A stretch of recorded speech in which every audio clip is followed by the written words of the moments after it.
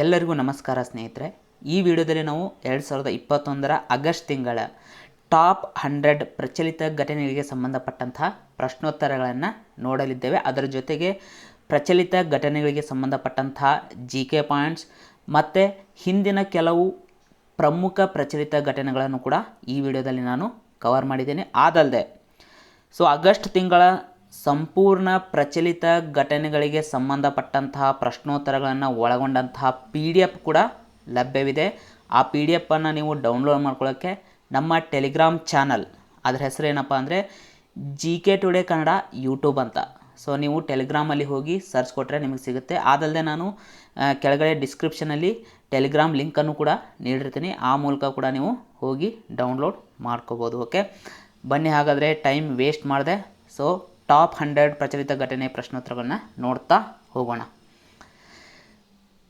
ರಾಷ್ಟ್ರೀಯ ಕೈಮಗ್ಗ ದಿನ. ಓಕೆ, ರಾಷ್ಟ್ರೀಯ ಕೈಮಗ್ಗ ದಿನವನ್ನು ನಾವು ಪ್ರತಿ ವರ್ಷ ನಮ್ಮ ದೇಶದಲ್ಲಿ ಆಗಸ್ಟ್ 7ರಂದು ಆಚರಣೆ ಮಾಡ್ತೀವಿ. ಈಗಾಗಲೇ ಈ ಕುರಿತು ಅನೇಕ ಎಕ್ಸಾಮ್ಗಳಲ್ಲಿ ಪ್ರಶ್ನೆಯನ್ನು ಕೇಳಿದ್ದಾರೆ. ಹಾಗಾದರೆ 1905ರಲ್ಲಿ ನಿಮಗೆ ಗೊತ್ತಿದೆ, ಬ್ರಿಟಿಷರ ಕಾಲದಲ್ಲಿ ಸ್ವದೇಶಿ ಚಳುವಳಿ ಆರಂಭ ಆಗುತ್ತೆ. ಈ ಸ್ವದೇಶಿ ಚಳುವಳಿ ಆರಂಭವಾದಂತಹ 100ನೇ ವಾರ್ಷಿಕೋತ್ಸವ ಯಾವಾಗಂದರೆ 2005ರಲ್ಲಿ. ಅದರ ನೆನಪಿಗಾಗಿ 2015ರಲ್ಲಿ ಭಾರತ ಸರ್ಕಾರ ಈ ಆಗಸ್ಟ್ 7ನ್ನು ರಾಷ್ಟ್ರೀಯ ಕೈಮಗ್ಗ ದಿನ ಅಂತ ಘೋಷಣೆ ಮಾಡುತ್ತೆ. ಹಾಗಾದರೆ ಇದನ್ನು ಮೊದಲ ಬಾರಿಗೆ ಪ್ರಧಾನಿ ನರೇಂದ್ರ ಮೋದಿಯವರು 2015ರಲ್ಲಿ ಚೆನ್ನೈನಲ್ಲಿ ಉದ್ಘಾಟನೆ ಮಾಡಿದರು.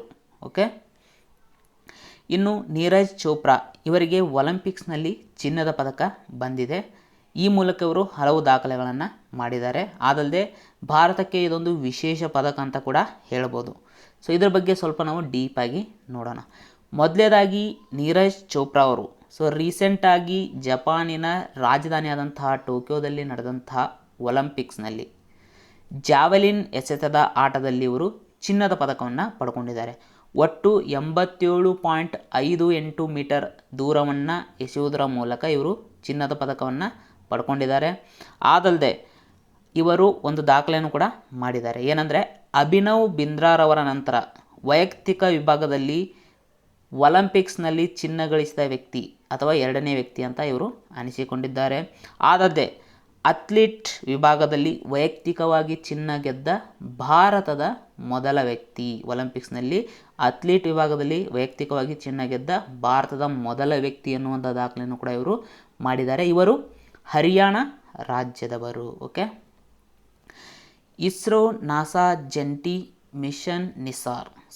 NASA ISRO synthetic aperture radar ಅಂತ ಕರಿತೀವಿ. ಇದು ನಿಸಾರ್ನ ಫುಲ್ ಫಾರ್ಮ್. ಓಕೆ, ಇತ್ತೀಚೆಗೆ ಸುದ್ದಿಯಲ್ಲಿರುವಂತಹ ನಿಸಾರ್ ಮಿಷನ್, ಓಕೆ, ಇದು ಯಾವ ದೇಶಗಳಿಗೆ ಸಂಬಂಧಪಟ್ಟಿದೆ ಅಂತ ಕೂಡ ಪ್ರಶ್ನೆಯನ್ನು ಕೇಳಬಹುದು. ಇಲ್ಲಿ ಇಸ್ರೋ ಅಂದರೆ ನಮ್ಮ ಭಾರತ, ನಾಸಾ ಅಂದರೆ ಅಮೇರಿಕ, ಭಾರತ ಮತ್ತು ಅಮೇರಿಕಕ್ಕೆ ಸಂಬಂಧಪಟ್ಟಂಥ ಒಂದು ಕಾರ್ಯಕ್ರಮ. ನಿಸಾರ್ನ ಫುಲ್ ಫಾರ್ಮ್ ಕೂಡ ಕೇಳ್ಬೋದು. NASA ISRO synthetic aperture radar ಅನ್ನೋದು. ಈ ಉಪಗ್ರಹವನ್ನು ಯಾವ ವರ್ಷದಲ್ಲಿ ಆರಂಭಿಸುವುದಾಗಿ ಇತ್ತೀಚೆಗೆ ಘೋಷಣೆ ಮಾಡಲಾಗಿದೆ ಅಂದರೆ 2023ರಲ್ಲಿ. ಹಾಗಾದರೆ ಇದರ ಪ್ರಮುಖ ಉದ್ದೇಶ ಏನಂದರೆ ಈ ಸುಧಾರಿತ ರೆಡಾರ್ ಚಿತ್ರಣವನ್ನು ಬಳಸಿಕೊಂಡು ಈ ಭೂ ಮೇಲ್ಮೈನಲ್ಲಿ ಉಂಟಾಗುವಂತಹ ಜಾಗತಿಕ ಬದಲಾವಣೆಗಳನ್ನು ಮಾಪನ ಮಾಡುವಂಥ ಉದ್ದೇಶವನ್ನು ಇದು ಹೊಂದಿದೆ. ಹಾಗಾದರೆ ಭಾರತದ ಮುಂಬರುವ ಯೋಜನೆಗಳ ಬಗ್ಗೆ ಸ್ವಲ್ಪ ನೋಡೋದಾದರೆ exam point of view most important. ಈಗಾಗಲೇ ಹೇಳ್ದಂಗೆ ಇಸ್ರೋ ನಾಸಾ ಜಂಟಿ ಉಪಗ್ರಹ ಯೋಜನೆ ಯಾವುದು? ನಿಸಾರ್ ಮಿಷನ್. ಇದನ್ನು 2023ರ ಆರಂಭದಲ್ಲಿ ಉಡಾವಣೆ ಮಾಡಲು ಉದ್ದೇಶಿಸಲಾಗಿದೆ. ಇನ್ನು ಗಗನಯಾನ್ 2022ರಲ್ಲಿ ಭಾರತದ ಮೊದಲ ಮಾನವ ಬಾಹ್ಯಾಕಾಶ ಯಾನವನ್ನು ಆರಂಭಿಸಲು ಇಸ್ರೋ ಇದಕ್ಕಾಗಿ ಫ್ರಾನ್ಸ್ ಜೊತೆ ಪಾಲುದಾರಿಕೆ ಒಪ್ಪಂದವನ್ನು ಕೂಡ ಹೊಂದಿದೆ. ಇನ್ನು ಲುಪೆಕ್ಸ್ ಅನ್ನೋದೇನೆಂದರೆ ಇಸ್ರೋನ ಚಂದ್ರ ಧ್ರುವ ಪರಿಶೋಧನೆ ಯೋಜನೆ ಆಗಿದೆ.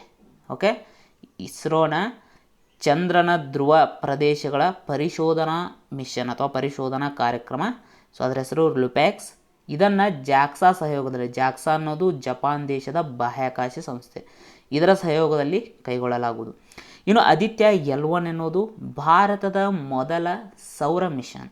ಓಕೆ, ಇದು ಭಾರತದ ಮೊದಲ ಸೂರ್ಯನ ಅಧ್ಯಯನಕ್ಕೆಂದು ಕಳಿಸಲಿರುವಂಥ ಒಂದು ಕಾರ್ಯಕ್ರಮ ಇದನ್ನು 2022ರ ವೇಳೆಗೆ ಉಡಾವಣೆ ಮಾಡುವುದಾಗಿ ಘೋಷಣೆ ಮಾಡಿತ್ತು. ಅದೇ ರೀತಿ ಶುಕ್ರಯಾನ 1 ಅನ್ನೋದು ಶುಕ್ರ ಗ್ರಹದ ಅಧ್ಯಯನಕ್ಕಾಗಿ ಇಸ್ರೋ ಉಡಾವಣೆ ಮಾಡಿರುವಂಥ ಬಾಹ್ಯಾಕಾಶ ನೌಕೆ. ಇದನ್ನು 2025ರಲ್ಲಿ ಉಡಾವಣೆ ಮಾಡಲಾಗುವುದು. ಇದಕ್ಕಾಗಿ ಫ್ರಾನ್ಸ್ ದೇಶದೊಂದಿಗೆ ಸಹಯೋಗವನ್ನು ಇಸ್ರೋ ಹೊಂದಿದೆ.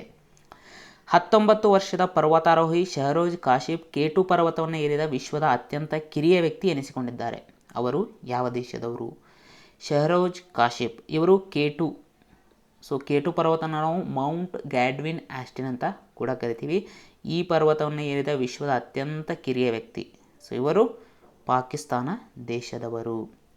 ಹಾಗಾದರೆ ಇತ್ತೀಚೆಗೆ ಸುದ್ದಿಯಲ್ಲಿರುವಂಥ ಪರ್ವತಾರೋಹಿಗಳ ಬಗ್ಗೆ ನಾವು ನೋಡೋದಾದರೆ, ಇತ್ತೀಚೆಗೆ ಹಾಂಗ್ಕಾಂಗ್ನ ಪರ್ವತಾರೋಹಿ ಯಾರಪ್ಪ ಅಂದರೆ ಥ್ಯಾಂಗ್ ಇನ್ ಹಂಗ್. ಇವರು ಎವರೆಸ್ಟನ್ನು ಅತಿ ವೇಗವಾಗಿ ಏರಿದ ಮಹಿಳೆ ಎನ್ನುವ ದಾಖಲೆಯನ್ನು ಮಾಡಿದ್ದಾರೆ. ಇನ್ನು ನೇಪಾಳದ ಮಿಂಗ್ಮಾ ತೇಂಜಿ ಶೆರ್ಪಾ ಇವರು ಎವರೆಸ್ಟ್ ಪರ್ವತವನ್ನು 2 ಬಾರಿ ಅತಿ ಕಡಿಮೆ ಅವಧಿಯಲ್ಲಿ ಏರುವ ಮೂಲಕ ವಿಶ್ವ ದಾಖಲೆಯನ್ನು ನಿರ್ಮಾಣ ಮಾಡಿದ್ದಾರೆ. ಇನ್ನು ನೇಪಾಳದ ಕಮಿ ರಿಟಾ ಇವರು ಎವರೆಸ್ಟನ್ನು 25ನೇ ಬಾರಿಗೆ ಏರುವ ಮೂಲಕ ವಿಶ್ವ ದಾಖಲೆಯನ್ನು ಮಾಡಿದ್ದಾರೆ. ಇನ್ನು ಮಹಾರಾಷ್ಟ್ರದ ಪ್ರಿಯಾಂಕಾ ಮೊಹಿತೆ ಇವರು ನೇಪಾಳದಲ್ಲಿರುವಂಥ ಮೌಂಟ್ ಅನ್ನಪೂರ್ಣವನ್ನು ಏರಿದಂಥ ಮೊದಲ ಭಾರತೀಯ ಮಹಿಳೆ ಅನ್ನುವಂಥ ದಾಖಲೆಯನ್ನು ಮಾಡಿದ್ದಾರೆ. ಇನ್ನು ಸತ್ಯರೂಪ್ ಸಿದ್ಧಾಂತ್ ಸೊ ವಿಶ್ವದಲ್ಲಿ ಕಂಡುಬರುವಂಥ ಪ್ರಮುಖ 7 ಜ್ವಾಲಾಮುಖಿಯ ಪರ್ವತಗಳನ್ನು ಏರುವಿಕೆಯನ್ನು ಪೂರ್ಣಗೊಳಿಸಿದ ಮೊದಲ ಭಾರತೀಯ ವ್ಯಕ್ತಿ ಎನಿಸಿಕೊಂಡಿದ್ದಾರೆ. ಟೋಕಿಯೋದಲ್ಲಿ ನಡೆದ ಒಲಿಂಪಿಕ್ ಮಹಿಳಾ ಸಿಂಗಲ್ ಬ್ಯಾಡ್ಮಿಂಟನ್ ಕ್ರೀಡಾಕೂಟದಲ್ಲಿ PV ಸಿಂಧು ಯಾರನ್ನು ಸೋಲಿಸುವ ಮೂಲಕ ಕಂಚಿನ ಪದಕವನ್ನು ಗೆದ್ದರು? ಓಕೆ, ಸೊ ಇದಕ್ಕೆ ಉತ್ತರ ಹೇ ಬಿಂಗ್ಜಿಯಾವೋ. ಓಕೆ, ಇವರು ಚೀನಾ ದೇಶದವರು. ಇವರನ್ನು ಸೋಲಿಸುವ ಮೂಲಕ ಸೊ ಇವರು ಯಾರು PV ಸಿಂಧು ಅವರು ಕಂಚಿನ ಪದಕವನ್ನು ಗೆದ್ದರು. ಓಕೆ, ಸೊ PV ಸಿಂಧು ಯಾವ ಕ್ರೀಡೆಗೆ ಸಂಬಂಧಿಸಿದ್ದಾರೆ? ಸೊ ಬ್ಯಾಡ್ಮಿಂಟನ್ ಕ್ರೀಡೆಗೆ. ಇದಕ್ಕೂ ಮುಂಚೆ 2016ರಲ್ಲಿ PV ಸಿಂಧು ಅವರು ಇದೇ ಬ್ಯಾಡ್ಮಿಂಟನ್ನಲ್ಲಿ ರಿಯೋ ಒಲಿಂಪಿಕ್ಸ್ನಲ್ಲಿ ಬೆಳ್ಳಿಯ ಪದಕವನ್ನು ಗೆದ್ದಿದ್ದರು. ಸೊ ಇವರು ತೆಲಂಗಾಣ ರಾಜ್ಯದವರು. ಅದಲ್ಲದೆ ಇವರು ಒಂದು ದಾಖಲೆಯನ್ನು ಕೂಡ ಮಾಡಿದರು. ಸತತ 2 ಒಲಿಂಪಿಕ್ಸ್ನಲ್ಲಿ ಪದಕವನ್ನು ಗೆದ್ದ ಸಾಧನೆಯನ್ನು ಇವರು ಮಾಡಿದ್ದಾರೆ. ಯಾವ ರಾಜ್ಯ ಪೊಲೀಸರು ಅಪರಾಧ ಮತ್ತು ಕ್ರಿಮಿನಲ್ ಟ್ರ್ಯಾಕಿಂಗ್ ನೆಟ್ವರ್ಕಿಂಗ್ ಸಿಸ್ಟಮ್ ಅಡಿಯಲ್ಲಿ ಪ್ರಥಮ ಸ್ಥಾನವನ್ನು ಪಡ್ಕೊಂಡಿದ್ದಾರೆ? Crime and criminal tracking networking system. So ಇದು ಏನಂದರೆ ಈ ಆಡಳಿತದ ಮೂಲಕ ಅಂದರೆ ಈ ಗವರ್ನೆನ್ಸ್ ಅಂತ ಕರಿತೀವಿ. ಇದರ ಮೂಲಕ ಪರಿಣಾಮಕಾರಿ ಪೊಲೀಸ್ ವ್ಯವಸ್ಥೆಯನ್ನು ಒದಗಿಸುವುದು ಇದರ ಪ್ರಮುಖ ಉದ್ದೇಶ ಆಗಿದೆ. ಸೊ ಇದರ ಪ್ರಕಾರ ಪ್ರಥಮ ಸ್ಥಾನವನ್ನು ಹರಿಯಾಣ ರಾಜ್ಯ ಪಡ್ಕೊಂಡಿದೆ. ಓಕೆ, ಡೆಫ್ ಎಕ್ಸ್ಪೋ 2022 ಅಂದರೆ ಡಿಫೆನ್ಸ್ ಎಕ್ಸ್ಪೋ 2022 ಅನ್ನು ಮಾರ್ಚ್ 2022ರಿಂದ ಎಲ್ಲಿ ಆಯೋಜನೆ ಮಾಡಲಾಗುವುದು? ಸೊ ಡಿಫೆನ್ಸ್ಗೆ ಸಂಬಂಧಪಟ್ಟಂಥ ಒಂದು ಎಕ್ಸಿಬಿಷನ್ 2022ರಲ್ಲಿ ಇದನ್ನು ಗುಜರಾತ್ನ ಗಾಂಧಿನಗರದಲ್ಲಿ ಆಯೋಜನೆ ಮಾಡಲಾಗುವುದು. ಓಕೆ, ಸೊ ಇದನ್ನು ಕೇಂದ್ರ ರಕ್ಷಣಾ ಸಚಿವಾಲಯ ಪ್ರತಿ 2 ವರ್ಷಗಳಿಗೊಮ್ಮೆ ಹಮ್ಮಿಕೊಳ್ಳುತ್ತೆ. ಹಾಗಾದರೆ ಗುಜರಾತಿಗೆ ಸಂಬಂಧಪಟ್ಟಂಥ ಕೆಲವೊಂದು ಪ್ರಚಲಿತ ಘಟನೆಗಳನ್ನು ನೋಡೋದಾದರೆ, ಧೋಲ್ವಿರಾ ಸೊ ಇದು ಗುಜರಾತ್ನ ರನ್ ಆಫ್ ಕಚ್ನಲ್ಲಿ ಕಂಡುಬರುತ್ತೆ. ಹರಪ್ಪ ನಾಗರಿಕತೆಯ ಒಂದು ನಗರ ಇದಾಗಿದೆ. ಸೊ ಇದನ್ನು ಭಾರತದ 40ನೇ ಯುನೆಸ್ಕೋ ಪಾರಂಪರಿಕ ತಾಣವನ್ನಾಗಿ ಇತ್ತೀಚೆಗೆ ಘೋಷಣೆ ಮಾಡಲಾಗಿದೆ. ಇನ್ನು ಭಾರತದ ಮೊದಲ ಕಡಲ ಮಧ್ಯಸ್ಥಿಕೆ ಕೇಂದ್ರವನ್ನು ಗುಜರಾತ್ನ ಗಾಂಧಿನಗರದಲ್ಲಿ ಸ್ಥಾಪನೆ ಮಾಡಲಾಗುವುದು. ಈ ನಿರ್ಮಾಣ ಹೆಸರಿನ ವೆಬ್ ಪೋರ್ಟಲನ್ನು ಗುಜರಾತ್ ರಾಜ್ಯ ಸರ್ಕಾರ ಚಾಲನೆಗೊಳಿಸಿದೆ. ಅದಲ್ಲದೆ ಸೈಕ್ಲೋನ್ ತೌಕ್ತೆ ಹೆಸರು ಓಕೆ ಇದು ಇತ್ತೀಚೆಗೆ ಗುಜರಾತ್ ಮಹಾರಾಷ್ಟ್ರ ಏರಿಯಾಗಳಲ್ಲಿ ಅಪ್ಪಳಿಸಿತ್ತು. ಯಾವ ಬಾಹ್ಯಾಕಾಶ ಸಂಸ್ಥೆ ವಿಶ್ವದ ಮೊದಲ ವಾಣಿಜ್ಯ ರೀಪ್ರೋಗ್ರಾಮೆಬಲ್ ಉಪಗ್ರಹವಾದ ಯುಟೆಲ್ಸ್ಯಾಟ್ ಕ್ವಾಂಟಮನ್ನು ಉಡಾವಣೆ ಮಾಡಿದೆ? ಮೋಸ್ಟ್ ಇಂಪಾರ್ಟೆಂಟ್, ಯುಟೆಲ್ಸ್ಯಾಟ್ ಕ್ವಾಂಟಮ್ ಅನ್ನೋದೇನು ವಿಶ್ವದ ಮೊದಲ ಕಮರ್ಷಿಯಲ್ ರೀಪ್ರೋಗ್ರಾಮೇಬಲ್ ಸ್ಯಾಟಲೈಟ್. ಅಂದರೆ ಏನು, ನಾವು ಯಾವುದೋ ಒಂದು ಉದ್ದೇಶವನ್ನು ಇಟ್ಟುಕೊಂಡು ಉಪಗ್ರಹವನ್ನು ಉಡಾವಣೆ ಮಾಡಿರ್ತೀವಿ, ಆಮೇಲೆ ಅದನ್ನು ನಾವು ಬೇರೆ ಉದ್ದೇಶಕ್ಕೆ ಬಳಸ್ಕೋಬೇಕಾಗುತ್ತೆ. ಆದರೆ ಆ ಥರ ನಾವು ಕೊನೆ ಹಂತದಲ್ಲಿ ಬದಲಾವಣೆ ಮಾಡೋಕ್ಕಾಗಲ್ಲ.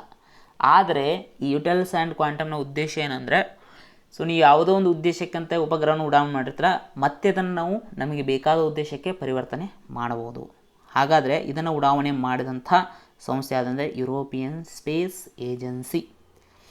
ಹಾಗಾದರೆ ಯುರೋಪಿಯನ್ ಸ್ಪೇಸ್ ಏಜೆನ್ಸಿ ಮತ್ತೆ ಬಹಳಷ್ಟು ಸುದ್ದಿಯಲ್ಲಿತ್ತು. ಮೊದಲೇದಾಗಿ ಯುರೋಪಿಯನ್ ಸ್ಪೇಸ್ ಏಜೆನ್ಸಿ ಸ್ಥಾಪನೆಯಾಗಿದ್ದು 1975ರಲ್ಲಿ. ಇದರ ಕೇಂದ್ರ ಕಚೇರಿ ಫ್ರಾನ್ಸ್ನ ಪ್ಯಾರಿಸ್ನಲ್ಲಿದೆ.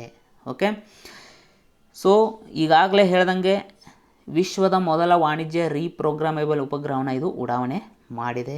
ಅದಲ್ಲದೆ 2030ರಲ್ಲಿ ಶುಕ್ರ ಗ್ರಹದ ಅಧ್ಯಯನಕ್ಕಾಗಿ ಇವರು ಒಂದು ಕಾರ್ಯಕ್ರಮವನ್ನು ಹಮ್ಮಿಕೊಂಡಿದ್ದಾರೆ. ಸೊ ಅದರ ಹೆಸರು ಎನ್ವಿಷನ್. ಮೋಸ್ಟ್ ಇಂಪಾರ್ಟೆಂಟ್ ಎನ್ವಿಷನ್ ಕಾರ್ಯಕ್ರಮ ಅನ್ನೋದು ಮೊದಲಾಗಿ ಯಾವುದಕ್ಕೆ ಸಂಬಂಧಪಟ್ಟಿದೆ ಅಂತ ಕೇಳ್ತಾರೆ, ಶುಕ್ರ ಗ್ರಹಕ್ಕೆ. ಸೊ ಇದನ್ನು ಉಡಾವಣೆ ಮಾಡ್ತಾ ಇರುವಂಥ ಸಂಸ್ಥೆ ಯಾವುದಂತ ಕೇಳ್ತಾರೆ, ಯುರೋಪಿಯನ್ ಸ್ಪೇಸ್ ಏಜೆನ್ಸಿ. ಅದಲ್ಲದೆ ಯುರೋಪಿಯನ್ ಸ್ಪೇಸ್ ಏಜೆನ್ಸಿ ಬಾಹ್ಯಾಕಾಶದಲ್ಲಿ ಮೊದಲ ಅಂಗವಿಕಲ ಗಗನಯಾತ್ರೆಯನ್ನು ಉಡಾವಣೆ ಮಾಡೋಕ್ಕೆ ಚಿಂತನೆಯನ್ನು ನಡೆಸಿದೆ. ಟೋಕಿಯೋ ಒಲಿಂಪಿಕ್ಸ್ನ ಒಂದೇ ಕ್ರೀಡೆಯಲ್ಲಿ 7 ಪದಕಗಳನ್ನು ಗೆದ್ದ ಮೊದಲ ಮಹಿಳೆ ಎಮ್ಮಾ ಮೆಕಿಯಾನ್. ಇವರು ಯಾವ ದೇಶದವರು? ಸೊ ಇವರು ಆಸ್ಟ್ರೇಲಿಯಾ ದೇಶದವರು. ಒಟ್ಟಾರೆಗೆ ಇವರು 4 ಚಿನ್ನ 3 ಕಂಚಿನ ಪದಕಗಳನ್ನು ಪಡ್ಕೊಂಡ್ರು. ಈ ಮೂಲಕ ಇವರು ಒಂದು ದಾಖಲೆಯನ್ನು ಕೂಡ ಮಾಡಿದರು.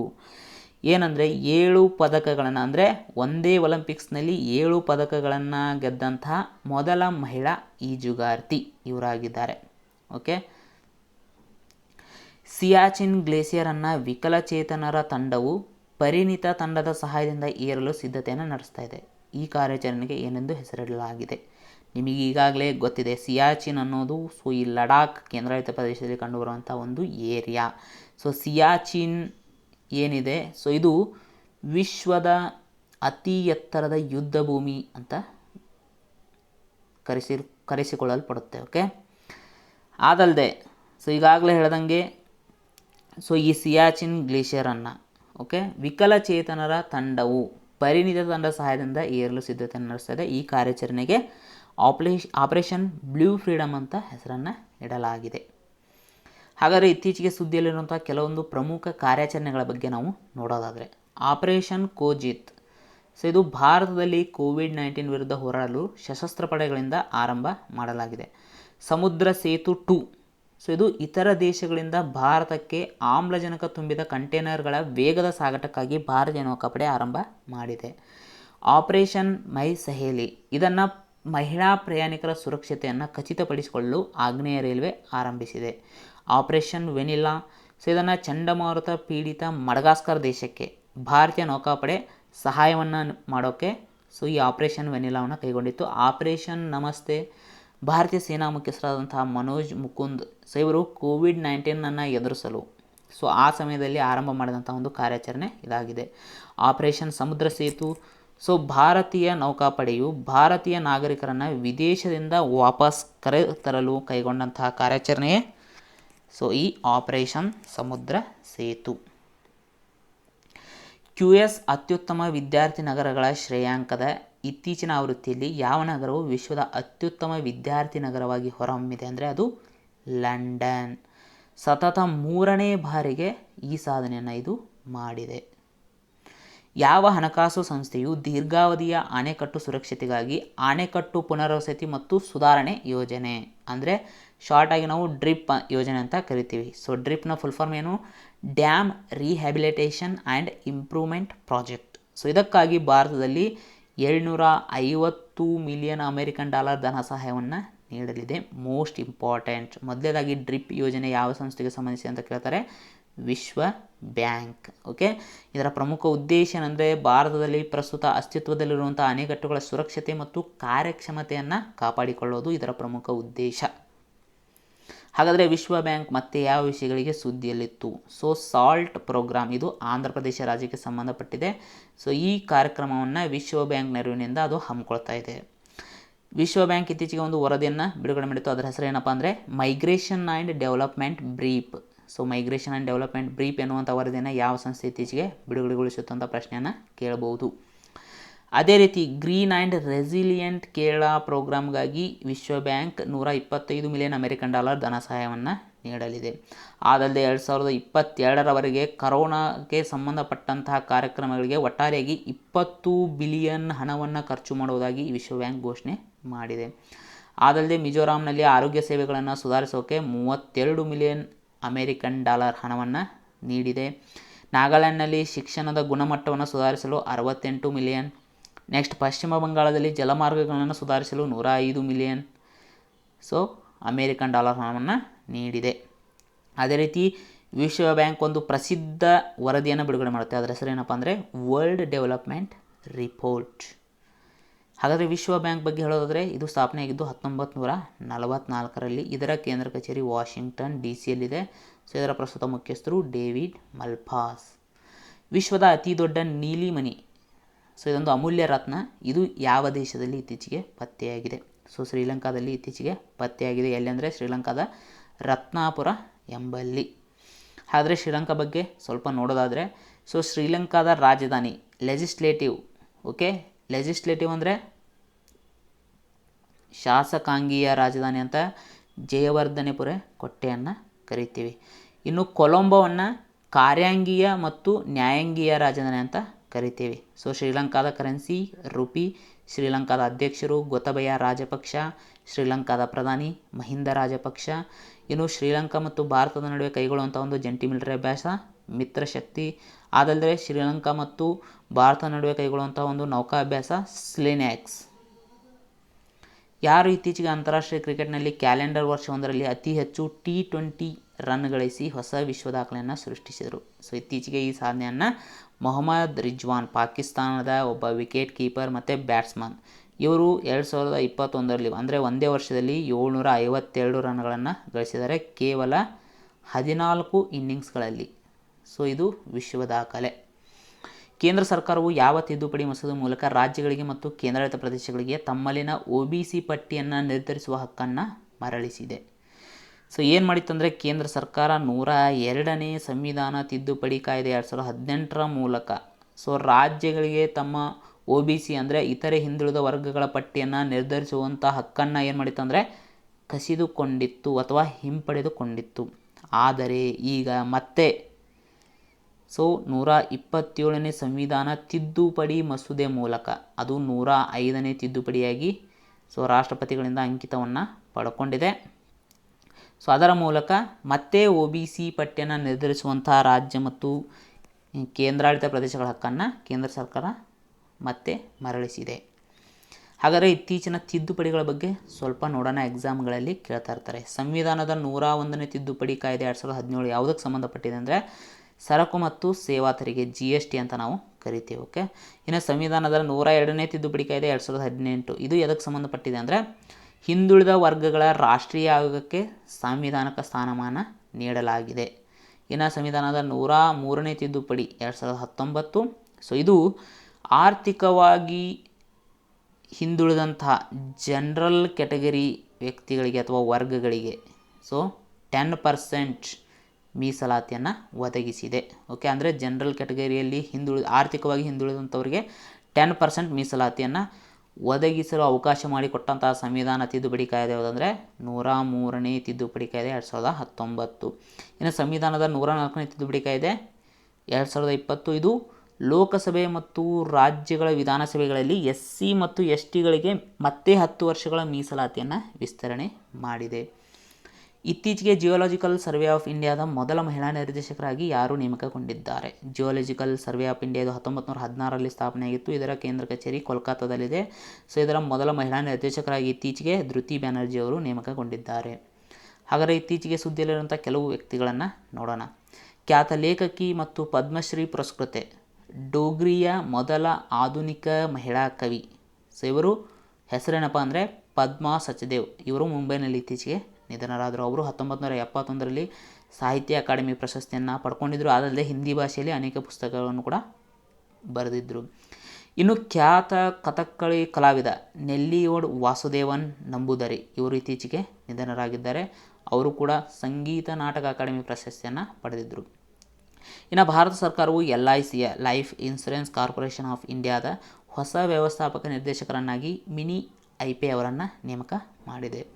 ಇನ್ನು ಖ್ಯಾತ ಇತಿಹಾಸಕಾರ ಮತ್ತು ಲೇಖಕರಾದಂತಹ ರುದ್ರಾಂಶು ಮುಖರ್ಜಿ ಇವರು a Begum and a Rani, Hazrat Mahal and Lakshmibai in 1857 ಎಂಬ ಪುಸ್ತಕವನ್ನು ಬರೆದಿದ್ದಾರೆ. ಅದಲ್ಲದೆ ಅವತಾರ್ ಸಿಂಗ್ ಬಾಸಿನ್ ಎನ್ನುವರು ನೆಹರು ಟಿಬೇಟ್ ಆ್ಯಂಡ್ ಚೀನಾ ಎನ್ನುವಂಥ ಪುಸ್ತಕವನ್ನು ಬರೆದಿದ್ದಾರೆ. ಇನ್ನು ನೆಲ್ಲಿಯೋಡು ವಾಸುದೇವನ್ ನಂಬೂದರಿ ಇವರೊಬ್ಬ ಕಥಕ್ಕಳಿ ಕಲಾವಿದ. ಅವರು ಕೂಡ ಇತ್ತೀಚೆಗೆ ನಿಧನರಾಗಿದ್ದಾರೆ. ಅವರು ಯಾವ ರಾಜ್ಯಕ್ಕೆ ಸಂಬಂಧಪಟ್ಟವರು ಅಂದರೆ ಕೇರಳ. ಇನ್ನು ನಿಕೋಲ್ ಪಶಿನ್ಚನ್ ಇವರನ್ನು ಅರ್ಮೇನಿಯಾದ ಪ್ರಧಾನಿಯಾಗಿ ಮರು ನೇಮಕ ಮಾಡಲಾಗಿದೆ. ಸೊ ಅರ್ಮೇನಿಯಾದ ರಾಜಧಾನಿ Yerevan. Okay, currency dram. So ಇನ್ನು ಒಲಿಂಪಿಕ್ಸ್ಗೆ ಸಂಬಂಧಪಟ್ಟಂತಹ ಕೆಲವೊಂದು ಶಾರ್ಟ್ ನ್ಯೂಸ್ನ ನೋಡೋಣ, ಬಟ್ ಇವು ಮೋಸ್ಟ್ ಇಂಪಾರ್ಟೆಂಟ್. ಕೇವಲ ನಮ್ಮ ಭಾರತಕ್ಕೆ ಸಂಬಂಧಪಟ್ಟಿದ್ದ ಪ್ರಶ್ನೆಗಳನ್ನು ಕೇಳಲ್ಲ, ವಿದೇಶಗಳಿಗೂ ಸಂಬಂಧಪಟ್ಟಂಥ ಪ್ರಶ್ನೆಗಳನ್ನು ಕೇಳ್ತಾರೆ. ಓಕೆ, ಮೊದಲೇದಾಗಿ ಜರ್ಮನಿಯ ಅಲೆಕ್ಸಾಂಡರ್ ಜೆರೆವ್. ಸೊ ಇವರು ರಷ್ಯಾದ ಕೆರೆನ್ ಕಚಾನೋವ್ ಇವರನ್ನು ಸೋಲಿಸುವ ಮೂಲಕ ಟೋಕಿಯೋ ಒಲಿಂಪಿಕ್ಸ್ನಲ್ಲಿ ಟೆನ್ನಿಸ್ ಸಿಂಗಲ್ಸ್ ಪುರುಷರ ವಿಭಾಗದಲ್ಲಿ ಚಿನ್ನವನ್ನು ಗೆದ್ದರು.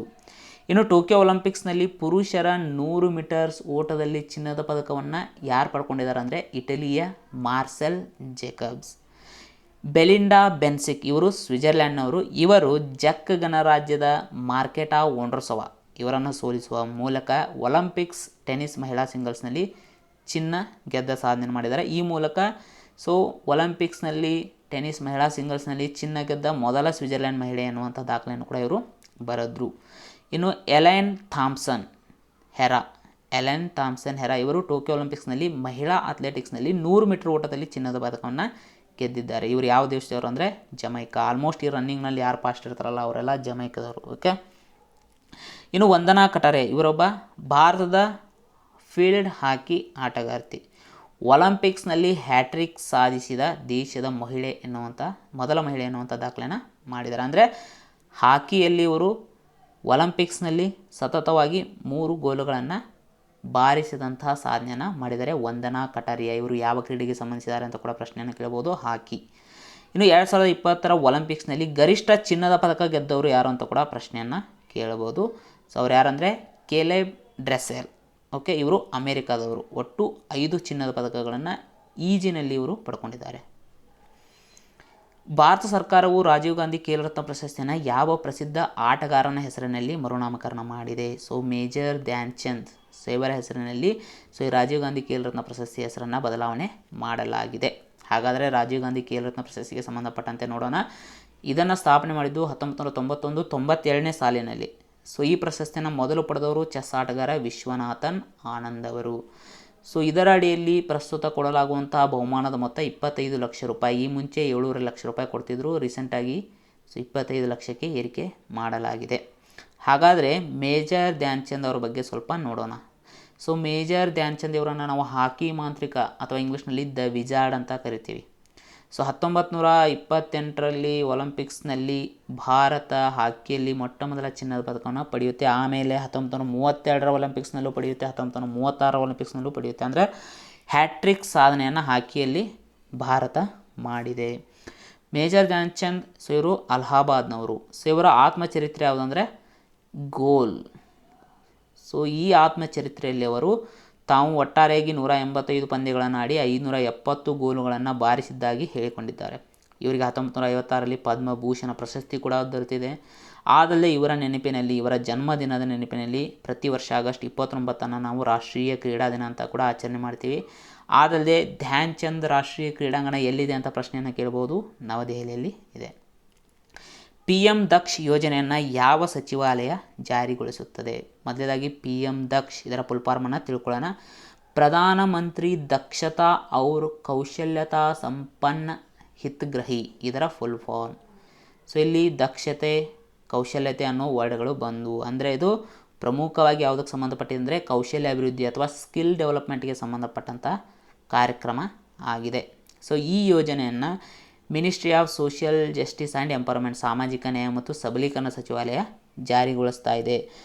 ಸಾಮಾಜಿಕ ನ್ಯಾಯ ಮತ್ತು ಸಬಲೀಕರಣ ಕೇಂದ್ರ ಸಚಿವರಾದಂತಹ ಡಾಕ್ಟರ್ ವೀರೇಂದ್ರ ಕುಮಾರ್ ಅವರು ಇದಕ್ಕೆ ಸಂಬಂಧಪಟ್ಟಂತಹ ಒಂದು ಪೋರ್ಟಲನ್ನು ಮತ್ತು ಮೊಬೈಲ್ ಅಪ್ಲಿಕೇಶನನ್ನು ಚಾಲನೆಗೊಳಿಸಿದ್ದಾರೆ. ಇದರ ಪ್ರಮುಖ ಉದ್ದೇಶ ಏನಂದರೆ ಕೌಶಲ್ಯ ಅಭಿವೃದ್ಧಿ ಸಂಬಂಧಿತ ಯೋಜನೆಗಳನ್ನು ನಿರ್ದಿಷ್ಟ ಗುಂಪುಗಳಿಗೆ ತಲುಪಿಸುವ ಗುರಿಯನ್ನು ಇದು ಹೊಂದಿದೆ. ಜಾಯೆದ್ ತಲ್ವಾರ್ 2021 ಇದು ಭಾರತೀಯ ನೌಕಾಪಡೆಯ ದ್ವಿಪಕ್ಷೀಯ ನೌಕಾ ವ್ಯಾಯಾಮ ಆಗಿದ್ದು ಅದನ್ನು ಯಾವ ದೇಶದೊಂದಿಗೆ ನಡೆಸಲಾಗುತ್ತೆ? ಜಾಯೆದ್ ತಲ್ವಾರ್ 2021 ಇದನ್ನು ಯುನೈಟೆಡ್ ಅರಬ್ ಎಮಿರೇಟ್ಸ್ ದೇಶದೊಂದಿಗೆ ನಡೆಸಲಾಗುತ್ತೆ. ಇದೊಂದು ನೌಕಾ ಅಭ್ಯಾಸ. ಇದನ್ನು ಇತ್ತೀಚೆಗೆ ಯುನೈಟೆಡ್ ಅರಬ್ ಎಮಿರೇಟ್ಸ್ನ ರಾಜಧಾನಿಯಾದಂತಹ ಅಬುಧಾಬಿ ಕರಾವಳಿ ತೀರದಲ್ಲಿ ನಡೆಸಲಾಗಿದೆ. ಅದಲ್ಲದೆ United Arab Emirates hope probe ಎನ್ನುವಂಥ ಕಾರ್ಯಕ್ರಮವನ್ನು ಮಂಗಳ ಗ್ರಹದ ಅಧ್ಯಯನಕ್ಕಾಗಿ ಕೈಗೊಂಡಿದೆ. ಭಾರತ ಇತ್ತೀಚೆಗೆ ಯಾವ ದೇಶದೊಂದಿಗೆ ಅಲ್ ಮೊಹೆದ್ ಅಲ್ ಹಿಂದಿ 2021 ಎಂಬ ನೌಕಾಯಾನದಲ್ಲಿ ಭಾಗವಹಿಸಿದೆ.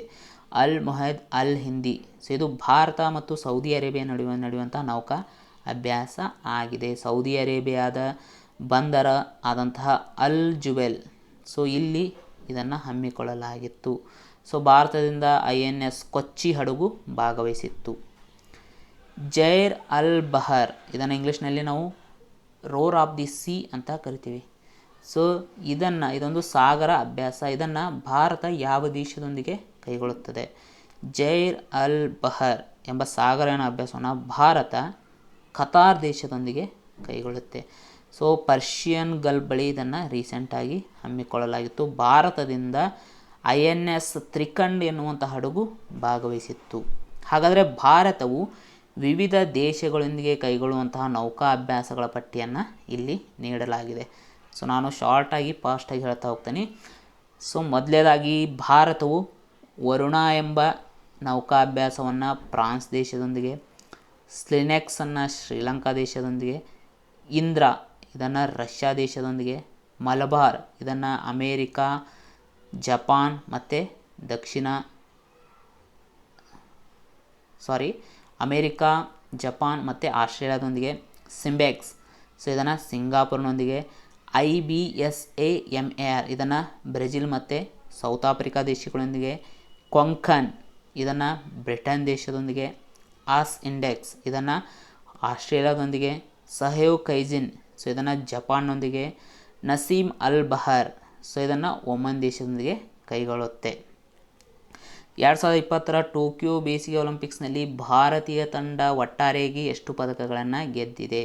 ಸೊ ಭಾರತವು ಇತ್ತೀಚೆಗೆ ನಡೆದಂತಹ ಟೋಕಿಯೋ ಒಲಿಂಪಿಕ್ಸ್ನಲ್ಲಿ ಒಟ್ಟಾರೆಯಾಗಿ 7 ಪದಕಗಳನ್ನು ಗೆದ್ದಿದೆ. ಸೊ ಅದರಲ್ಲಿ 4 ಕಂಚು, 2 ಬೆಳ್ಳಿ, 1 ಚಿನ್ನದ ಪದಕ ಸೇರಿವೆ. ಹಾಗಾದರೆ ಆ ಪದಕಗಳನ್ನು ಯಾವ್ಯಾವ ಸ್ಪೋರ್ಟ್ಸ್ನಲ್ಲಿ ಪಡ್ಕೊಂಡ್ರು ಅಂತ ನೋಡೋಣ. ಮೊದಲನೇದಾಗಿ ಚಿನ್ನದ ಪದಕವನ್ನು ನೀರಜ್ ಚೋಪ್ರಾ ಅವರು ಜಾವೆಲಿನ್ ಥ್ರೋ ಆಟದಲ್ಲಿ ಪಡ್ಕೊಂಡ್ರು. ಬೆಳ್ಳಿಯ ಪದಕವನ್ನು ಇಬ್ಬರು ಪಡ್ಕೊಂಡಿದ್ದಾರೆ. ಮೀರಾಬಾಯಿ ಚಾನು ಇವರು ಮಹಿಳೆಯರ 49 kg ವೇಟ್ ಲಿಫ್ಟಿಂಗ್ನಲ್ಲಿ ಬೆಳ್ಳಿಯ ಪದಕವನ್ನು ಪಡ್ಕೊಂಡ್ರು. ರವಿ ದಹಿಯಾ ಇವರು ಪುರುಷರ ಫ್ರೀ ಸ್ಟೈಲ್ 57 kg ಕುಸ್ತಿ ವಿಭಾಗದಲ್ಲಿ ಬೆಳ್ಳಿಯ ಪದಕವನ್ನು ಪಡ್ಕೊಂಡ್ರು. ಇನ್ನು ಕಂಚಿನ ಪದಕವನ್ನು 4 ಜನ ಪಡ್ಕೊಂಡಿದ್ದಾರೆ. ಲೋವ್ಲಿನಾ ಬರ್ಗೊಹೈನ್ ಇವರು ಮಹಿಳಾ ಬಾಕ್ಸಿಂಗ್ನಲ್ಲಿ, PV ಸಿಂಧು ಇವರು ಬ್ಯಾಡ್ಮಿಂಟನ್ನಲ್ಲಿ, Bajrang Punia 65 kg freestyle ಕುಸ್ತಿಯಲ್ಲಿ, ಅದರ ಜೊತೆಗೆ ಭಾರತದ ಪುರುಷರ ಹಾಕಿ ತಂಡ. ಸೊ ಈ 4 ಜನರು ಕಂಚಿನ ಪದಕವನ್ನು ಪಡ್ಕೊಂಡಿದ್ದಾರೆ. ಅದೇ ರೀತಿ ಟೋಕಿಯೋ 2020 ಸೊ ಒಟ್ಟಾರೆ ಅತಿ ಹೆಚ್ಚು ಪದಕಗಳನ್ನು ಪಡೆದ ರಾಷ್ಟ್ರಗಳ ಪಟ್ಟಿಯಲ್ಲಿ ಅಮೇರಿಕಾ ಮೊದಲ ಸ್ಥಾನದಲ್ಲಿದೆ. 39 ಚಿನ್ನಗಳು ಸೇರಿದಂತೆ ಒಟ್ಟಾರೆಯಾಗಿ 113 ಪದಕಗಳನ್ನು ಪಡ್ಕೊಂಡಿದೆ. ಚೀನಾ 2ನೇ ಸ್ಥಾನದಲ್ಲಿದೆ, ಜಪಾನ್ 3ನೇ ಸ್ಥಾನದಲ್ಲಿದೆ. ನಮ್ಮ ಭಾರತ 48ನೇ ಸ್ಥಾನದಲ್ಲಿ ಇದೆ. ರಾಷ್ಟ್ರೀಯ ಶಿಕ್ಷಣ ನೀತಿ 2020 ಅನುಷ್ಠಾನಕ್ಕೆ ಸಂಬಂಧಿಸಿದಂತೆ ಆದೇಶ ಹೊರಡಿಸಿದ ಭಾರತದ ಮೊದಲ ರಾಜ್ಯ ಯಾವುದು? ಸೊ ಕರ್ನಾಟಕ. ಅಂದರೆ ರಾಷ್ಟ್ರೀಯ ಶಿಕ್ಷಣ ನೀತಿ ಏನಿದೆ ಅದನ್ನು ಕರ್ನಾಟಕದಲ್ಲಿ ಮೊದಲ ಬಾರಿಗೆ ಅನುಷ್ಠಾನ ಮಾಡಲಾಗ್ತಿದೆ ಇಡೀ ದೇಶದಲ್ಲೇ. ಓಕೆ, ಹಾಗಾದರೆ ಕರ್ನಾಟಕಕ್ಕೆ ಸಂಬಂಧಪಟ್ಟಂಥ ರೀಸೆಂಟ್ ಕರೆಂಟ್ ಅಫೇರ್ಸನ್ನು ನೋಡೋಣ. ಮೊದಲನೇದಾಗಿ ಯುನೆಸ್ಕೋ ವಿಶ್ವ ಪರಂಪರೆಯ ತಾಣಗಳ ತಾತ್ಕಾಲಿಕ ಪಟ್ಟಿಗೆ ಕರ್ನಾಟಕದ ಕೊಪ್ಪಳದಲ್ಲಿ ಕಂಡುಬರುವಂಥ ಹಿರೇಬೆನಕಲ್ ಮೆಗಾಲಿಥಿಕ್ ತಾಣವನ್ನು ಸೇರಿಸಲಾಗಿದೆ. ಟೆಂಟೇಟಿವ್ ಲಿಸ್ಟ್ ಅಂತ ಕರಿತೀವಿ. ಇನ್ನು 2ನೇ Khelo India university games 2021 Karnataka ರಾಜ್ಯ ಆಯೋಜನೆ ಮಾಡಲಿದೆ. ಇನ್ನು ಮಣ್ಣು ಮತ್ತು ನೀರನ್ನು ಪರೀಕ್ಷೆ ಮಾಡೋಕ್ಕೆ ಕೃಷಿ ಸಂಜೀವಿನಿ ವ್ಯಾನ್ಗಳನ್ನು ಕರ್ನಾಟಕ ಸರ್ಕಾರ ಆರಂಭ ಮಾಡಿದೆ. ರೈತರಿಗಾಗಿ ಫ್ರೂಟ್ಸ್ ಪೋರ್ಟಲನ್ನು ಆರಂಭ ಮಾಡಿದೆ. ಭಾರತದ ಮೊದಲ ಸ್ಯಾಂಡಲ್ವುಡ್ ಮ್ಯೂಸಿಯಂ ಕರ್ನಾಟಕದ ಮೈಸೂರಿನಲ್ಲಿ ಸ್ಥಾಪನೆ ಆಗಲಿದೆ. ಇಂಟರ್ನ್ಯಾಷನಲ್ ಆರ್ಮಿ ಗೇಮ್ಸ್ 2021 ಇದು ವಾರ್ಷಿಕ ಮಿಲಿಟರಿ ಯುದ್ಧ ಆಟಗಳ 7ನೇ ಆವೃತ್ತಿಯಾಗಿದ್ದು ಇದನ್ನು ಯಾವ ದೇಶದಲ್ಲಿ ಆಯೋಜನೆ ಮಾಡಲಾಗುತ್ತೆ ಅಂದರೆ ರಷ್ಯಾದಲ್ಲಿ. ಇದನ್ನು ನಾವು ವಾರ್ ಒಲಿಂಪಿಕ್ಸ್ ಅಂತ ಕೂಡ ಕರಿತೀವಿ. ಭಾರತದಿಂದ ಒಟ್ಟಾರೆಯಾಗಿ 101 ಜನರು ಭಾಗವಹಿಸ್ತಾ ಇದ್ದಾರೆ. ಹಾಗಾದರೆ ರಷ್ಯಾ ಬಗ್ಗೆ ರೀಸೆಂಟ್ ಕರೆಂಟ್ ಅಫೇರ್ಸನ್ನು ನೋಡೋದಾದರೆ ಸೊ S-500 ಕ್ಷಿಪಣಿ ವ್ಯವಸ್ಥೆ ಸುದ್ದಿಯಲ್ಲಿತ್ತು, ಅದು ರಷ್ಯಾಕ್ಕೆ ಸಂಬಂಧಪಟ್ಟಿದೆ. ರಷ್ಯಾ 2025 ಒಳಗಾಗಿ ತನ್ನದೇ ಆದಂತಹ ಸ್ವಂತ ಬಾಹ್ಯಾಕಾಶ ನಿಲ್ದಾಣವನ್ನು ಹೊಂದುವುದಾಗಿ ಘೋಷಣೆಯನ್ನು ಮಾಡಿದೆ. ಆರ್ಕ್ಟಿಕಾ ಎಂ ಸೊ ಇದೊಂದು ಆರ್ಕ್ಟಿಕ್ ಮಾನಿಟರಿಂಗ್ ಸ್ಯಾಟಲೈಟ್ ಆಗಿದ್ದು ಸೊ ಇದನ್ನು ರಷ್ಯಾ ಉಡಾವಣೆ ಮಾಡಿದೆ. ಇನ್ನು MiG-29, 12 ಸುಕೋಯಿ 30 MKI ಇವೆರಡು ಫೈಟರ್ ಏರ್ಕ್ರಾಫ್ಟ್ಗಳು ಅದಲ್ಲದೆ ಅಂಗಾರ A5 ಅನ್ನೋದು ಕೂಡ ಒಂದು ರಾಕೆಟ್, ಇವೆಲ್ಲವೂ ಕೂಡ ರಷ್ಯಾಕ್ಕೆ ಸಂಬಂಧಪಟ್ಟಿವೆ. ಅದಲ್ಲದೆ ಸೊ ಈ ಕೋವಿಡ್ ರೋಗದ ವಿರುದ್ಧ ವ್ಯಾಕ್ಸಿನನ್ನು ರಿಜಿಸ್ಟ್ರೇಷನ್ ಮಾಡಿದಂಥ ವಿಶ್ವದ ಮೊದಲ ರಾಷ್ಟ್ರ ಯಾವುದಂದರೆ ರಷ್ಯಾ. ಅದರ ಹೆಸರು ಸ್ಪುತ್ನಿಕ್ 5. ರಷ್ಯಾದ ರಾಜಧಾನಿ ಮಾಸ್ಕೋ, ಅದರ ಕರೆನ್ಸಿ ರುಬೆಲ್. ರಷ್ಯಾದ ಪ್ರಸ್ತುತ ಅಧ್ಯಕ್ಷರು ವ್ಲಾದಿಮಿರ್ ಪುಟಿನ್. ವಿಶ್ವ ಜೈವಿಕ ಇಂಧನ ದಿನವನ್ನು ವಾರ್ಷಿಕವಾಗಿ ಯಾವಾಗ ಆಚರಣೆ ಮಾಡಲಾಗುತ್ತೆ? ಸೊ ವಿಶ್ವ ಜೈವಿಕ ಇಂಧನ ದಿನವನ್ನು ಪ್ರತಿ ವರ್ಷ ಆಗಸ್ಟ್ 10ರಂದು ಆಚರಣೆ ಮಾಡಲಾಗುತ್ತೆ. ನಮ್ಮ ದೇಶದಲ್ಲಿ 2015ರಿಂದ ಪೆಟ್ರೋಲಿಯಂ ಮತ್ತು ಸ್ವಾಭಾವಿಕ ಅನಿಲ ಸಚಿವಾಲಯ ಇದನ್ನು ಆಚರಣೆ ಮಾಡ್ತಾ ಇದೆ. ಸೊ ಹಾಗಾದರೆ ಭಾರತದ ಥೀಮ್ ಏನಂದರೆ biofuels for sustainability and rural income. Okay. ವಿಶ್ವ ಸಿಂಹ ದಿನವನ್ನು ಯಾವಾಗ ಆಚರಣೆ ಮಾಡಲಾಗುತ್ತೆ? ವಿಶ್ವ ಸಿಂಹ ದಿನವನ್ನು ಆಗಸ್ಟ್ 10ರಂದು ಪ್ರತಿ ವರ್ಷ ಆಚರಣೆ ಮಾಡಲಾಗುತ್ತೆ. 2013ರಿಂದ ಇದನ್ನು ಆಚರಣೆ ಮಾಡ್ತಾ ಇದ್ದೀವಿ. ಸೊ ಇನ್ನು ಸಿಂಹವನ್ನು IUCN international union for conservation of nature, okay, international union for conservation of nature, okay, ಇದರ ರೆಡ್ ಲಿಸ್ಟ್ನಲ್ಲಿ ಇದು ಸ್ಥಾನವನ್ನು ಪಡ್ಕೊಂಡಿದೆ. ಎಂಡೇಂಜರ್ ಲಿಸ್ಟ್ನಲ್ಲಿ ಇದು ಇದೆ. ಓಕೆ. ಸೊ ಪ್ರಸ್ತುತ ನಮ್ಮ ದೇಶದ ರಾಷ್ಟ್ರೀಯ ಪ್ರಾಣಿ ಹುಲಿ, ಆದರೆ ಅದಕ್ಕಿಂತ ಮುಂಚೆ ನಮ್ಮ ರಾಷ್ಟ್ರೀಯ ಪ್ರಾಣಿ ಯಾವುದಿತ್ತಂದರೆ ಸಿಂಹ. ಸೊ ಸಿಂಹದ ಕುರಿತು ಕೆಲವೊಂದು ವಿಶೇಷ ಕುತೂಹಲಕಾರಿ ಅಂಶಗಳನ್ನು ಇಲ್ಲಿ ನಾನು ಕೊಟ್ಟಿದ್ದೇನೆ. ಸೊ ನೀವು ವಿಡಿಯೋನ ಪಾಸ್ ಮಾಡಿ ನೋಡ್ಬೋದು. ಜಾಗತಿಕ ಯುವ ಅಭಿವೃದ್ಧಿ ಸೂಚ್ಯಂಕದಲ್ಲಿ ಭಾರತ ಎಷ್ಟನೇ ಸ್ಥಾನದಲ್ಲಿದೆ? Global youth development index 2021. ಈ ಪಟ್ಟಿಯಲ್ಲಿ ಭಾರತ 122ನೇ ಸ್ಥಾನದಲ್ಲಿ ಇದೆ. ಹಾಗಾದರೆ ಇದನ್ನು ಬಿಡುಗಡೆ ಮಾಡಿದವರು ಯಾರು? ಲಂಡನ್ನಲ್ಲಿನ ಕಾಮನ್ವೆಲ್ತ್ ಸೆಕ್ರೆಟರಿಯೇಟ್, ಕಾಮನ್ವೆಲ್ತ್ ಸಚಿವಾಲಯ ಇದನ್ನು ಬಿಡುಗಡೆ ಮಾಡಿದೆ. ಸೊ ಭಾರತ 181 ದೇಶಗಳಲ್ಲಿ 122ನೇ ಸ್ಥಾನವನ್ನು ಪಡ್ಕೊಂಡಿದೆ. ಹಾಗಾದರೆ ಈ ಪಟ್ಟಿಯಲ್ಲಿ ಮೊದಲ ಸ್ಥಾನದಲ್ಲಿರುವ ದೇಶ ಸಿಂಗಾಪುರ್, ಕೊನೆಯ ಸ್ಥಾನದಲ್ಲಿರುವಂಥ ದೇಶ ನೈಜರ್. ಯಾವ ದೇಶವು ಇತ್ತೀಚೆಗೆ ಗಜ್ನವಿ ಹೆಸರಿನ ಬ್ಯಾಲಿಸ್ಟಿಕ್ ಕ್ಷಿಪಣಿ ಪರೀಕ್ಷೆಯನ್ನು ನಡೆಸಿದೆ? ಗಜ್ನವಿ ಅನ್ನೋದು ಒಂದು ಬ್ಯಾಲಿಸ್ಟಿಕ್ ಕ್ಷಿಪಣಿ, ಇದರ ಪರೀಕ್ಷೆಯನ್ನು ಇತ್ತೀಚೆಗೆ ಪಾಕಿಸ್ತಾನ ದೇಶ ನಡೆಸಿದೆ. ಇದೊಂದು ನೆಲದಿಂದ ನೆಲಕ್ಕೆ ಚಿಮ್ಮುವಂಥ ಬ್ಯಾಲಿಸ್ಟಿಕ್ ಕ್ಷಿಪಣಿ ಆಗಿದೆ. 790 ಕಿಲೋಮೀಟರ್ವರೆಗೂ ಇದು ಕಾರ್ಯವನ್ನು ನಿರ್ವಹಿಸಬಹುದು. ಅದಲ್ಲದೆ ಹಗಲು ರಾತ್ರಿ ಎರಡೂ ಸಮಯದಲ್ಲೂ ಕೂಡ ಕಾರ್ಯನಿರ್ವಹಿಸುವ ಸಾಮರ್ಥ್ಯವನ್ನು ಇದು ಹೊಂದಿದೆ. ಈ ನಗರ್ ಹೆಸರಿನ ಮೊಬೈಲ್ ಅಪ್ಲಿಕೇಶನ್ ಮತ್ತು ವೆಬ್ ಪೋರ್ಟಲನ್ನು ಜಾರಿಗೊಳಿಸಿದ ರಾಜ್ಯ ಯಾವುದು? ಸೊ ಇದನ್ನು ಇತ್ತೀಚೆಗೆ ಗುಜರಾತ್ ರಾಜ್ಯ ಸರ್ಕಾರ ಜಾರಿಗೊಳಿಸಿದೆ. ಸೊ ಸರ್ಕಾರಿ ಸೇವೆಗಳು ಏನಿದ್ದಾವೆ ಅವನ್ನು ಜನಸಾಮಾನ್ಯರಿಗೆ ತಲುಪಿಸುವ ಉದ್ದೇಶದಿಂದ ಈ ನಗರ ಹೆಸರಿನ ಮೊಬೈಲ್ ಅಪ್ಲಿಕೇಶನ್ ಮತ್ತು ವೆಬ್ ಪೋರ್ಟಲನ್ನು ಜಾರಿಗೊಳಿಸಿದೆ. ಸೊ ಗುಜರಾತ್ನ ಮುಖ್ಯಮಂತ್ರಿ ಆದಂತಹ ವಿಜಯ್ ರೂಪಾಣಿ ಅವರು ಸೊ ಇದಕ್ಕೆ ಚಾಲನೆಯನ್ನು ನೀಡಿದ್ದಾರೆ. ಹಾಗಾದರೆ ಗುಜರಾತ್ ಬಗ್ಗೆ ನಾವು ಈಗಾಗಲೇ ಡಿಸ್ಕಸನ್ನು ಮಾಡಿದ್ದೇವೆ. ವಸತಿ ಸಚಿವಾಲಯವು ವಾಟರ್ ಪ್ಲಸ್ ಸಿಟಿ ಎಂದು ಪ್ರಮಾಣೀಕರಿಸಿದ ಮೊದಲ ಭಾರತೀಯ ನಗರ ಯಾವುದು? ಸೊ ಈ ಸಾಧನೆಗೆ ಇತ್ತೀಚೆಗೆ ಇಂದೋರ್, ಮಧ್ಯಪ್ರದೇಶದಲ್ಲಿ ಕಂಡುಬರುವಂಥ ಇಂದೋರ್ ನಗರವು ವಾಟರ್ ಪ್ಲಸ್ ಸಿಟಿ, ಭಾರತದ ಮೊದಲ ವಾಟರ್ ಪ್ಲಸ್ ಸಿಟಿಯಾಗಿ ಹೊರ ಹೊಮ್ಮಿದೆ. ನಿಮಗೆ ಈಗಾಗಲೇ ಗೊತ್ತಿದೆ, ಈ ಸ್ವಚ್ಛ ಭಾರತ್ ಮಿಷನ್ ಅಡಿಯಲ್ಲಿ ಅತ್ಯಂತ ಸ್ವಚ್ಛ ನಗರ ಯಾವುದಂದರೆ ಅದೇ ಇಂದೋರ್. ಈಗ ವಾಟರ್ ಪ್ಲಸ್ ಸಿಟಿ ಅನ್ನುವಂಥ ಗರಿಮೆಯನ್ನು ಕೂಡ ಪಡ್ಕೊಂಡಿದೆ. ಹಾಗಾದರೆ ವಾಟರ್ ಪ್ಲಸ್ ಸಿಟಿ ಅಂದರೆ ಏನು? ಆಲ್ರೆಡಿ ಈ ನಗರಗಳು ಸ್ವಚ್ಛವಾಗಿರ್ತವೆ, ಅದರ ಜೊತೆಗೆ ಸೊ ನಗರದಲ್ಲಿ ಹರಿಯುವಂಥ ನದಿಗಳು, ಚರಂಡಿಗಳ ಸ್ವಚ್ಛತೆಯ ಬಗ್ಗೆ ಹೆಚ್ಚಿನ ಗಮನವನ್ನು ನೀಡಲಾಗುತ್ತೆ. ಅದರ ಜೊತೆಗೆ ಚರಂಡಿಯಲ್ಲಿ ಹರಿಯುವಂಥ, ಗಟಾರುಗಳಲ್ಲಿ ಹರಿಯುವಂಥ ನೀರನ್ನು ಕೂಡ ಶುದ್ಧೀಕರಣ ಅಥವಾ ಸಂಸ್ಕರಣೆ ಮಾಡುವಂಥ ವ್ಯವಸ್ಥೆಗಳನ್ನು ಇದು ಅಳವಡಿಸಿಕೊಂಡಿರುತ್ತೆ.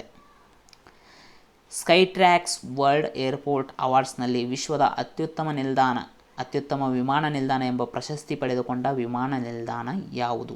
ಸೊ ಇತ್ತೀಚೆಗೆ ಈ ಸಾಧನೆಗೆ ಸೊ ಕತಾರ್ ದೇಶದಲ್ಲಿ ಕಂಡುಬರುವಂತಹ ಹಮದ್ ವಿಮಾನ ನಿಲ್ದಾಣ ಭಾಜನವಾಗಿದೆ.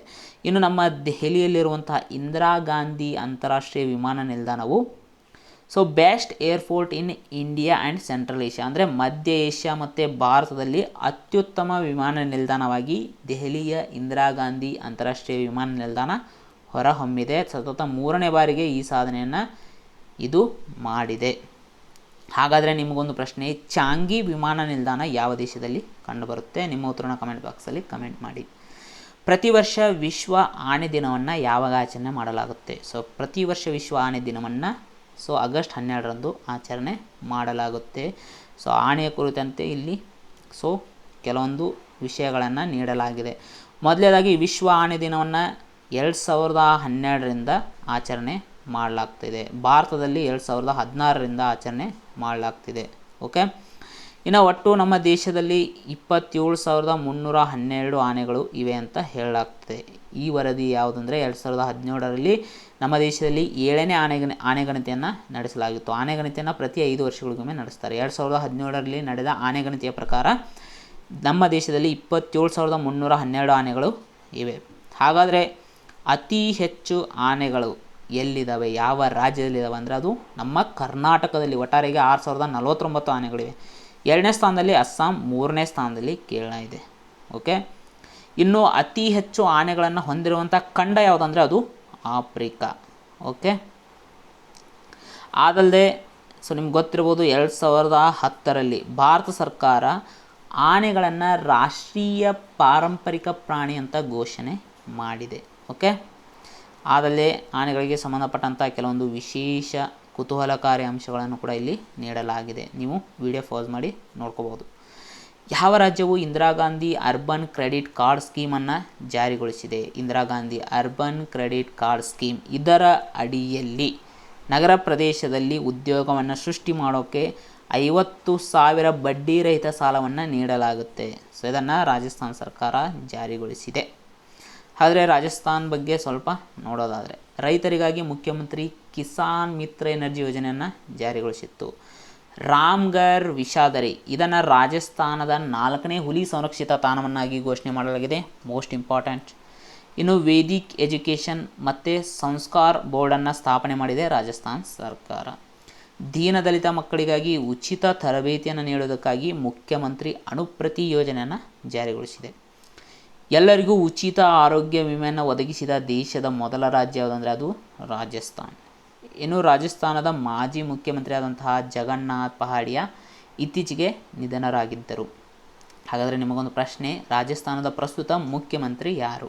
ನಿಮ್ಮ ಉತ್ತರವನ್ನು ಕಮೆಂಟ್ ಬಾಕ್ಸಲ್ಲಿ ಕಮೆಂಟ್ ಮಾಡಿ. ಸೊ ಇನ್ನು ಕ್ರೀಡೆಗೆ ಸಂಬಂಧಪಟ್ಟಂಥ ಕೆಲವೊಂದು ಚುಟುಕು ಸುದ್ದಿಗಳನ್ನು ನೋಡೋದಾದರೆ, ಇಂಡಿಯನ್ ಬ್ಯಾಂಕ್ ಭಾರತದ ಪ್ಯಾರಾ ಒಲಿಂಪಿಕ್ ಸಮಿತಿಯೊಂದಿಗೆ ಜಪಾನ್ನ ಟೋಕಿಯೋದಲ್ಲಿ 2020ರ ಪ್ಯಾರಾ ಒಲಿಂಪಿಕ್ ಕ್ರೀಡಾಕೂಟ ಏನು ನಡೀತಾ ಇದೆ ಅದಕ್ಕೆ ಬ್ಯಾಂಕಿಂಗ್ ಪಾಲುದಾರನಾಗಲು 1 ವರ್ಷದವರೆಗೆ ಒಪ್ಪಂದಕ್ಕೆ ಸಹಿಯನ್ನು ಹಾಕಿದೆ. ಇಂಡಿಯನ್ ಬ್ಯಾಂಕ್ನ ಕೇಂದ್ರ ಕಚೇರಿ ಚೆನ್ನೈನಲ್ಲಿ ಇದೆ. ಇನ್ನು ನೀರಜ್ ಚೋಪ್ರಾ ಇವರು RBIನ ಡಿಜಿಟಲ್ ಬ್ಯಾಂಕಿಂಗ್ ಸಂಬಂಧಿತ ಮೋಸಗಳ ಕುರಿತ ತಿಳುವಳಿಕಾ ಅಭಿಯಾನಕ್ಕೆ ರಾಯಭಾರಿಯಾಗಿ ಆಯ್ಕೆ ಆಗಿದ್ದಾರೆ. ಇನ್ನು ಭಾರತದಲ್ಲಿ ಆಗಸ್ಟ್ 7ನ್ನು ಇನ್ನು ಮುಂದೆ ನಾವು ಪ್ರತಿ ವರ್ಷ ಜಾವಲಿನ್ ಎಸೆತ ದಿನ ಅಂತ ಆಚರಣೆ ಮಾಡೋಕ್ಕೆ ಭಾರತದ ಅಥ್ಲೆಟಿಕ್ಸ್ ಫೆಡರೇಷನ್ ನಿರ್ಧಾರ ಕೈಗೊಂಡಿದೆ. ಇನ್ನು ಮಹಾರಾಷ್ಟ್ರ ಸರ್ಕಾರ IT ಶ್ರೇಷ್ಠತೆಗಾಗಿ ರಾಜೀವ್ ಗಾಂಧಿ ಪ್ರಶಸ್ತಿಯನ್ನು ಪರಿಚಯಿಸಿದೆ. ಅಂದರೆ ಈ ಪ್ರಶಸ್ತಿಯನ್ನು ಸ್ಥಾಪನೆ ಮಾಡಿದೆ. ಕೇಳ್ಬೋದು, ಈ ಪ್ರಶಸ್ತಿಯನ್ನು ಸ್ಥಾಪನೆ ಮಾಡಿದ ರಾಜ್ಯ ಯಾವುದು? ಇನ್ನು ಉತ್ತರ ಪ್ರದೇಶದ ಮುಖ್ಯಮಂತ್ರಿ ಯೋಗಿ ಆದಿತ್ಯನಾಥ್ ಇವರು ರಾಷ್ಟ್ರೀಯ ಸ್ವಾಸ್ಥ್ಯ ಸೇವಕ್ ಅಭಿಯಾನಕ್ಕೆ ಲಕ್ನೋದಲ್ಲಿ ಹೆಲ್ತ್ ವಾರಿಯರ್ ಪೋರ್ಟಲನ್ನು ಆರಂಭ ಮಾಡೋದ್ರ ಮೂಲಕ ಚಾಲನೆಯನ್ನು ನೀಡಿದ್ದಾರೆ. ಅದರಲ್ಲದೆ ಉತ್ತರಾಖಂಡ್ ಇತ್ತೀಚೆಗೆ ಭೂಕಂಪಗಳಿಗೆ ಸಂಬಂಧಪಟ್ಟಂಥ ಮುಂಚಿತವಾಗಿಯೇ ಮುನ್ಸೂಚನೆ ನೀಡುವಂತಹ ಮೊಬೈಲ್ ಅಪ್ಲಿಕೇಶನನ್ನು ಅಭಿವೃದ್ಧಿಪಡಿಸಿದೆ. ಅದರ ಹೆಸರೇನಪ್ಪ ಅಂದರೆ ಉತ್ತರಾಖಂಡ್ ಭೂಕಂಪ್ ಅಲರ್ಟ್. ಇದನ್ನು ಕೂಡ ಎಕ್ಸಾಮಲ್ಲಿ ಕೇಳಬಹುದು. ಭೂಕಂಪದ ಕುರಿತು ಮುಂಚಿತವಾಗಿಯೇ ಮುನ್ಸೂಚನೆ ನೀಡುವಂಥ ಮೊಬೈಲ್ ಅಪ್ಲಿಕೇಶನನ್ನು ಅಭಿವೃದ್ಧಿಪಡಿಸಿದ ಭಾರತದ ಮೊದಲ ರಾಜ್ಯ ಯಾವುದಂಥ ಪ್ರಶ್ನೆಯನ್ನು ಕೇಳಬಹುದು. ಇನ್ನು ವಿಶ್ವದ ಸ್ಥಳೀಯ ಜನರ ಅಂತಾರಾಷ್ಟ್ರೀಯ ದಿನ, ಇದನ್ನೇ ನಾವು ವಿಶ್ವ ಬುಡಕಟ್ಟು ದಿನ ಅಂತ ಕೂಡ ಕರಿತೀವಿ. ಇದನ್ನು ಪ್ರತಿ ವರ್ಷ ಆಗಸ್ಟ್ 9ರಂದು ಆಚರಣೆ ಮಾಡಲಾಗುತ್ತೆ. ಈ ಬಾರಿಯ theme leaving no one behind, indigenous peoples and call for a new social contract. TAPAS online ಪೋರ್ಟಲನ್ನು ಯಾವ ಸಚಿವಾಲಯ ಆರಂಭ ಮಾಡಿದೆ? ಮೊದಲನೇದಾಗಿ ತಪಸ್ ಆನ್ಲೈನ್ ಪೋರ್ಟಲ್, ಇದರಲ್ಲಿ ತಪಸ್ನ ಫುಲ್ ಫಾರ್ಮನ್ನು ತಿಳ್ಕೊಳ್ಳೋಣ. Training for augmenting productivity and services ಅನ್ನೋದು ಇದರ ಫುಲ್ ಫಾರ್ಮ್.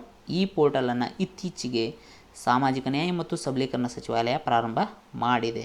ಇದರ ಪ್ರಮುಖ ಉದ್ದೇಶ ಏನಂದರೆ ಈ ಸಾಮಾಜಿಕ ರಕ್ಷಣಾ ಕ್ಷೇತ್ರದಲ್ಲಿ ಉಪನ್ಯಾಸಗಳು, ಕೋರ್ಸ್ಗಳು ಮತ್ತು ಈ ಅಧ್ಯಯನ ವಸ್ತುಗಳನ್ನು ಒದಗಿಸುವುದು ಇದರ ಪ್ರಮುಖ ಉದ್ದೇಶ ಆಗಿದೆ.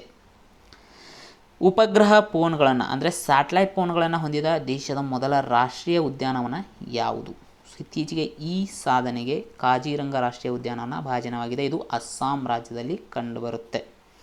ಹಾಗಾದರೆ ಕಾಜಿರಂಗ ರಾಷ್ಟ್ರೀಯ ಉದ್ಯಾನವನದ ಬಗ್ಗೆ ನೋಡೋಣ. ಇದನ್ನು 1974ರಲ್ಲಿ ರಾಷ್ಟ್ರೀಯ ಉದ್ಯಾನವನ ಅಂತ ಘೋಷಣೆ ಮಾಡಲಾಗಿತ್ತು. 2007ರಲ್ಲಿ ಇದನ್ನು ರಾಷ್ಟ್ರೀಯ ಹುಲಿ ಮೀಸಲು ಪ್ರದೇಶ ಅಂತ ಕೂಡ ಘೋಷಣೆ ಮಾಡಲಾಗಿದೆ. 1985ರಲ್ಲಿ ಯುನೆಸ್ಕೋ ವಿಶ್ವ ಪರಂಪರೆ ತಾಣ ಅಂತ ಇದನ್ನು ಘೋಷಣೆ ಮಾಡಿದೆ. ಅದಲ್ಲದೆ ಬರ್ಡ್ ಲೈಫ್ ಇಂಟರ್ನ್ಯಾಷನಲ್ ಸಂಸ್ಥೆ ಇದನ್ನು ಒಂದು ಪ್ರಮುಖ ಪಕ್ಷಿ ಪ್ರದೇಶ ಅಂತ ಗುರುತಿಸಿದೆ. ಅದಲ್ಲದೆ ಈ ಕಾಜಿರಂಗ ರಾಷ್ಟ್ರೀಯ ಉದ್ಯಾನವನದಲ್ಲಿ ಅತಿ ಹೆಚ್ಚು ಒಂದು ಕೊಂಬಿನ ಖಡ್ಗಮೃಗಗಳು ಕಂಡುಬರ್ತವೆ. ಇದನ್ನು ಖಡ್ಗಮೃಗಗಳನ್ನು ನಾವು ಘೇಂಡಾಮೃಗ ಅಂತ ಕೂಡ ಕರಿತೀವಿ. ಹಾಗಾದರೆ ಅಸ್ಸಾಂನ ಇತರ ರಾಷ್ಟ್ರೀಯ ಉದ್ಯಾನವನಗಳು ಯಾವ್ಯಾವ ಎಕ್ಸಾಮ್ಗಳಲ್ಲಿ ಕೇಳ್ತಾರೆ. ಈ ರಾಷ್ಟ್ರೀಯ ಉದ್ಯಾನವನ ಯಾವ ರಾಜ್ಯದಲ್ಲಿ ಕಂಡುಬರುತ್ತೆ? ದಿಬ್ರು ಸೈಖೋವಾ ರಾಷ್ಟ್ರೀಯ ಉದ್ಯಾನವನ, ಮನಾಸ್ ರಾಷ್ಟ್ರೀಯ ಉದ್ಯಾನವನ, ನಮೇರಿ ರಾಷ್ಟ್ರೀಯ ಉದ್ಯಾನವನ, ರಾಜೀವ್ ಗಾಂಧಿ ಒರಾಂಗ್ ರಾಷ್ಟ್ರೀಯ ಉದ್ಯಾನವನ. ಸೊ ಇವು ಕೂಡ ಪ್ರಮುಖವಾಗಿ ಅಸ್ಸಾಂನಲ್ಲಿ ಕಂಡುಬರುತ್ತೆ. ಅದಲ್ಲದೆ ಇತ್ತೀಚೆಗೆ ರಾಜೀವ್ ಗಾಂಧಿ ಒರಾಂಗ್ ರಾಷ್ಟ್ರೀಯ ಉದ್ಯಾನವನನ್ನು ಒರಾಂಗ್ ರಾಷ್ಟ್ರೀಯ ಉದ್ಯಾನ ಅಂತ ಮರುನಾಮಕ ಮಾಡೋದಾಗಿ ಅಸ್ಸಾಂ ರಾಜ್ಯ ಸರ್ಕಾರ ಘೋಷಣೆ ಮಾಡಿದೆ. ಅಂದರೆ ರಾಜೀವ್ ಗಾಂಧಿ ಹೆಸರನ್ನು ಇದರಿಂದ ತೆಗೆದು ಹಾಕಲಾಗುವುದು. ಇತ್ತೀಚೆಗೆ ಸರ್ಕಾರವು ನಗರ ಸ್ವಸಹಾಯ ಗುಂಪುಗಳು ಅಂದರೆ ಸೆಲ್ಫ್ ಹೆಲ್ಪ್ ಗ್ರೂಪ್ಸ್ ಅಂತ ಇಂಗ್ಲೀಷ್ನಲ್ಲಿ ಕರಿತೀವಿ. ಸೊ ಇವು ತಯಾರಿಸಿದಂತಹ ಉತ್ಪನ್ನಗಳ ಮಾರುಕಟ್ಟೆಗಾಗಿ ಬ್ರ್ಯಾಂಡ್ ಹೆಸರು ಮತ್ತು ಲಾಂಛನವನ್ನು ಬಿಡುಗಡೆ ಮಾಡಿದೆ. ಸೊ ಈ ಉತ್ಪನ್ನಗಳಿಗೆ ಯಾವ ಬ್ರ್ಯಾಂಡ್ ಹೆಸರನ್ನು ನೀಡಲಾಗಿದೆ? ಸೋನ್ ಚಿರಯ್ಯ ಎನ್ನುವಂಥ ಹೆಸರನ್ನು ಸೊ ಈ ನಗರ ಸ್ವಸಹಾಯ ಗುಂಪುಗಳು ಏನು ತಯಾರಿಸಿರ್ತಾವಲ್ಲ ಅಂಥ ಉತ್ಪನ್ನಗಳ ಮಾರುಕಟ್ಟೆಗಾಗಿ ಒಂದು ಬ್ರ್ಯಾಂಡ್ ಹೆಸರನ್ನು ನೀಡಲಾಗಿದೆ. ಸೋನ್ ಚಿರಯ್ಯ ಎನ್ನುವಂಥ ಬ್ರ್ಯಾಂಡ್ ಹೆಸರನ್ನು ನೀಡಲಾಗಿದೆ. ಸೊ ಕೇಂದ್ರ ವಸತಿ ಮತ್ತು ನಗರ ವ್ಯವಹಾರಗಳ ಸಚಿವರಾದಂತಹ ಶ್ರೀ ದುರ್ಗಾ ಶಂಕರ್ ಮಿಶ್ರಾ ಇವರು ಸೊ ಈ ಬ್ರ್ಯಾಂಡ್ ಹೆಸರಿಗೆ ಚಾಲನೆಯನ್ನು ನೀಡಿದ್ದಾರೆ. ಓಕೆ, ಅದಲ್ಲದೆ ಇವುಗಳ ಮಾರುಕಟ್ಟೆಗಾಗಿ ಏನು ಮಾಡಿದೆ ಅಂದರೆ ಅಮೆಜಾನ್ ಮತ್ತು ಫ್ಲಿಪ್ಕಾರ್ಟ್ನೊಂದಿಗೆ ಒಪ್ಪಂದಕ್ಕೆ ಕೂಡ ಈ ವಸತಿ ಮತ್ತು ನಗರ ವ್ಯವಹಾರಗಳ ಸಚಿವಾಲಯ ಸಹಿಯನ್ನು ಹಾಕಿದೆ. ಭಾರತದ 4 ಹೊಸ ಜೌಗು ಪ್ರದೇಶಗಳನ್ನು ರಾಮ್ಸಾರ್ ತಾಣಗಳ ಪಟ್ಟಿಗೆ ಸೇರಿಸಲಾಗಿದೆ. ಈ ಜೌಗು ಪ್ರದೇಶಗಳಿಗೆ ಸಂಬಂಧಪಟ್ಟಂತೆ ನೀಡಲಾದ ಆಯ್ಕೆಗಳಿಗೆ ಯಾವುದು ಸರಿಯಾಗಿ ಹೊಂದಾಣಿಕೆ ಆಗಿಲ್ಲ. ಸೊ ಇದಕ್ಕೆ ಉತ್ತರ ಸುಲ್ತಾನ್ಪುರ್ ಉತ್ತರ ಪ್ರದೇಶ. ಇದು ಸರಿಯಾಗಿ ಹೊಂದಾಣಿಕೆ ಆಗಿಲ್ಲ. ಉಳಿದ 3 ಹೊಂದಾಣಿಕೆ ಆಗಿವೆ. ಹಾಗಾದರೆ ಆ 4 ಹೊಸ ಜೌಗು ಪ್ರದೇಶಗಳು ಯಾವುವು? ಮೊದಲನೇದಾಗಿ ಸೊ ಸುಲ್ತಾನ್ಪುರ್ ರಾಷ್ಟ್ರೀಯ ಉದ್ಯಾನವನ ಇದು ಹರಿಯಾಣದಲ್ಲಿ ಕಂಡುಬರುತ್ತೆ. ಬಿಂದವಾಸ್ ವನ್ಯಜೀವಿ ಅಭಯಾರಣ್ಯ ಇದು ಕೂಡ ಹರಿಯಾಣದಲ್ಲಿ ಕಂಡುಬರುತ್ತೆ. ಥೋಲ್ ಸರೋವರ ವನ್ಯಜೀವಿ ಅಭಯಾರಣ್ಯ ಇದು ಗುಜರಾತ್ನಲ್ಲಿ ಕಂಡುಬರುತ್ತೆ. ವಧ್ವಾನ ತೇವಭೂಮಿ ಪ್ರದೇಶ ಇದು ಕೂಡ ಗುಜರಾತ್ನಲ್ಲಿ ಕಂಡುಬರುತ್ತೆ. ಸೊ ನಿಮಗೆ ಆಪ್ಷನ್ಗಳಲ್ಲಿ ಸುಲ್ತಾನ್ಪುರ್ ಉತ್ತರ ಪ್ರದೇಶ ಅಂತ ಕೊಟ್ಟಿದ್ದರು, ಹೀಗಾಗಿ ಅದು ರಾಂಗ್ ಆಗಿತ್ತು. ಓಕೆ, ಸೊ ಮೋಸ್ಟ್ ಇಂಪಾರ್ಟೆಂಟ್ ಈ 4 ಹೊಸ ರಾಮ್ಸಾರ್ ಪಟ್ಟಿಗಳನ್ನು ಭಾರತದಲ್ಲಿ ಸೇರಿಸುವ ಮೂಲಕ ಒಟ್ಟಾರೆಯಾಗಿ ಭಾರತದಲ್ಲಿ 46 ರಾಮ್ಸಾರ್ ತಾಣಗಳು ಇವೆ. ಕರ್ನಾಟಕವು ಒಂದು ಕೂಡ ರಾಮ್ಸಾರ್ ತಾಣಗಳನ್ನು ಹೊಂದಿಲ್ಲ. ಅದಲ್ಲದೆ ಪ್ರತಿ ವರ್ಷ ಫೆಬ್ರವರಿ 2ರಂದು ನಾವು ವಿಶ್ವ ಜೌಗು ಭೂಮಿ ದಿನ ಅಂತ ಆಚರಣೆ ಮಾಡ್ತೀವಿ.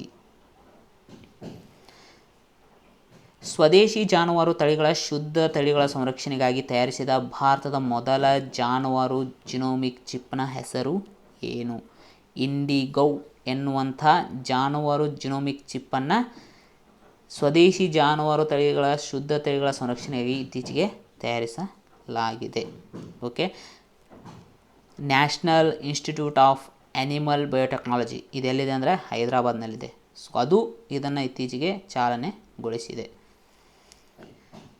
ಭಾರತದ ಮೊದಲ ಡ್ರೋನ್ ಫೋರೆನ್ಸಿಕ್ ಲ್ಯಾಬ್ ಮತ್ತು ಸಂಶೋಧನಾ ಕೇಂದ್ರವನ್ನು ಯಾವ ರಾಜ್ಯದಲ್ಲಿ ಉದ್ಘಾಟನೆ ಮಾಡಲಾಗಿದೆ? Drone forensic lab and research ಸೆಂಟರನ್ನು ಸೊ ಭಾರತದಲ್ಲೇ ಮೊದಲ ಬಾರಿಗೆ ಎಲ್ಲಿ ಉದ್ಘಾಟನೆ ಮಾಡಲಾಗಿದೆ ಅಂದರೆ ಅದು ಕೇರಳದಲ್ಲಿ. ಕೇರಳದ ಮುಖ್ಯಮಂತ್ರಿಗಳಾದಂತಹ ಪಿನರಾಯಿ ವಿಜಯನ್ ಅವರು ಉದ್ಘಾಟನೆ ಮಾಡಿದ್ದಾರೆ. ಹಾಗಾದರೆ ಕೇರಳಕ್ಕೆ ಸಂಬಂಧಪಟ್ಟಂಥ ರೀಸೆಂಟ್ ಕರೆಂಟ್ ಅಫೇರ್ಸನ್ನು ನೋಡೋದಾದರೆ ಓಕೆ, ಸೊ ಹಾವು ಕಡಿತಕ್ಕೆ ಚಿಕಿತ್ಸೆಯನ್ನು ನೀಡೋಕ್ಕೆ ಸ್ನೇಕ್ ಪೀಡಿಯಾ ಮೊಬೈಲ್ ಅಪ್ಲಿಕೇಶನನ್ನು ಕೇರಳ ಸರ್ಕಾರ ಜಾರಿಗೊಳಿಸಿದೆ. ಇನ್ನು ಕಾಜಿಕೋಡದಲ್ಲಿ ಭಾರತದ ಮೊದಲ ಜೆಂಡರ್ ಪಾರ್ಕನ್ನು ಸ್ಥಾಪನೆ ಮಾಡಲಾಗಿದೆ. ಇನ್ನು ಭಾರತದ ಮೊದಲ ಕಾರ್ಮಿಕ ಚಳುವಳಿ ಮ್ಯೂಸಿಯಮನ್ನು ಕೇರಳದ ಅಲಪ್ಪುಜಾದಲ್ಲಿ ಸ್ಥಾಪನೆ ಮಾಡಲಾಗುವುದು. ಇನ್ನು ಮೀನುಗಾರಿಕೆ ಸಮುದಾಯದ ಉತ್ತಮ ಜೀವನೋಪಾಯಕ್ಕಾಗಿ ಪರಿವರ್ತನಾ ಯೋಜನೆಯನ್ನು ಕೇರಳ ಸರ್ಕಾರ ಜಾರಿಗೊಳಿಸಿದೆ. ಭಾರತದ ಮೊದಲ ಅಂತಾರಾಷ್ಟ್ರೀಯ ಮಹಿಳಾ ವ್ಯಾಪಾರ ಕೇಂದ್ರವನ್ನು ಕೇರಳದಲ್ಲಿ ತೆರೆಯಲಾಗಿದೆ. ಸೊ ಕೇರಳ ಇತ್ತೀಚೆಗೆ ಮೊಟ್ಟ ಮೊದಲ ಸಾಗರ ಆಂಬ್ಯುಲೆನ್ಸನ್ನು ಕಾರ್ಯಾಚರಣೆಗೆ ಇಳಿಸಿದೆ. ಅದರ ಹೆಸರು ಏನಪ್ಪ ಅಂದರೆ ಪ್ರತೀಕ್ಷಾ. ಮೂಲಸೌಕರ್ಯ ವಲಯದ ಸಮಗ್ರ ಅಭಿವೃದ್ಧಿ ಮತ್ತು ಉದ್ಯೋಗವನ್ನು ಉತ್ತೇಜಿಸಲು ಕೇಂದ್ರವು ಪ್ರಧಾನಮಂತ್ರಿ ಗತಿಶಕ್ತಿ ಯೋಜನೆಯನ್ನು ಆರಂಭಿಸಿದೆ. ಸೊ ಈ ಯೋಜನೆಯಲ್ಲಿ ಹೂಡಿಕೆ ಮಾಡಲಿರುವ ಅಂದಾಜು ಮೊತ್ತ ಎಷ್ಟು? ಸೊ ಇದಕ್ಕೆ ಉತ್ತರ 100 ಲಕ್ಷ ಕೋಟಿ ರೂಪಾಯಿಗಳು. ಸೊ ಪ್ರಧಾನಮಂತ್ರಿ ಗತಿಶಕ್ತಿ ಯೋಜನೆ ಯಾವುದಕ್ಕೆ ಸಂಬಂಧಪಟ್ಟಿದೆ ಅಂದರೆ ಮೂಲಸೌಕರ್ಯ ವಲಯದ ಸಮಗ್ರ ಅಭಿವೃದ್ಧಿ ಮತ್ತು ಉದ್ಯೋಗವನ್ನು ಉತ್ತೇಜಿಸುವುದಕ್ಕಾಗಿ ಸಂಬಂಧಪಟ್ಟಿದೆ. ಮೊಹ್ಲಾ ಮಾನ್ಪುರ್, ಸಾರಂಗರ್ ಬಿಲೈಗಾರ್, ಶಕ್ತಿ, ಮನೇಂದ್ರಗರ್ ಇವು ಯಾವ ರಾಜ್ಯದಲ್ಲಿ ಹೊಸದಾಗಿ ರಚನೆಯಾದ 4 ಜಿಲ್ಲೆಗಳಾಗಿವೆ ಅಂದರೆ ಛತ್ತೀಸ್ಗಢ ರಾಜ್ಯದಲ್ಲಿ. ಓಕೆ, ಹಾಗಾದರೆ ಛತ್ತೀಸ್ಗಢಗೆ ಸಂಬಂಧಪಟ್ಟಂತೆ ಸೊ ರೀಸೆಂಟಾಗಿ ಛತ್ತೀಸ್ಗಢ ಪ್ರತಿ ಜಿಲ್ಲಾ ಕೇಂದ್ರಗಳಲ್ಲಿ ಮತ್ತು ಮುನ್ಸಿಪಲ್ ಕೇಂದ್ರಗಳಲ್ಲಿ ಮಹಿಳೆಯರಿಗಾಗಿ ಮಿನಿ ಮಾತಾ ಉದ್ಯಾನವನಗಳನ್ನು ಸ್ಥಾಪನೆ ಮಾಡುವುದಾಗಿ ಘೋಷಣೆಯನ್ನು ಮಾಡಿದೆ. ರಾಜೀವ್ ಗಾಂಧಿ ಗ್ರಾಮೀಣ ಭೂಮಿಹೀನ ಕೃಷಿ ಮಜ್ದೂರ್ ನ್ಯಾಯ ಯೋಜನೆ ಯಾರಿಗೆ ಸಂಬಂಧಪಟ್ಟಿದೆ ಅಂದರೆ ಅದು ಕೂಡ ಇದು ಛತ್ತೀಸ್ಗಢಗೆ ಸಂಬಂಧಪಟ್ಟಿದೆ. ಪಡಾಯಿ ತುಹಾರ್ ಪಾರಾ ಯೋಜನೆ ಸೊ ಇದು ಕೂಡ ಛತ್ತೀಸ್ಗಢ ರಾಜ್ಯಕ್ಕೆ ಸಂಬಂಧಪಟ್ಟಿದೆ. ಅದಲ್ಲದೆ ಗ್ರಾಮೀಣ ಆರ್ಥಿಕತೆಯನ್ನು ಹೆಚ್ಚಿಸಲು ಗೋಧನ್ ನ್ಯಾಯ ಯೋಜನೆಯನ್ನು ಇತ್ತೀಚೆಗೆ ಇದು ಆರಂಭ ಮಾಡಿದೆ. ಭಾರತೀಯ ನೌಕಾಪಡೆ ಇತ್ತೀಚೆಗೆ ಯಾವ ದೇಶದಲ್ಲಿ ಆಯೋಜನೆ ಮಾಡಲಾದಂತಹ ಬಹುರಾಷ್ಟ್ರೀಯ ಸಿ ಕ್ಯಾಟ್ ಎಂಬ ಯುದ್ಧ ವ್ಯಾಯಾಮದಲ್ಲಿ ಭಾಗವಹಿಸಿತ್ತು? ಸೊ ಇತ್ತೀಚೆಗೆ ಸಿ ಕ್ಯಾಟ್ ಎಂಬ ಬಹುರಾಷ್ಟ್ರೀಯ ಯುದ್ಧ ವ್ಯಾಯಾಮವನ್ನು ಆಯೋಜನೆ ಮಾಡಿದ ದೇಶ ಯಾವುದಂದರೆ ಅಮೇರಿಕಾ. ಓಕೆ, ಎಲ್ಲಿ ಆಯೋಜನೆ ಮಾಡಲಾಗಿತ್ತು ಅಂದರೆ ಸಿಂಗಾಪುರದ ಬಳಿ. ಓಕೆ, ಹಾಗಾದರೆ ಈ ಸಿ ಕ್ಯಾಟ್ನ ಫುಲ್ ಫಾರ್ಮ್ ಏನು? South East Asia cooperation and training. Okay, ಒಟ್ಟಾರೆಯಾಗಿ 20 ದೇಶಗಳು ಈ ಯುದ್ಧ ವ್ಯಾಯಾಮದಲ್ಲಿ ಭಾಗವಹಿಸಿದ್ವು. ಯಾವ ರಾಜ್ಯದ ಪೊಲೀಸ್ ಇಲಾಖೆ ಈ FIR ಅನ್ನು ಆರಂಭ ಮಾಡಿದೆ? ಸೊ ಈ FIR ಅನ್ನು ಇತ್ತೀಚೆಗೆ ಮಧ್ಯಪ್ರದೇಶದ ಪೊಲೀಸ್ ಇಲಾಖೆ ಆರಂಭ ಮಾಡಿದೆ. ಹಾಗಾದರೆ ಮಧ್ಯಪ್ರದೇಶಕ್ಕೆ ಸಂಬಂಧಪಟ್ಟಂಥ ಕರೆಂಟ್ ಅಫೇರ್ಸನ್ನು ನೋಡೋದಾದರೆ ದೇವಾರಣ್ಯ ಯೋಜನೆ ಇದು ಮಧ್ಯಪ್ರದೇಶಕ್ಕೆ ಸಂಬಂಧಪಟ್ಟಿದೆ. ಮಧ್ಯಪ್ರದೇಶದ ಗ್ವಾಲಿಯರ್ ಮತ್ತು ಓರ್ಚಾ ನಗರಗಳನ್ನು ಯುನೆಸ್ಕೋ ತನ್ನ ಹಿಸ್ಟಾರಿಕ್ ಅರ್ಬನ್ ಲ್ಯಾಂಡ್ಸ್ಕೇಪ್ ಪ್ರಾಜೆಕ್ಟ್ನ ಅಡಿಯಲ್ಲಿ ಸೇರ್ಪಡೆ ಮಾಡಿದೆ. ಇನ್ನು ಮುಖ್ಯಮಂತ್ರಿ ಕೋವಿಡ್ ಉಪಚಾರ ಯೋಜನೆ ಇದು ಕೂಡ ಮಧ್ಯಪ್ರದೇಶದ ಒಂದು ಯೋಜನೆ. ಇನ್ನು ಅಂಕುರ್ ಯೋಜನೆ ಸೊ ಇದು ಜನರಿಗೆ ಮರಗಳನ್ನು ನೆಡುವಂತೆ ಪ್ರೋತ್ಸಾಹ ನೀಡುವಂಥ ಒಂದು ಯೋಜನೆಯಾಗಿದೆ. ನೇರ ನಗದು ವರ್ಗಾವಣೆ ಮೂಲಕ ವಿದ್ಯುತ್ ಸಬ್ಸಿಡಿ ನೀಡಿದ ಮೊದಲ ರಾಜ್ಯ ಅದಂದರೆ ಅದು ಮಧ್ಯಪ್ರದೇಶ. ಇನ್ನು ಮಧ್ಯಪ್ರದೇಶದಲ್ಲಿ ಮಂಡು ಉತ್ಸವ ಅಥವಾ ಮಂಡು ಫೆಸ್ಟಿವಲನ್ನು ಮಧ್ಯಪ್ರದೇಶದಲ್ಲಿ ನಡೆಸ್ತಾರೆ. ಇನ್ನು ಯುವಕರನ್ನು ಸ್ವಾವಲಂಬಿಗಳನ್ನಾಗಿ ಮಾಡೋಕ್ಕೆ ಲಾಂಚ್ ಪ್ಯಾಡ್ ಯೋಜನೆಯನ್ನು ಜಾರಿಗೊಳಿಸಿದಂಥ ರಾಜ್ಯ ಯಾವುದಂದರೆ ಮಧ್ಯಪ್ರದೇಶ. ಪನ್ನಾ ಹುಲಿ ಸಂರಕ್ಷಿತ ಪ್ರದೇಶ. ಓಕೆ, ಸೊ ಇದನ್ನು ಯುನೆಸ್ಕೋ ತನ್ನ ಬಯೋಸ್ಪಿಯರ್ ರಿಸರ್ವ್ ಸೊ ಇದರ ಅಡಿಯಲ್ಲಿ ಸೇರ್ಪಡೆ ಮಾಡಿದೆ. ಓಕೆ, ಇನ್ನು ಹಸುಗಳ ಸಂರಕ್ಷಣೆಗಾಗಿ ಕೌ ಕ್ಯಾಬಿನೆಟನ್ನು ಸ್ಥಾಪನೆ ಮಾಡಿದ ಭಾರತದ ಮೊದಲ ರಾಜ್ಯ ಯಾವುದಂದರೆ ಅದು ಮಧ್ಯಪ್ರದೇಶ. ಹರ್ಷಿತ್ ರಾಜಾ ಭಾರತದ 69ನೇ ಹೊಸ ಚೆಸ್ ಗ್ರ್ಯಾಂಡ್ ಮಾಸ್ಟರ್ ಆಗಿ ಹೊರಹೊಮ್ಮಿದ್ದಾರೆ. ಅವರು ಯಾವ ನಗರದವರು? ಸೊ ಇವರು ಪುಣೆ ನಗರದವರು. ಇತ್ತೀಚೆಗೆ ರಾಷ್ಟ್ರೀಯ ಬಸವ ಪುರಸ್ಕಾರಕ್ಕೆ ಯಾರು ಆಯ್ಕೆ ಆಗಿದ್ದಾರೆ? ಸೊ ಇತ್ತೀಚೆಗೆ ರಾಷ್ಟ್ರೀಯ ಬಸವ ಪುರಸ್ಕಾರಕ್ಕೆ ಆಯ್ಕೆಯಾದವರು ಯಾರು ಅಂದರೆ ಬಸವಲಿಂಗ ಪಟ್ಟದೇವರು. ಇವರು ಬಸವ ಕಲ್ಯಾಣ ಅನುಭವ ಮಂಟಪದ ಟ್ರಸ್ಟ್ನ ಅಧ್ಯಕ್ಷರಾಗಿದ್ದಾರೆ. ಹಾಗಾದರೆ ರಾಷ್ಟ್ರೀಯ ಬಸವ ಪುರಸ್ಕಾರದ ಬಗ್ಗೆ ನೋಡೋದಾದರೆ ಕರ್ನಾಟಕ ಸರ್ಕಾರದಿಂದ 2000ನೇ ಇಸ್ವಿಯಲ್ಲಿ ಇದನ್ನು ಸ್ಥಾಪನೆ ಮಾಡಲಾಯಿತು. ಈ ಪ್ರಶಸ್ತಿಯನ್ನು ಮೊದಲ ಬಾರಿಗೆ ಪಡೆದವರು ಯಾರಂದರೆ ಸರಸ್ವತಿ ಗೋರಾರವರು. ಸೊ ಇತ್ತೀಚೆಗೆ ಈ ಪ್ರಶಸ್ತಿಯನ್ನು ಯಾರು ಪಡೆದಿದ್ರು ಅಂದರೆ ಸೊ ಬಸವಲಿಂಗ ಪಟ್ಟದೇವರು. ಇವ್ರಿಗಿಂತ ಮುಂಚೆ ಈ ಪ್ರಶಸ್ತಿಯನ್ನು ಚಂದ್ರಶೇಖರ್ ಪಾಟೀಲ್ ಅವರು ಪಡ್ಕೊಂಡಿದ್ದರು. ಸೊ ಇದರ ಅಡಿಯಲ್ಲಿ ನೀಡಲಾಗುವ ಬಹುಮಾನದ ಮೊತ್ತ ಎಷ್ಟಂದರೆ 10 ಲಕ್ಷ ರೂಪಾಯಿಗಳು. ಕೆಳಗಿನವುಗಳಲ್ಲಿ ಯಾವುದು ಆರ್ಥಿಕ ಒಳಗೊಳ್ಳುವಿಕೆ ಸೂಚ್ಯಂಕವನ್ನು ಇತ್ತೀಚೆಗೆ ಪರಿಚಯಿಸಿದೆ ಅಂದರೆ ಫೈನಾನ್ಷಿಯಲ್ ಇನ್ಕ್ಲೂಷನ್ ಇಂಡೆಕ್ಸನ್ನು ಇದೇ ಮೊದಲ ಬಾರಿಗೆ ಅಂದರೆ ಹೊಸದಾಗಿ ಈ ಸೂಚ್ಯಂಕವನ್ನು ಪರಿಚಯಿಸಿದಂತಹ ಸಂಸ್ಥೆ ಯಾವುದಂದರೆ ಅದು reserve bank of India. Okay, ಹಾಗಾದರೆ ಸೊ ಈ ಫೈನಾನ್ಷಿಯಲ್ ಇನ್ಕ್ಲೂಷನ್ ಇಂಡೆಕ್ಸ್ನ ಪ್ರಮುಖ ಅಂಶಗಳ ಬಗ್ಗೆ ನಾವು ತಿಳ್ಕೊಳ್ಳೋದಾದರೆ ಸೊ ಇಲ್ಲಿ ಸ್ಕೋರನ್ನು ಯಾವ ರೀತಿ ನೀಡಲಾಗುತ್ತೆ ಅಂದರೆ ಸೊ 0ದಿಂದ 100ರ ನಡುವೆ ನೀಡಲಾಗುತ್ತೆ.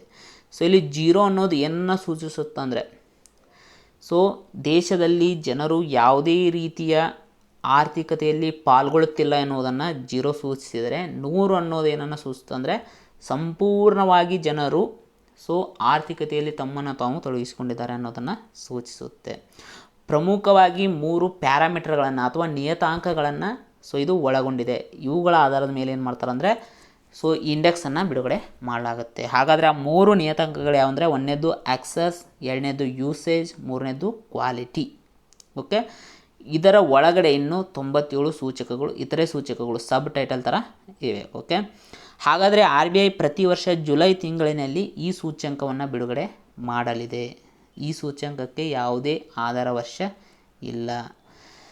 ಸೊ ಹಾಗಾದರೆ ಇತ್ತೀಚೆಗೆ ಬಿಡುಗಡೆ ಮಾಡಿದ ಮೊದಲ ಬಾರಿಗೆ ಮಾರ್ಚ್ನ ಅಂತ್ಯಕ್ಕೆ ಈ ಸೂಚಿಯನ್ನು ಬಿಡುಗಡೆ ಮಾಡಿದೆ. ಅದರ ಪ್ರಕಾರ ಮಾರ್ಚ್ನ ಅಂತ್ಯಕ್ಕೆ ಫೈನಾನ್ಷಿಯಲ್ ಇನ್ಕ್ಲೂಷನ್ ಇಂಡೆಕ್ಸ್ನ ಅಂಕ ಎಷ್ಟಂದರೆ 53.9. ಅಂದರೆ ನಮ್ಮ ದೇಶದಲ್ಲಿ 53.9% ಜನ ಮಾತ್ರ ಆರ್ಥಿಕತೆಯಲ್ಲಿ ತಮ್ಮನ್ನು ತಾವು ತೊಡಗಿಸಿಕೊಂಡಿದ್ದಾರೆ ಅಂತ ಅರ್ಥ. Okay, reserve bank of India. So ಇದರ ಬಗ್ಗೆ ಹೇಳೋದಾದರೆ, ಸೊ ಇದು ಹಿಲ್ಟನ್ ಯಂಗ್ ಸಮಿತಿಯ ಶಿಫಾರಸಿನ ಮೇರೆಗೆ 1935 ಏಪ್ರಿಲ್ 1ರಂದು ಸ್ಥಾಪನೆ ಆಯಿತು. ಇದನ್ನು ಜನವರಿ 1, 1949ರಲ್ಲಿ ರಾಷ್ಟ್ರೀಕರಣಗೊಳಿಸಲಾಯಿತು. ಇದರ ಕೇಂದ್ರ ಕಚೇರಿ ಮುಂಚೆ ಕೋಲ್ಕತ್ತಾದಲ್ಲಿತ್ತು. 1937ರಿಂದ ಸೊ ಇದರ ಕೇಂದ್ರ ಕಚೇರಿ ಮುಂಬೈನಲ್ಲಿ ಇದೆ. ಇದರ ಮೊದಲ ಗವರ್ನರ್ ಯಾರಪ್ಪ ಅಂದರೆ ಓಸ್ಬಾರ್ನೆ ಸ್ಮಿತ್. ಮೊದಲ ಭಾರತೀಯ ಗವರ್ನರ್ CD ದೇಶ್ಮುಖ್. ಗಣರಾಜ್ಯ ಭಾರತದ ಮೊದಲ ಗವರ್ನರ್ ಬೆನಗಲ್ ರಾಮರಾವ್. ಸೊ ಪ್ರಸ್ತುತ RBIನ 25ನೇ ಗವರ್ನರ್ ಶಕ್ತಿಕಾಂತ್ ದಾಸ್. ಪ್ರೂಫ್, ಇದರ full form photographic record of on site facility ಎನ್ನುವ ಮೊಬೈಲ್ ಅಪ್ಲಿಕೇಶನನ್ನು ಯಾವ ರಾಜ್ಯ ಅಥವಾ ಕೇಂದ್ರಾಡಳಿತ ಪ್ರದೇಶ ಇತ್ತೀಚೆಗೆ ಜಾರಿಗೆ ತಂದಿದೆ. ಸೊ ಈ ಪ್ರೂಫ್ ಎನ್ನುವಂಥ ಮೊಬೈಲ್ ಅಪ್ಲಿಕೇಶನನ್ನು ಜಾರಿಗೆ ತರುವಂಥ ಪ್ರಮುಖ ಉದ್ದೇಶ ಏನಂದರೆ ಆಡಳಿತ ವ್ಯವಸ್ಥೆಯಲ್ಲಿ ಹೆಚ್ಚು ಪಾರದರ್ಶಕತೆ ಮತ್ತು ಹೊಣೆಗಾರಿಕೆಯನ್ನು ತರುವುದಕ್ಕಾಗಿ. ಸೊ ಇದನ್ನು ಇತ್ತೀಚೆಗೆ ಜಮ್ಮು ಕಾಶ್ಮೀರದ ಲೆಫ್ಟಿನೆಂಟ್ ಗವರ್ನರ್ ಆದಂತಹ ಮನೋಜ್ ಸಿನ್ಹಾರವರು ಚಾಲನೆಗೊಳಿಸಿದ್ದಾರೆ. ಇದಕ್ಕೆ ಉತ್ತರ ಜಮ್ಮು ಕಾಶ್ಮೀರ್. ಯಾವ ದೇಶದ ಅಧ್ಯಕ್ಷೀಯ ಚುನಾವಣೆಯಲ್ಲಿ ಹಿಕೈಂಡೆ ಹಿಚಿಲೆಮಾ ಇವರು ಗೆಲುವನ್ನು ಸಾಧಿಸಿದ್ದಾರೆ? ಹಿಕೈಂಡೆ ಹಿಚಿಲೆಮಾ ಇತ್ತೀಚೆಗೆ ಜಾಂಬಿಯಾ ದೇಶದ ಅಧ್ಯಕ್ಷರಾಗಿ ನೇಮಕಗೊಂಡಿದ್ದಾರೆ. ಸೊ ಜಾಂಬಿಯಾ ದೇಶದ ರಾಜಧಾನಿ ಲುಸಾಕಾ, ಅದರ currency kwacha. Okay, Lusaka and kwacha. ಹಾಗಾದರೆ ಇತ್ತೀಚೆಗೆ ವಿವಿಧ ದೇಶಗಳ ಅಧ್ಯಕ್ಷರು ಹೊಸದಾಗಿ ನೇಮಕಗೊಂಡಂಥ ಅಧ್ಯಕ್ಷರು ಯಾರು ಅಂತ ನೋಡೋದಾದರೆ, ಐಸಾಕ್ ಹೆರ್ಜಾಗ್ ಇವರು ಇಸ್ರೇಲ್ನ ಅಧ್ಯಕ್ಷರಾಗಿ ನೇಮಕಗೊಂಡಿದ್ದಾರೆ. ಉಕ್ನಾ ಕುರೆಲ್ಸುಕ್ ಮಂಗೋಲಿಯಾ. ಸಮಿಯಾ ಸುಲುಹು ಹಸನ್ ಇವರು ತಾಂಜೇನಿಯಾದ ಮೊದಲ ಮಹಿಳಾ ಅಧ್ಯಕ್ಷರಾಗಿ ಆಯ್ಕೆಯಾಗಿದ್ದಾರೆ. ಇಬ್ರಾಹಿಂ ರೈಸಿ ಇರಾನ್ ದೇಶ. Guillermo Lasso Ecuador. Marcelo Rebelo de Sousa Portugal. Alexander Lukashenko Belarus. Irfaan Ali Guyana. Chan Santokhi Suriname. Andrzej Duda Poland. ರಾಜ್ಯದಲ್ಲಿ ಹೆಚ್ಚು ಕಾರ್ಖಾನೆಗಳ ಸ್ಥಾಪನೆಗೆ ಅನುಕೂಲವಾಗುವಂತೆ ಯಾವ ರಾಜ್ಯವು ಕೈಗಾರಿಕಾ ಪ್ರಚಾರ ಮಂಡಳಿಯ ರಚನೆಯನ್ನು ಇತ್ತೀಚೆಗೆ ಅನುಮೋದಿಸಿದೆ ಅಂದರೆ ಅದು ಪಶ್ಚಿಮ ಬಂಗಾಳ. ಹಾಗಾದರೆ ಪಶ್ಚಿಮ ಬಂಗಾಳದ ಬಗ್ಗೆ ಹೇಳೋದಾದರೆ ಕೃಷಕ್ ಬಂಧು ಯೋಜನೆ. ಸೊ ಇದು ಪಶ್ಚಿಮ ಬಂಗಾಳಕ್ಕೆ ಸಂಬಂಧಪಟ್ಟಿದೆ. ಇನ್ನು ಪಶ್ಚಿಮ ಬಂಗಾಳದಲ್ಲಿ ಜಲಮಾರ್ಗಗಳ ಸುಧಾರಣೆಗಾಗಿ ವಿಶ್ವ ಬ್ಯಾಂಕ್ $105 ಮಿಲಿಯನ್ ಸಾಲವನ್ನು ಅನುಮೋದಿಸಿದೆ. ಇನ್ನು ಮಮತಾ ಬ್ಯಾನರ್ಜಿಯವರು ದುವಾರ್ ಸರ್ಕಾರ್ ಎಂಬ ಬೃಹತ್ ಅಭಿಯಾನವನ್ನು ಆರಂಭ ಮಾಡಿದ್ದಾರೆ. ಭಾರತದ ಮೊದಲ ಟೈರ್ ಪಾರ್ಕ್ ಸೊ ಇದು ಪಶ್ಚಿಮ ಬಂಗಾಳದಲ್ಲಿ ಸ್ಥಾಪನೆಯಾಗಲಿದೆ. ಇನ್ನು ರಸ್ತೆಗಳ ದುರಸ್ತಿಗಾಗಿ ಪಥಶ್ರೀ ಅಭಿಯಾನ್ ಯೋಜನೆಯನ್ನು ಪಶ್ಚಿಮ ಬಂಗಾಳ ರಾಜ್ಯ ಸರ್ಕಾರ ಆರಂಭ ಮಾಡಿತ್ತು. ಅದಲ್ಲದೆ ನಿರುದ್ಯೋಗಿ ಯುವಕರಿಗೆ ಸಬ್ಸಿಡಿ ದರದಲ್ಲಿ ಸಾಲವನ್ನು ನೀಡೋಕೆ ಕರ್ಮಸತಿ ಯೋಜನೆಯನ್ನು ಆರಂಭ ಮಾಡಿದೆ. ಕೆಳಗಿನವುಗಳಲ್ಲಿ ಯಾವುದು ಹೊಸ cyber security multi donor trust fund ಅಂದರೆ new cyber security multi donor trust ಫಂಡನ್ನು ಆರಂಭ ಮಾಡಿದೆ? ಮೋಸ್ಟ್ ಇಂಪಾರ್ಟೆಂಟ್ ಇದು. ಸೊ ಇದನ್ನು ಇತ್ತೀಚೆಗೆ ವಿಶ್ವ ಬ್ಯಾಂಕ್ ಆರಂಭ ಮಾಡಿದೆ. ಓಕೆ, ಇದರ ಪ್ರಮುಖ ಉದ್ದೇಶ ಏನಂದರೆ ಸೈಬರ್ ಸೆಕ್ಯುರಿಟಿ ಅಂದರೆ ಸೈಬರ್ ಭದ್ರತೆ ಅಂತ ಏನು ಕರಿತೀವಿ, ಅದಕ್ಕೆ ಸಂಬಂಧಪಟ್ಟಂಥ ಅಭಿವೃದ್ಧಿ ಕಾರ್ಯಕ್ರಮಗಳನ್ನು ಹಮ್ಮಿಕೊಳ್ಳೋಕೆ ಈ ಫಂಡ್ ಅಥವಾ ಈ ನಿಧಿಯನ್ನು ಆರಂಭ ಮಾಡಲಾಗಿದೆ. ಆದರೆ ಇದರ ಇನ್ನೊಂದು ಪ್ರಮುಖ ಉದ್ದೇಶ ಏನಂದರೆ ಕಡಿಮೆ ಮತ್ತು ಮಧ್ಯಮ ಆದಾಯವನ್ನು ಹೊಂದಿರುವಂತಹ ದೇಶಗಳಲ್ಲಿ ಸೈಬರ್ ಭದ್ರತೆ ಪರಿಹಾರಗಳ ಕುರಿತು ಕೆಲವು ಕ್ರಮಗಳನ್ನು ಕೈಗೊಳ್ಳಲಾಗುವುದು. ಸೊ ಈಗಾಗಲೇ ವಿಶ್ವ ಬ್ಯಾಂಕ್ ಯಾವ ಪ್ರಚಲಿತ ಘಟನೆಗಳಿಗೆ ಸಂಬಂಧಪಟ್ಟಿದೆ ಅಂತ ಈಗಾಗಲೇ ನೋಡಿದ್ದೀವಿ. 2021ರ ನೃಪತುಂಗ ಸಾಹಿತ್ಯ ಪ್ರಶಸ್ತಿಗೆ ಯಾರು ಆಯ್ಕೆಯಾಗಿದ್ದಾರೆ? ಸೊ ಜಿ ವೆಂಕಟೇಶ್ ಅವರು ಇತ್ತೀಚೆಗೆ ಈ ಪ್ರಶಸ್ತಿಗೆ ಆಯ್ಕೆಯಾಗಿದ್ದಾರೆ. ಜಿ ವೆಂಕಟೇಶ್ ಅವರು ಹಲವಾರು ವಿಭಾಗಗಳಲ್ಲಿ 60ಕ್ಕೂ ಹೆಚ್ಚು ಕೃತಿಗಳನ್ನು ರಚನೆ ಮಾಡಿದ್ದಾರೆ. ಅದಲ್ಲದೆ ಸಂಸ್ಕೃತ ವಿಶ್ವವಿದ್ಯಾಲಯ, ಕನ್ನಡ ವಿಶ್ವವಿದ್ಯಾಲಯದ ಕುಲಸಚಿವರಾಗಿ ಕೂಡ ಇವರು ಸೇವೆಯನ್ನು ಸಲ್ಲಿಸಿದ್ದಾರೆ. ಹಾಗಾದರೆ ನೃಪತುಂಗ ಸಾಹಿತ್ಯ ಪ್ರಶಸ್ತಿ ಬಗ್ಗೆ ನೋಡೋದಾದರೆ BMTC ಬೆಂಗಳೂರಿನ BMTC ಮತ್ತು ಕನ್ನಡ ಸಾಹಿತ್ಯ ಪರಿಷತ್ತು ಎರಡು ಸೇರಿಕೊಂಡು ಸೊ 1.5 ಕೋಟಿ ರೂಪಾಯಿ ಒಂದು ದತ್ತಿ ನಿಧಿಯನ್ನು ಸ್ಥಾಪನೆ ಮಾಡಿ ಅದರಿಂದ ಬರುವಂಥ 7 ಲಕ್ಷ ರೂಪಾಯಿ ವಾರ್ಷಿಕವಾಗಿ ಏನು ಬಡ್ಡಿ ಬರುತ್ತೆ, ಸೊ ಆ ಹಣವನ್ನೇ ನೃಪತುಂಗ ಸಾಹಿತ್ಯ ಪ್ರಶಸ್ತಿಯನ್ನಾಗಿ ಇವೆರಡೂ ಸೇರಿಕೊಂಡು ನೀಡ್ತವೆ. ಸೊ ಇದರಲ್ಲಿ ಪ್ರಮುಖವಾದ ಸಂಸ್ಥೆ ಯಾವುದಂದರೆ BMTC. ಸೊ ಕನ್ನಡ ಸಾಹಿತ್ಯ ಪರಿಷತ್ತು ಇದಕ್ಕೆ ಸಹಕಾರವನ್ನು ನೀಡುತ್ತೆ. ಓಕೆ, ಈ ನೃಪತುಂಗ ಸಾಹಿತ್ಯ ಪ್ರಶಸ್ತಿಯನ್ನು ಕನ್ನಡ ಸಾಹಿತ್ಯದ ಜ್ಞಾನಪೀಠ ಅಂತ ನಾವು ಕರಿತೀವಿ. 2008ರಿಂದ ಈ ಪ್ರಶಸ್ತಿಯನ್ನು ನೀಡಲಾಗುತ್ತಿದೆ. ಸೊ ಈಗಾಗಲೇ ಹೇಳ್ದಂಗೆ 2021ನೇ ಸಾಲಿನ ವಿಜೇತರು ಜಿ ವೆಂಕಟೇಶ್. ಇತ್ತೀಚೆಗೆ ಫ್ರೂಟ್ಸ್ ಪೋರ್ಟಲನ್ನು ಜಾರಿಗೊಳಿಸಿದ ಬ್ಯಾಂಕ್ ಯಾವುದು? ನಿಮಗೆ ಈಗಾಗಲೇ ಗೊತ್ತಿದೆ, ಫ್ರೂಟ್ಸ್ ಪೋರ್ಟಲನ್ನು ಕರ್ನಾಟಕ ರಾಜ್ಯ ಸರ್ಕಾರ ಚಾಲನೆಗೊಳಿಸಿತ್ತು. ಈಗ ಇದಕ್ಕೆ ಸಹಯೋಗ ನೀಡೋಕೆ ಏನು ಮಾಡಿದೆ ಅಂದರೆ ಕರ್ನಾಟಕ ವಿಕಾಸ ಗ್ರಾಮೀಣ ಬ್ಯಾಂಕ್ ಫ್ರೂಟ್ಸ್ ಪೋರ್ಟಲನ್ನು ಜಾರಿಗೊಳಿಸಿದೆ. ಹಾಗಾದರೆ ಫ್ರೂಟ್ಸ್ನ ಫುಲ್ ಫಾರ್ಮ್ ಏನು? Farmer registration and unified beneficiary information system. ಇಲ್ಲಿ ನೀವೇನಾಗಿ ತಿಳ್ಕೊಬೇಕು, ಫಾರ್ಮರ್ ರಿಜಿಸ್ಟ್ರೇಷನ್ ಅಂದರೆ ರೈತರ ನೋಂದಣಿ. ಇದ್ರ ಮೂಲಕನೇ ಇದರ ಉದ್ದೇಶ ಏನಂತ ನೀವು ತಿಳ್ಕೊಬೇಕು. ಓಕೆ, ಸೊ ಈ ಫ್ರೂಟ್ಸ್ ಪೋರ್ಟಲ್ನ ಅಡಿಯಲ್ಲಿ ರಾಜ್ಯದ ಎಲ್ಲ ರೈತರ ಭೂಮಿ ಮತ್ತು ಅದಕ್ಕೆ ಸಂಬಂಧಿಸಿದ ಇತರ ವಿವರಗಳನ್ನು ಏನು ಮಾಡಲಾಗುತ್ತೆ ಅಂದರೆ ಕಲೆಕ್ಟ್ ಮಾಡಲಾಗುತ್ತೆ. ಸೊ ಈ ರೀತಿ ಏನು ಕಲೆಕ್ಟ್ ಮಾಡಿರ್ತಾರೆ ಅದನ್ನು ಸೊ ವಿವಿಧ ವಿಷಯಗಳಿಗೆ ಏನು ಮಾಡ್ತಾರೆ ಅಂದರೆ ಬಳಸ್ಕೊತಾರೆ. ಫಾರ್ ಎಕ್ಸಾಂಪಲ್, ಯಾವುದೇ ಒಬ್ಬ ರೈತನಿಗೆ ಸಾಲ ನೀಡಬೇಕಾಗಿರುತ್ತೆ, ಹೌದಾ? ಬ್ಯಾಂಕ್ಗಳು ಏನು ಮಾಡ್ತವೆ, ಅವನ ಆಸ್ತಿ ಎಷ್ಟಿದೆ, ಅವನ ಹೊಲ ಎಷ್ಟಿದೆ, ಮನೆ ಎಷ್ಟಿದೆ ಎಲ್ಲ ನೋಡ್ತಾರೆ, ಹೌದಾ? ಸೊ ಈಗಾಗಲೇ ಈ ಫ್ರೂಟ್ಸ್ ಪೋರ್ಟಲ್ನಲ್ಲಿ ರೈತರ ಎಲ್ಲ ಮಾಹಿತಿಯನ್ನು ಕಲೆ ಹಾಕೋದ್ರಿಂದ ಏನಾಗುತ್ತೆ, ಬ್ಯಾಂಕ್ಗಳಿಗೆ ಆ ರೀತಿ ವಿಷಯಗಳನ್ನು ಕಲೆಕ್ಟ್ ಮಾಡೋ ಹೊರೆ ತಪ್ಪುತ್ತೆ. ಡೈರೆಕ್ಟಾಗಿ ಇಲ್ಲಿರುವಂಥ ಇನ್ಫಾರ್ಮೇಷನನ್ನು ಬಳಸ್ಕೊಂಡು ರೈತರಿಗೆ ನೇರವಾಗಿ ಸಾಲವನ್ನು ನೀಡಬಹುದು. ಹಾಗಾದರೆ ಕರ್ನಾಟಕ ವಿಕಾಸ ಗ್ರಾಮೀಣ ಬ್ಯಾಂಕ್ ಬಗ್ಗೆ ಹೇಳಬೇಕಂದ್ರೆ, ಸೊ ಇದರ ಪ್ರಾಯೋಜಿತ ಬ್ಯಾಂಕ್ ಯಾವುದಂತ ಕೇಳಿದರೆ ಕೆನರಾ ಬ್ಯಾಂಕ್. ಓಕೆ, ಸೊ ಇದರ ಕೇಂದ್ರ ಕಚೇರಿ ಎಲ್ಲಿದೆ ಅಂದರೆ ಸೊ ಅದು ನಮ್ಮ ಧಾರವಾಡದಲ್ಲಿ. ಓಕೆ, ಸೊ ಪಿ ಗೋಪಿಕೃಷ್ಣ ಪ್ರಸ್ತುತ ಕರ್ನಾಟಕ ವಿಕಾಸ ಗ್ರಾಮೀಣ ಬ್ಯಾಂಕ್ನ chairman. British company House Fresh ಬಿಡುಗಡೆಗೊಳಿಸಿದ ಜಗತ್ತಿನ 50 ಅತ್ಯಂತ ಮಲಿನ ನಗರಗಳ ಪಟ್ಟಿಯಲ್ಲಿ ಯಾವ ದೇಶದ ನಗರವು ಪ್ರಥಮ ಸ್ಥಾನ ಪಡೆದಿದೆ? ಸೊ ಇದಕ್ಕೆ ಉತ್ತರ ಚೀನಾ ದೇಶದ ನಗರ. ಹಾಗಾದರೆ ಯಾವುದು ಅಂತ ಮುಂದೆ ನೋಡೋಣ. ಮೊದಲನೇದಾಗಿ 50 ಮೋಸ್ಟ್ ಪೊಲ್ಯೂಟೆಡ್ ಸಿಟೀಸ್. ಸೊ ಈ ವರದಿಯನ್ನು ಬಿಡುಗಡೆಗೊಳಿಸಿದ ಸಂಸ್ಥೆ ಯಾವುದಂದರೆ ಬ್ರಿಟಿಷ್ ದೇಶದ ಕಂಪನಿ ಹೌಸ್ ಫ್ರೆಶ್. ಓಕೆ, ಇದರ ಪ್ರಕಾರ ಚೀನಾದಲ್ಲಿರುವಂಥ ಹೋಟಾನ್ ನಗರ ಅತ್ಯಂತ ಮಲಿನ ನಗರವಾಗಿ ಹೊರಹೊಮ್ಮಿದೆ. ಸೊ ಹೀಗಂತ ನಾವು ಖುಷಿ ಆಗೋಂಗಿಲ್ಲ, ಯಾಕಂದರೆ 2ನೇ ಸ್ಥಾನದಲ್ಲಿ ನಮ್ಮ ದೇಶದ ಉತ್ತರ ಪ್ರದೇಶ ರಾಜ್ಯದ ಗಾಜಿಯಾಬಾದ್ 2ನೇ ಸ್ಥಾನವನ್ನು ಪಡ್ಕೊಂಡಿದೆ. ಇನ್ನು ಬಾಂಗ್ಲಾದೇಶ ಅತ್ಯಂತ ಮಲಿನ ದೇಶವಾಗಿ ಹೊರಹೊಮ್ಮಿದೆ, ನಮ್ಮ ಪಕ್ಕ ದೇಶ. ಹಾಗಂತನೂ ಕೂಡ ನಾವು ಖುಷಿಯನ್ನು ಪಡುವಂತಿಲ್ಲ, ಯಾಕಂದರೆ 2ನೇ ಸ್ಥಾನದಲ್ಲಿ ಪಾಕಿಸ್ತಾನ ಇದ್ದರೆ 3ನೇ ಸ್ಥಾನದಲ್ಲಿ ನಾವೇ ಇದ್ದೇವೆ, ಇನ್ನು 4ನೇ ಸ್ಥಾನದಲ್ಲಿ ಮಂಗೋಲಿಯಾ ಇದೆ. ಇನ್ನು ಆಸ್ಟ್ರೇಲಿಯಾದ ಜೆಡ್ಬರಿ ನಗರ ಸೊ ಸ್ವಚ್ಛವಾದ ಗಾಳಿ ಹೊಂದಿರುವ ನಗರಗಳ ಪಟ್ಟಿಯಲ್ಲಿ ಅಗ್ರಸ್ಥಾನವನ್ನು ಪಡ್ಕೊಂಡಿದೆ. ಖಾದ್ಯ ತೈಲ ಮತ್ತು ತಾಳೆ ಎಣ್ಣೆ ರಾಷ್ಟ್ರೀಯ ಮಿಷನ್ಗೆ ಎಷ್ಟು ಹಣವನ್ನು ಮೀಸಲಿರಿಸಲು ಕೇಂದ್ರ ಸಚಿವ ಸಂಪುಟ ಒಪ್ಪಿಗೆಯನ್ನು ನೀಡಿದೆ? National mission on edible oil fund ಎನ್ನುವಂಥ ಕಾರ್ಯಕ್ರಮಕ್ಕೆ ಕೇಂದ್ರ ಸಚಿವ ಸಂಪುಟ ಒಟ್ಟಾರೆಯಾಗಿ ಎಷ್ಟು ಹಣವನ್ನು ಮೀಸಲಿರಿಸಿ ಒಪ್ಪಿಗೆಯನ್ನು ನೀಡಿದೆ ಅಂದರೆ 11,040 ಕೋಟಿ ರೂಪಾಯಿಗಳು. ಇದೊಂದು ಹೊಸ ಕೇಂದ್ರ ಪ್ರಾಯೋಜಿತ ಯೋಜನೆ ಆಗಿದೆ. ಇದರ ಪ್ರಮುಖ ಉದ್ದೇಶ ಏನಂದರೆ ಸೊ ಏನು ನಾವು ಅಡುಗೆ ಎಣ್ಣೆಯನ್ನು ಆಮದು ಮಾಡ್ಕೊತೀವಿ ಅಥವಾ ತಾಳೆ ಎಣ್ಣೆನ ಆಮದು ಮಾಡ್ಕೊತೀವಿ, ಅದನ್ನು ಏನು ಮಾಡೋದು ಅಂದರೆ ತಗ್ಗಿಸಿ ಸಂಪೂರ್ಣವಾಗಿ ಈ ವಿಷಯದಲ್ಲಿ ನಾವು ಸ್ವಾವಲಂಬನೆಯನ್ನು ಸಾಧಿಸುವಂಥ ಉದ್ದೇಶವನ್ನು ಹೊಂದಲಾಗಿದೆ. ಸೊ ಈ ಮಿಷನ್ ಅಡಿಯಲ್ಲಿ ಪ್ರಮುಖವಾಗಿ ಯಾವ ಏರಿಯಾಗಳನ್ನು ನಾವು ಕೇಂದ್ರೀಕರಣ ಮಾಡ್ತೀವಿ ಅಂದರೆ ಸೊ ಭಾರತದ ಈಶಾನ್ಯ ರಾಜ್ಯಗಳ ಪ್ರದೇಶ ಮತ್ತು ಅಂಡಮಾನ್ ನಿಕೋಬಾರ್ ದ್ವೀಪಗಳ ಪ್ರದೇಶವನ್ನು ಪ್ರಮುಖವಾಗಿ ಇದರಲ್ಲಿ ಕೇಂದ್ರೀಕರಣ ಮಾಡಲಾಗುತ್ತೆ. ಸೊ 2025-26ರವರೆಗೂ ಈ ಯೋಜನೆ ಚಾಲ್ತಿಯಲ್ಲಿ ಇರಲಿದೆ.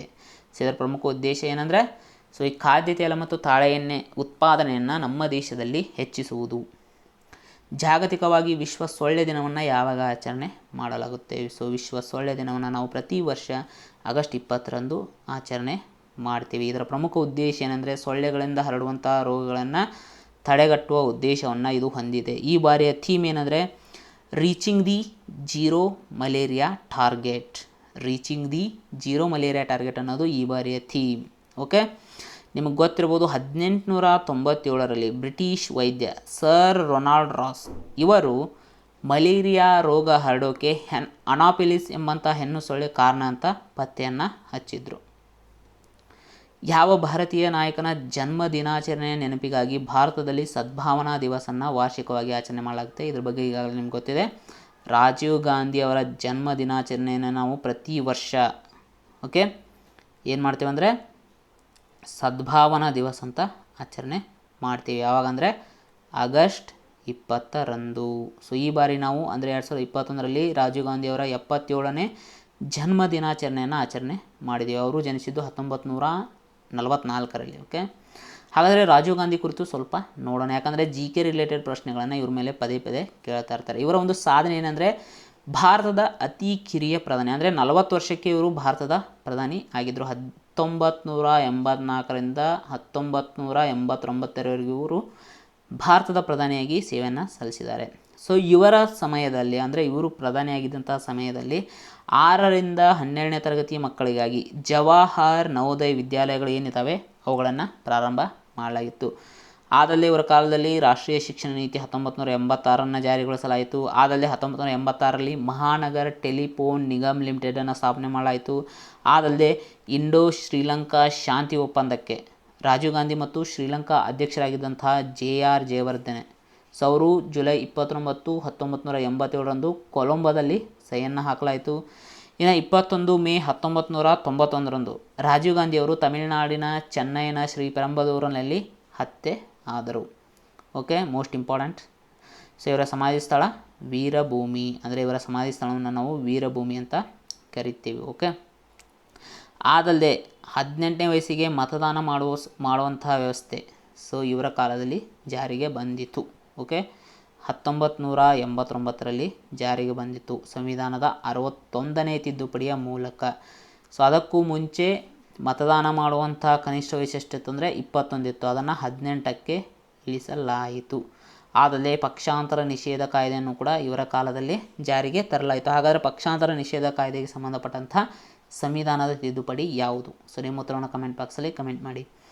RBI ಮೇಲ್ವಿಚಾರಣೆಯಲ್ಲಿರುವ ಸಂಸ್ಥೆಗಳ ಅನುಸರಣೆಯನ್ನು ಬಲಪಡಿಸಲು ಯಾವ ವೇದಿಕೆಯನ್ನು RBI ಆರಂಭಿಸಿದೆ? ಅಂದರೆ RBIನ ಅಂಡರ್ ಕೆಲಸ ಮಾಡುವಂಥ ಸಂಸ್ಥೆಗಳ ಅನುಸರಣೆ ಅಂದರೆ ಅವುಗಳ ಕಾರ್ಯವಿಧಾನವನ್ನು ಬಲಪಡಿಸೋಕೆ RBI ಇತ್ತೀಚೆಗೆ ಏನು ಮಾಡಿದೆ ಅಂದರೆ ಫ್ರಿಸಮ್ ಎನ್ನುವಂಥ ವೇದಿಕೆಯನ್ನು ಸ್ಥಾಪನೆ ಮಾಡಿದೆ. ಅದರ ಫುಲ್ ಫಾರ್ಮ್ ಏನಂದರೆ platform for regulated entities for integrated supervision and monitoring. ಅಂದರೆ ಇದರ ಪ್ರಮುಖ ಉದ್ದೇಶ ಏನಂದರೆ RBI ತನ್ನ ಅಂಡರಲ್ಲಿ ವರ್ಕ್ ಮಾಡುವಂಥ ಸಂಸ್ಥೆಗಳ ಮೇಲ್ವಿಚಾರಣೆ ಮತ್ತು ಅವುಗಳ ಮೇಲೆ ನಿಗಾ ವಹಿಸುವಿಕೆಯನ್ನು ಕಂಟ್ರೋಲ್ ಮಾಡೋಕ್ಕೆ ಅಂದರೆ ನಿಯಂತ್ರಣಗೊಳಪಡಿಸೋಕೆ ಸೊ ಈ ವೇದಿಕೆಯನ್ನು ಸ್ಥಾಪನೆ ಮಾಡಿದೆ. ವಿಶ್ವಸಂಸ್ಥೆಯ ಶಾಂತಿ ಪಾಲಕರ ಸುರಕ್ಷತೆ ಮತ್ತು ಭದ್ರತೆಯನ್ನು ಸುಧಾರಿಸಲು ವಿಶ್ವಸಂಸ್ಥೆಯ ಸಹಯೋಗದೊಂದಿಗೆ ಭಾರತವು ಯಾವ ತಾಂತ್ರಿಕ ವೇದಿಕೆಯನ್ನು ಆರಂಭಿಸಿದೆ? Most important.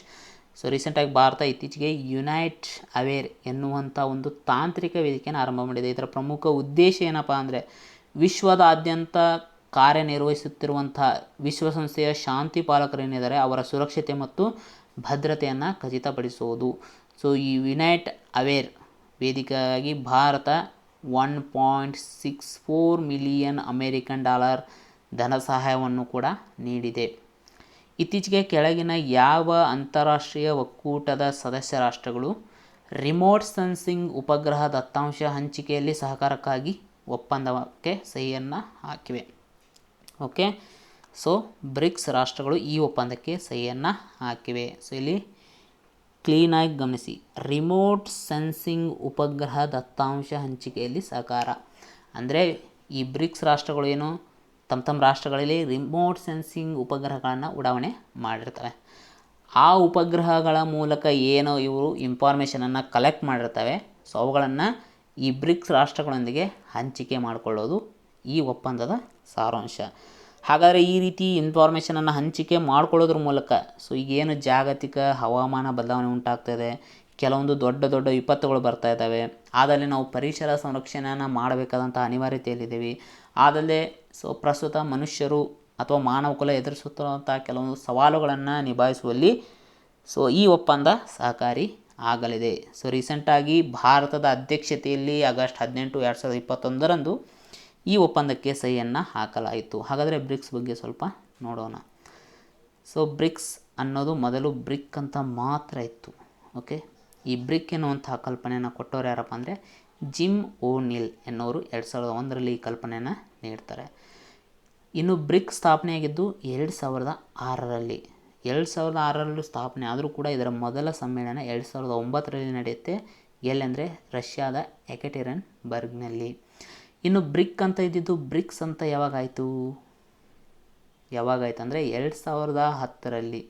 ಈ ಬ್ರಿಕ್ ಒಕ್ಕೂಟಕ್ಕೆ ದಕ್ಷಿಣ ಆಫ್ರಿಕಾ ಸೇರ್ಪಡೆ ಆಗುತ್ತೆ, ಅಂದರೆ ಸೌತ್ ಆಫ್ರಿಕಾ ಸೇರ್ಪಡೆ ಆಗುತ್ತೆ. ಆವಾಗಿಂದ ಇದು ಬ್ರಿಕ್ಸ್ ಆಗಿ ಬದಲಾವಣೆ ಹೊಂದಿತು. ದಕ್ಷಿಣ ಆಫ್ರಿಕಾ 2010ರಲ್ಲಿ ಸದಸ್ಯತ್ವವನ್ನು ಪಡ್ಕೊಂಡ್ರೂ ಕೂಡ ಮೊದಲ ಬಾರಿಗೆ ಸಮ್ಮೇಳನದಲ್ಲಿ ಭಾಗವಹಿಸಿದ್ದು 2011ರಲ್ಲಿ. ಸೊ ಚೀನಾದ ಸಾನ್ಯಾದಲ್ಲಿ ನಡೆದಂತಹ 3ನೇ ಬ್ರಿಕ್ಸ್ ಸಮ್ಮೇಳನದಲ್ಲಿ. ಹಾಗಾದರೆ ರೀಸೆಂಟಾಗಿ 2020ರಲ್ಲಿ ರಷ್ಯಾದಲ್ಲಿ ಬ್ರಿಕ್ಸ್ ಸಮ್ಮೇಳನ ನಡೆದಿತ್ತು. 2021ರಲ್ಲಿ ಸೊ ಬ್ರಿಕ್ಸ್ನ ಅಧ್ಯಕ್ಷತೆಯನ್ನು ನಮ್ಮ ದೇಶ ಭಾರತ ವಹಿಸಿಕೊಂಡಿದೆ. ಹುರುನ್ನ 2021 ಜಾಗತಿಕ 500 ಅತ್ಯಂತ ಮೌಲ್ಯಯುತ ಕಂಪನಿಗಳಲ್ಲಿ, ಅಂದರೆ ಹುರುನ್ಸ್ 2021 ಗ್ಲೋಬಲ್ 500 ಮೋಸ್ಟ್ ವ್ಯಾಲ್ಯೂಯಬಲ್ ಕಂಪನೀಸ್ಗಳ ಲಿಸ್ಟ್ನಲ್ಲಿ ಯಾವ ಕಂಪನಿ ವಿಶ್ವದ ಅತ್ಯಮೂಲ್ಯ ಕಂಪನಿಯಾಗಿ ಹೊರಹೊಮ್ಮಿದೆ? Most important, apple company. ಈ 500 ಅತ್ಯಂತ ಮೌಲ್ಯಯುತ ಕಂಪನಿಗಳಲ್ಲಿ ಭಾರತದ 12 ಕಂಪನಿಗಳು ಸ್ಥಾನವನ್ನು ಪಡ್ಕೊಂಡಿವೆ. ಅದರಲ್ಲಿ ಭಾರತದಿಂದ ರಿಲಯನ್ಸ್ ಇಂಡಸ್ಟ್ರೀಸ್ ಭಾರತದಿಂದ ಪ್ರಥಮ ಸ್ಥಾನವನ್ನು ಪಡ್ಕೊಂಡಿದೆ. ಒಟ್ಟಾರೆಯಾಗಿ 500 ಕಂಪನಿಗಳಲ್ಲಿ ರಿಲಯನ್ಸ್ ಇಂಡಸ್ಟ್ರೀಸ್ 57ನೇ ಸ್ಥಾನವನ್ನು ಪಡ್ಕೊಂಡಿದೆ. ಹಾಗಾದರೆ 2ನೇ ಸ್ಥಾನವನ್ನು ಆ್ಯಪಲ್ ನಂತರ ಮೈಕ್ರೋಸಾಫ್ಟ್ ಪಡ್ಕೊಂಡಿದೆ. 3ನೇ ಸ್ಥಾನವನ್ನು ಅಮೆಜಾನ್ ಪಡ್ಕೊಂಡಿದೆ. ಹಾಗಾದರೆ ಆ್ಯಪಲನ್ನು ಕಂಡುಹಿಡಿದವರು ಯಾರು ಅಂದರೆ ಆ್ಯಪಲ್ ಕಂಪನಿಯನ್ನು ಸ್ಥಾಪನೆ ಮಾಡಿದವರು ಯಾರು? ಸ್ಟೀವ್ ವೊಜ್ನಾಯಕ್ ಇವರೊಂದಿಗೆ ಸೇರಿಕೊಂಡು ಸ್ಥಾಪನೆ ಮಾಡ್ತಾರೆ. ಮುಂದಿನ 3 ವರ್ಷಗಳಲ್ಲಿ ಕೈಮಗ್ಗಗಳ ಉತ್ಪಾದನೆ ಮತ್ತು ರಫ್ತುಗಳನ್ನು ದ್ವಿಗುಣಗೊಳಿಸಲು ಮತ್ತು 4 ಪಟ್ಟು ಹೆಚ್ಚಿಸಲು, ಅಂದರೆ ಕೈಮಗ್ಗಗಳ ಉತ್ಪಾದನೆಯನ್ನು ದ್ವಿಗುಣಗೊಳಿಸಲು, ಅವಕ್ಕೆ ಸಂಬಂಧಪಟ್ಟಂತಹ ರಫ್ತುಗಳನ್ನು 4 ಪಟ್ಟು ಹೆಚ್ಚಿಸಲು ಸರ್ಕಾರ ರಚಿಸಿದ ಸಮಿತಿ ಅಧ್ಯಕ್ಷರಾಗಿ ಯಾರು ನೇಮಕಗೊಂಡಿದ್ದಾರೆ ಅಂದರೆ ಸುನಿಲ್ ಸೇಥಿ ಇವರು. ಇದು ಒಂದು 8 ಜನರ ಸಮಿತಿ ಆಗಿದೆ. ಸುನಿಲ್ ಸೇಥಿ ಇವರು ನವದೆಹಲಿಯಲ್ಲಿರುವಂಥ fashion design council of India ಇದರ ಪ್ರಸ್ತುತ ಚೇರ್ಮನ್ ಕೂಡ ಹೌದು. ಬೆಂಗಳೂರಿನಲ್ಲಿ ಮೆಟ್ರೋ ರೈಲು ಜಾಲವನ್ನು ವಿಸ್ತರಿಸುವ ಸಲುವಾಗಿ ಭಾರತವು ಯಾವ ಬ್ಯಾಂಕ್ನೊಂದಿಗೆ $500 ಮಿಲಿಯನ್ ಅಮೇರಿಕನ್ ಡಾಲರ್ ಸಾಲ ಒಪ್ಪಂದಕ್ಕೆ ಸಹಿಯನ್ನು ಹಾಕಿದೆ? ಇದು ಮೋಸ್ಟ್ ಇಂಪಾರ್ಟೆಂಟ್, ಯಾಕಂದರೆ ಇದು ನಮ್ಮ ಕರ್ನಾಟಕಕ್ಕೆ ಸಂಬಂಧಪಟ್ಟಿದೆ. ಬೆಂಗಳೂರಿನಲ್ಲಿ ಮೆಟ್ರೋ ರೈಲು ಜಾಲವನ್ನು ವಿಸ್ತರಿಸುವ ಸಲುವಾಗಿ ಏಷ್ಯನ್ ಅಭಿವೃದ್ಧಿ ಬ್ಯಾಂಕ್ನೊಂದಿಗೆ ಒಪ್ಪಂದಕ್ಕೆ ಸಹಿಯನ್ನು ಹಾಕಲಾಗಿದೆ. ಇದರ ಅಡಿಯಲ್ಲಿ ಏನಂದರೆ 2 ಹೊಸ ಮೆಟ್ರೋ ಲೇನ್ಗಳನ್ನು ಸ್ಥಾಪನೆ ಮಾಡಲಾಗುವುದು. ಒಟ್ಟು 56 ಕಿಲೋಮೀಟರ್ ಉದ್ದ. ಹಾಗಾದರೆ ಏಷ್ಯನ್ ಡೆವಲಪ್ಮೆಂಟ್ ಬ್ಯಾಂಕ್ ಬಗ್ಗೆ ಸ್ವಲ್ಪ ನೋಡೋಣ. ಓಕೆ, ಏಷ್ಯನ್ ಡೆವಲಪ್ಮೆಂಟ್ ಬ್ಯಾಂಕ್ ಇದು ಸ್ಥಾಪನೆಯಾಗಿದ್ದು ಡಿಸೆಂಬರ್ 19, 1966ರಲ್ಲಿ. ಓಕೆ, ಇದರ ಕೇಂದ್ರ ಕಚೇರಿ ಫಿಲಿಪೈನ್ಸ್ನ ಮನಿಲಾದಲ್ಲಿ ಇದೆ. ಏಷ್ಯನ್ ಡೆವಲಪ್ಮೆಂಟ್ ಬ್ಯಾಂಕ್ ಹೆಸರಿನಲ್ಲಿ ಏಷ್ಯಾ ಅಂತ ಇದೆ, ಹೌದಾ? ಕೇವಲ ಏಷ್ಯಾ ಖಂಡದ ರಾಷ್ಟ್ರಗಳು ಇದರ ಸದಸ್ಯತ್ವವನ್ನು ಪಡ್ಕೊಂಡಿಲ್ಲ. ಏಷ್ಯಾ ಖಂಡವನ್ನು ಹೊರತುಪಡಿಸಿ ಇತರ ಕೆಲವು ಖಂಡಗಳ ರಾಷ್ಟ್ರಗಳು ಕೂಡ ಇದರ ಸದಸ್ಯತ್ವವನ್ನು ಪಡ್ಕೊಂಡಿದೆ. ಇದೊಂದು ಕಾನ್ಸೆಪ್ಟ್ ನಿಮ್ಮ ತಲೆಯಲ್ಲಿ ಇರಲಿ. ಹಾಗಾದರೆ ಏಷ್ಯನ್ ಡೆವಲಪ್ಮೆಂಟ್ ಬ್ಯಾಂಕ್ನಲ್ಲಿ ಅತಿ ಹೆಚ್ಚು ಷೇರುಗಳನ್ನು ಹೊಂದಿರುವಂಥ ರಾಷ್ಟ್ರಗಳು ಮೊದಲಾಗಿ ಜಪಾನ್ ಮತ್ತು ಅಮೇರಿಕಾ ತಲಾ 15.571% ಶೇರನ್ನು ಹೊಂದಿವೆ. ಇದರ ಅರ್ಥ ಏನಂದರೆ ಮೊದಲ 2 ಸ್ಥಾನಗಳನ್ನು ಜಪಾನ್ ಮತ್ತು ಅಮೇರಿಕಾ ಪಡ್ಕೊಂಡಿವೆ. ಇನ್ನು 3ನೇ ಸ್ಥಾನದಲ್ಲಿ ಚೀನಾ, 4ನೇ ಸ್ಥಾನದಲ್ಲಿ ನಮ್ಮ ದೇಶ ಇದೆ. ಪ್ರೆಸೆಂಟ್ ಇದರ ಸದಸ್ಯ ರಾಷ್ಟ್ರಗಳ ಸಂಖ್ಯೆ 68. ಓಕೆ, ಭಾರತದಲ್ಲಿ ಮಕ್ಕಳಿಗೆ ನೀಡಬಹುದಾದ ಮೊದಲ ಕರೋನಾ ಲಸಿಕೆ ಯಾವುದು? ಇದುವರೆಗೂ 18+ ಇದ್ದವರಿಗೆ ಮಾತ್ರ ಕರೋನಾ ಲಸಿಕೆ ನೀಡಲಾಗ್ತಿತ್ತು, ನಿಮಗೆ ಗೊತ್ತಿದೆ. ಈಗ ಮಕ್ಕಳಿಗೂ ಕೂಡ ನೀಡಬಹುದಾದಂತಹ ಕರೋನಾ ಲಸಿಕೆ ಯಾವುದಂದರೆ ಅದು ಝೈಕೋವ್ ಡಿ. ಇದು ಬಹಳಷ್ಟು ವಿಶೇಷತೆಗಳನ್ನು ಹೊಂದಿದೆ. ಎಕ್ಸಾಮ್ ದೃಷ್ಟಿಯಿಂದನೂ ಕೂಡ ಮೋಸ್ಟ್ ಇಂಪಾರ್ಟೆಂಟ್. ಎಲ್ಲ ವಯಸ್ಸಿನ ಮಕ್ಕಳಿಗೆ ಇದನ್ನು ನೀಡೋಕ್ಕಾಗಲ್ಲ, ಕೆಲವೊಂದು ರಿಸ್ಟ್ರಿಕ್ಷನ್ ಇದ್ದಾವೆ, ಅದೇನಂತ ನೋಡೋಣ. ಮೊದಲೇದಾಗಿ ಈ ಝೈಕೋವ್ ಡಿ ಎನ್ನುವಂಥ ಕರೋನಾ ಲಸಿಕೆಯನ್ನು ತಯಾರು ಮಾಡಿದಂಥ ಸಂಸ್ಥೆ ಯಾವುದಂದರೆ ಝೈಡಸ್ ಕ್ಯಾಡಿಲಾ. ಓಕೆ, ಈ ಝೈಡಸ್ ಕ್ಯಾಡಿಲಾ ಎನ್ನುವುದು ಏನಂದರೆ ಒಂದು ಭಾರತೀಯ ಬಹುರಾಷ್ಟ್ರೀಯ ಔಷಧಿ ಕಂಪನಿ. ಇದು ಗುಜರಾತ್ನ ಅಹಮದಾಬಾದ್ನಲ್ಲಿ ಕೇಂದ್ರ ಕಚೇರಿಯನ್ನು ಹೊಂದಿದೆ. ಇದನ್ನು 1952ರಲ್ಲಿ ರಮಣಬಾಯಿ ಪಟೇಲ್ ಎನ್ನುವರು ಸ್ಥಾಪನೆ ಮಾಡ್ತಾರೆ. ಉಳಿದ ಕರೋನಾ ಲಸಿಕೆಗಳನ್ನು 2 ಡೋಸ್ಗಳಲ್ಲಿ ನೀಡಿದರೆ ಇದನ್ನು 3 ಡೋಸ್ಗಳಲ್ಲಿ ನೀಡಲಾಗುವುದು. ಸೊ ಇದನ್ನು ಮಕ್ಕಳಿಗೂ ಕೂಡ ನೀಡ್ಬೋದು ಅಂತ ಈಗಾಗಲೇ ಹೇಳಿದ್ವಿ. ಆದರೆ ಒಂದು ರಿಸ್ಟ್ರಿಕ್ಷನ್ ಇದೆ, ಏನಂದರೆ 12 ವರ್ಷ ಮೇಲ್ಪಟ್ಟ ಮಕ್ಕಳಿಗೆ ಮಾತ್ರ ಇದನ್ನು ನೀಡಬಹುದು. ಇದು ಸೂಜಿ ರಹಿತವಾಗಿದೆ ಅಂತ ಹೇಳಲಾಗ್ತಿದೆ. ಬೇರೆ ಎಲ್ಲವೂ ಕೂಡ ಸೂಜಿ ಸಹಿತವಾಗಿದ್ದರೆ ಇದು ಸೂಜಿ ರಹಿತವಾಗಿದೆ ಅಂತ ಹೇಳಲಾಗ್ತಿದೆ. ಹಾಗಾದರೆ ಇದರ ಇನ್ನೊಂದು ವಿಶೇಷತೆ ಏನಂದರೆ ಕೋವಿಡ್-19 ರೋಗಕ್ಕೆ ಕರೋನಾ ಲಸಿಕೆಯನ್ನು ಏನು ಅಭಿವೃದ್ಧಿಪಡಿಸಿದ್ದಾರೆ ಅದರಲ್ಲಿ DNA ಆಧಾರಿತ ಮೊಟ್ಟ ಮೊದಲ ಕರೋನಾ ಲಸಿಕೆ ಯಾವುದಂದರೆ ಅದೇ ಜೈಕೋವ್ ಡಿ ಲಸಿಕೆ. ಇದೊಂದು ಇದರ ದಾಖಲೆ. ಅದನ್ನು ಕೂಡ ಭಾರತದಲ್ಲಿ ಸ್ಥಳೀಯವಾಗಿ ಅಭಿವೃದ್ಧಿಪಡಿಸಲಾಗಿದೆ. ಹಾಗಾದರೆ ಈ ಜೈಡಸ್ ಕ್ಯಾಡಿಲಾ ಕಂಪನಿ ಜೈವಿಕ ತಂತ್ರಜ್ಞಾನ ಇಲಾಖೆಯ ಸಹಭಾಗಿತ್ವದಲ್ಲಿ ಈ ಲಸಿಕೆಯನ್ನು ಅಭಿವೃದ್ಧಿಪಡಿಸಿದೆ.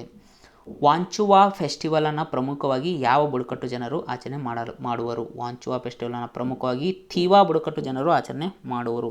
ಈ ಥೀವಾ ಬುಡಕಟ್ಟು ಜನಾಂಗ ಪ್ರಮುಖವಾಗಿ ಅಸ್ಸಾಂನಲ್ಲಿ ಕಂಡುಬರುತ್ತೆ. ಆದರೆ ಈ ಮೇಘಾಲಯ, ಅರುಣಾಚಲ ಪ್ರದೇಶದ ಕೆಲವೊಂದು ಭಾಗಗಳಲ್ಲೂ ಕೂಡ ಇವರು ಕಂಡುಬರ್ತಾರೆ.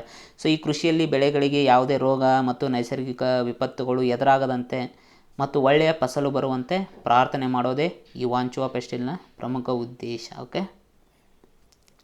ಕೆಳಗಿನ ಯಾವ ಸಂಸ್ಥೆಯು ಭಾರತದ ಅತಿ ದೊಡ್ಡ ತೇಲುವ ಸೌರ ಫೋಟೋವೋಲ್ಟಿಕ್ ಘಟಕವನ್ನು ಇತ್ತೀಚೆಗೆ ಸ್ಥಾಪಿಸಿದೆ ಅಂದರೆ ಅದು NTPC. ಎಲ್ಲಿ ಸ್ಥಾಪನೆ ಮಾಡಿದೆ ಅಂದರೆ ಸೊ ಆಂಧ್ರ ಪ್ರದೇಶದ ವಿಶಾಖಪಟ್ಟಣಂನಲ್ಲಿರುವಂತಹ ಸಿಂಹಾದ್ರಿ ಪವರ್ ಸ್ಟೇಷನ್ ಬಳಿ ಸೊ ಇದನ್ನು ಸ್ಥಾಪನೆ ಮಾಡಲಾಗಿದೆ. ಇದು 25 ಮೆಗಾವ್ಯಾಟ್ ಉತ್ಪಾದನಾ ಸಾಮರ್ಥ್ಯವನ್ನು ಹೊಂದಿದೆ. ಹಾಗಾದರೆ NTPC ಬಗ್ಗೆ ಸ್ವಲ್ಪ ನೋಡೋಣ. National thermal power corporation limited ಸ್ಥಾಪನೆಯಾಗಿದ್ದು 1975ರಲ್ಲಿ. ಕೇಂದ್ರ ಕಚೇರಿ ನವದೆಹಲಿಯಲ್ಲಿದೆ. ಸೊ ಇದರ ಪ್ರಸ್ತುತ ಚೇರ್ಮನನ್ನು ಸೊ ನೀವು ನೆಟ್ಟಲ್ಲಿ ನೋಡ್ಕೊಳ್ಳಿ. So national thermal power corporation limited ಅನ್ನೋದು ಒಂದು 10 ಮಹಾರತ್ನ ಕಂಪ್ನಿಗಳಲ್ಲಿ ಇದು ಕೂಡ ಒಂದು. ಹಾಗಾದರೆ ಆ 10 ಮಹಾರತ್ನ ಕಂಪ್ನಿಗಳು ಯಾವ್ಯಾವು? ಸೊ ಈ ಲಿಸ್ಟನ್ನು ಕೂಡ ನೀವೇನು ಮಾಡ್ಕೊಳ್ಳಿ, ಒಮ್ಮೆ ನೋಡ್ಕೊಳ್ಳಿ. ಭಾರತದ ಅತಿ ಎತ್ತರದ ಗಿಡಮೂಲಿಕೆ ಪಾರ್ಕನ್ನು ಯಾವ ರಾಜ್ಯದಲ್ಲಿ ನಿರ್ಮಾಣ ಮಾಡಲಾಗಿದೆ? ಸೊ ಭಾರತದ ಅತಿ ಎತ್ತರದ ಗಿಡಮೂಲಿಕೆ ಪಾರ್ಕನ್ನು ಇತ್ತೀಚೆಗೆ ಉತ್ತರಾಖಂಡ್ನ ಚಮೋಲಿ ಡಿಸ್ಟಿಕ್ನ ಮನಾ ವಿಲೇಜ್ ಬಳಿ ಸ್ಥಾಪನೆ ಮಾಡಲಾಗಿದೆ.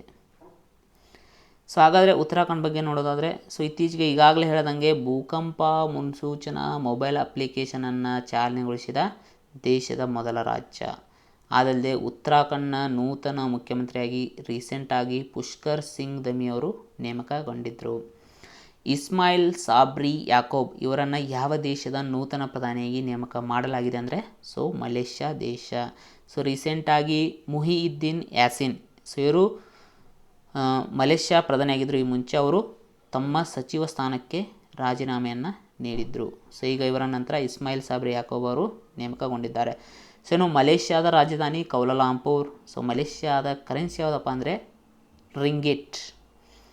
ಇತ್ತೀಚೆಗೆ ನಿಧನರಾದ ಭಾರತದ ಹಿರಿಯ ರಾಜಕಾರಣಿ ಕಲ್ಯಾಣ್ ಸಿಂಗ್ ಯಾವ ರಾಜ್ಯದ ಮಾಜಿ ಮುಖ್ಯಮಂತ್ರಿ ಆಗಿದ್ದರು?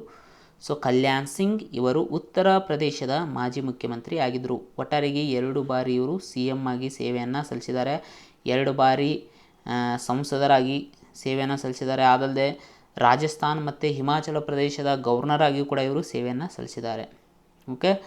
ಸೊ ಉತ್ತರ ಪ್ರದೇಶ ಮತ್ತು ಯಾವ ವಿಷಯಗಳಿಗೆ ಸುದ್ದಿಯಲ್ಲಿತ್ತಂದರೆ ಮೈ ಗೌರ್ಮೆಂಟ್ ಮೇರಿ ಸರ್ಕಾರ್ ಪೋರ್ಟಲ್. ಸೊ ಇದು ಉತ್ತರ ಪ್ರದೇಶ ರಾಜ್ಯಕ್ಕೆ ಸಂಬಂಧಪಟ್ಟಿದೆ. ಅರ್ಜುನ್ ಸಹಾಯಕ್ ನೀರಾವರಿ ಯೋಜನೆ ಇದು ಕೂಡ ಉತ್ತರ ಪ್ರದೇಶಕ್ಕೆ ಸಂಬಂಧಪಟ್ಟಿದೆ. ಯುಕ್ತಧರಾ ಎಂಬ ಪೋರ್ಟಲನ್ನು ಯಾವ ಸಂಸ್ಥೆ ಇತ್ತೀಚೆಗೆ ಆರಂಭ ಮಾಡಿದೆ? ಸೊ ಯುಕ್ತಧರಾ ಪೋರ್ಟಲನ್ನು ಇತ್ತೀಚೆಗೆ ಇಸ್ರೋ ಸಂಸ್ಥೆ ಆರಂಭ ಮಾಡಿದೆ. ಹಾಗಾದರೆ ಈ ಯುಕ್ತಧರಾ ಪೋರ್ಟಲ್ನ ವಿಶೇಷತೆ ಬಗ್ಗೆ ತಿಳ್ಕೊಳ್ಳೋಣ.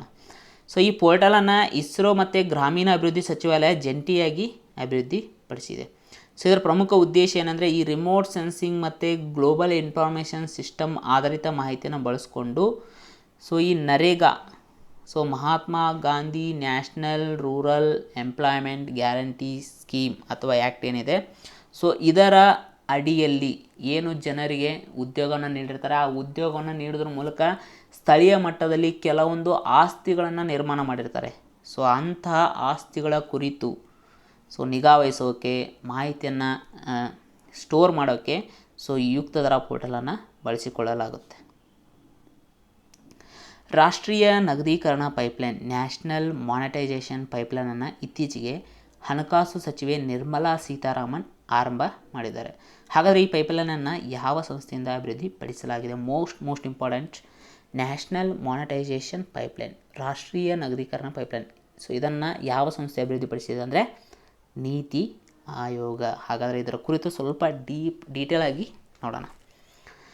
ಸೊ ಈ ನ್ಯಾಷನಲ್ ಮಾನಿಟೈಸೇಷನ್ ಪೈಪ್ಲೈನ್ನ ಪ್ರಮುಖ ಉದ್ದೇಶ ಏನಂದರೆ, ಸೊ ಕೇಂದ್ರ ಸರ್ಕಾರದ ಆಸ್ತಿಗಳು ಅಥವಾ ಸಾರ್ವಜನಿಕ ವಲಯದ ಸ್ವತ್ತುಗಳು ಏನಿದ್ದಾವೆ, ಸೊ ಅವುಗಳನ್ನು ಖಾಸಗಿ ಕಂಪನಿಯವರಿಗೆ ಸೊ ತಾತ್ಕಾಲಿಕವಾಗಿ ನೀಡೋದ್ರ ಮೂಲಕ ಅಥವಾ ಆ ಸಂಸ್ಥೆಗಳ ನಿರ್ವಹಣೆಯನ್ನು ತಾತ್ಕಾಲಿಕವಾಗಿ ಖಾಸಗಿ ಸಂಸ್ಥೆಗಳಿಗೆ ನೀಡೋದ್ರ ಜೊತೆಗೆ ಲೈಸೆನ್ಸನ್ನು ಕೂಡ ತಾತ್ಕಾಲಿಕವಾಗಿ ಅವರಿಗೆ ನೀಡೋದು. ಆ ಮೂಲಕ ಏನು ಮಾಡೋದು ಅಂದರೆ ಹಣವನ್ನು ಸಂಗ್ರಹ ಮಾಡುವಂಥ ಉದ್ದೇಶವೇ ಈ national monetisation pipeline.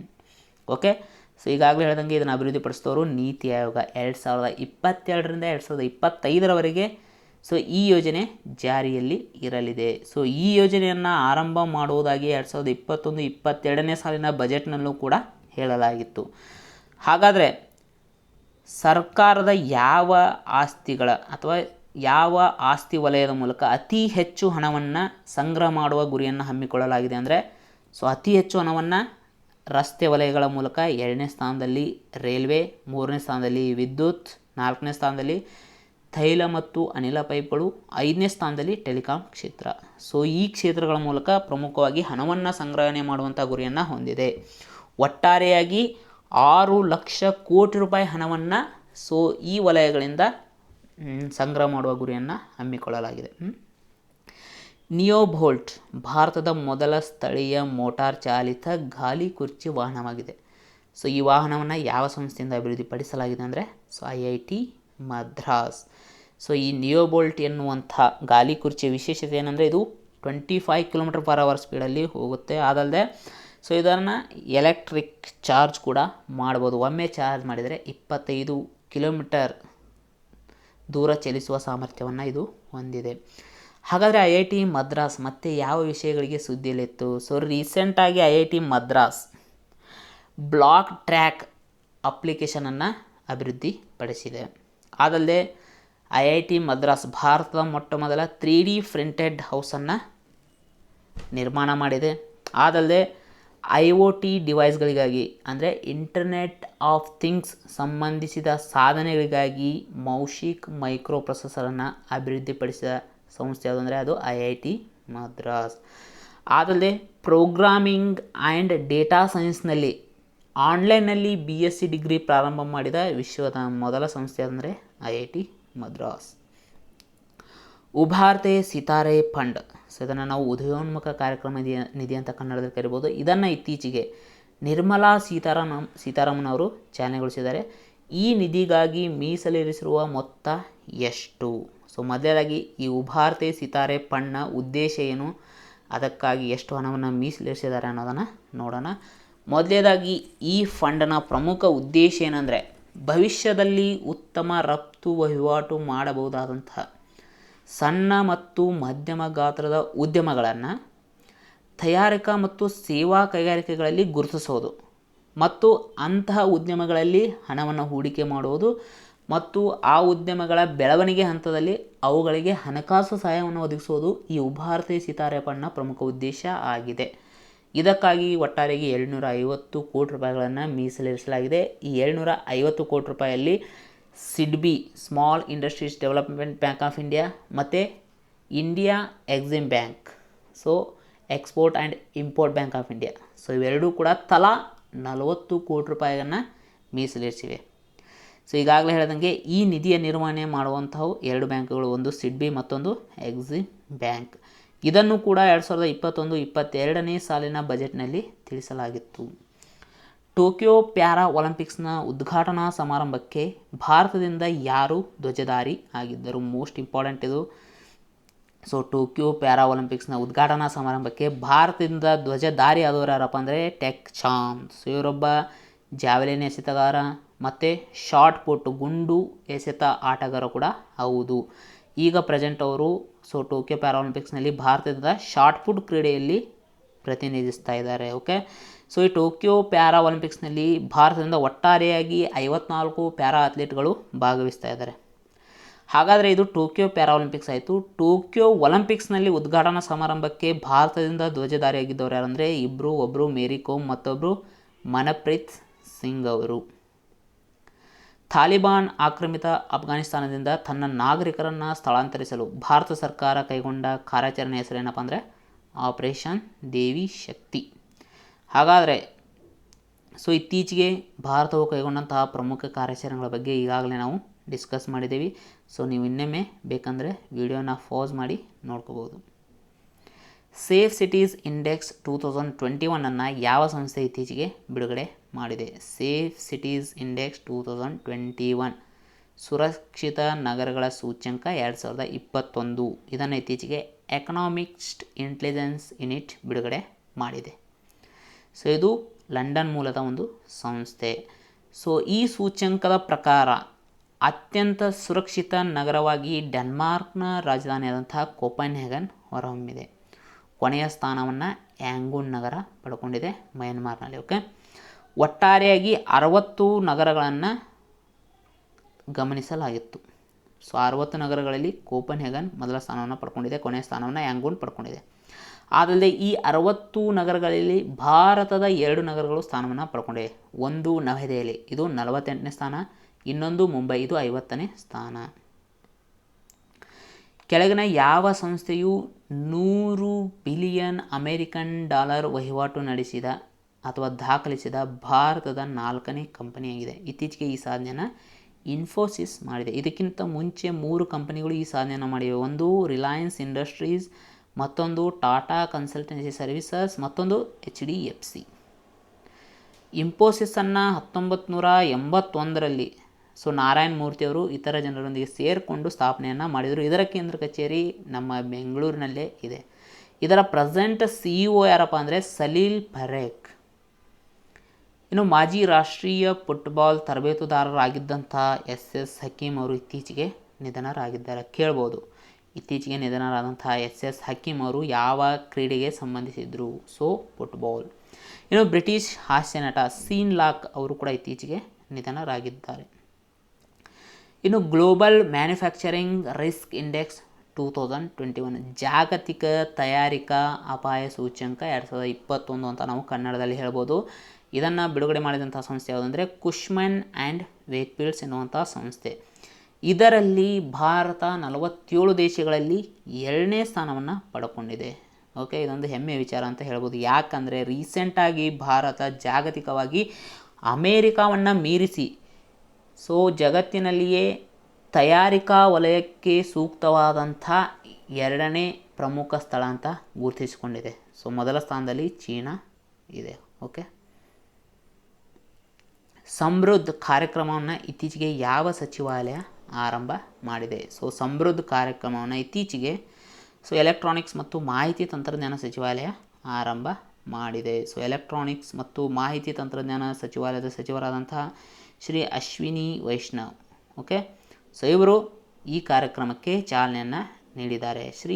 Ashwini Vaishnav ಇವರು ರೈಲ್ವೆ ಸಚಿವರು ಕೂಡ ಹೌದು. ಹಾಗಾದರೆ ಈ ಸಮೃದ್ಧ ಬಗ್ಗೆ ಸ್ವಲ್ಪ ತಿಳ್ಕೊಳ್ಳೋಣ. ಸಮೃದ್ಧನ ಫುಲ್ ಫಾರ್ಮ್ ಏನು? Startup accelerators of MEITY for product innovation development and growth.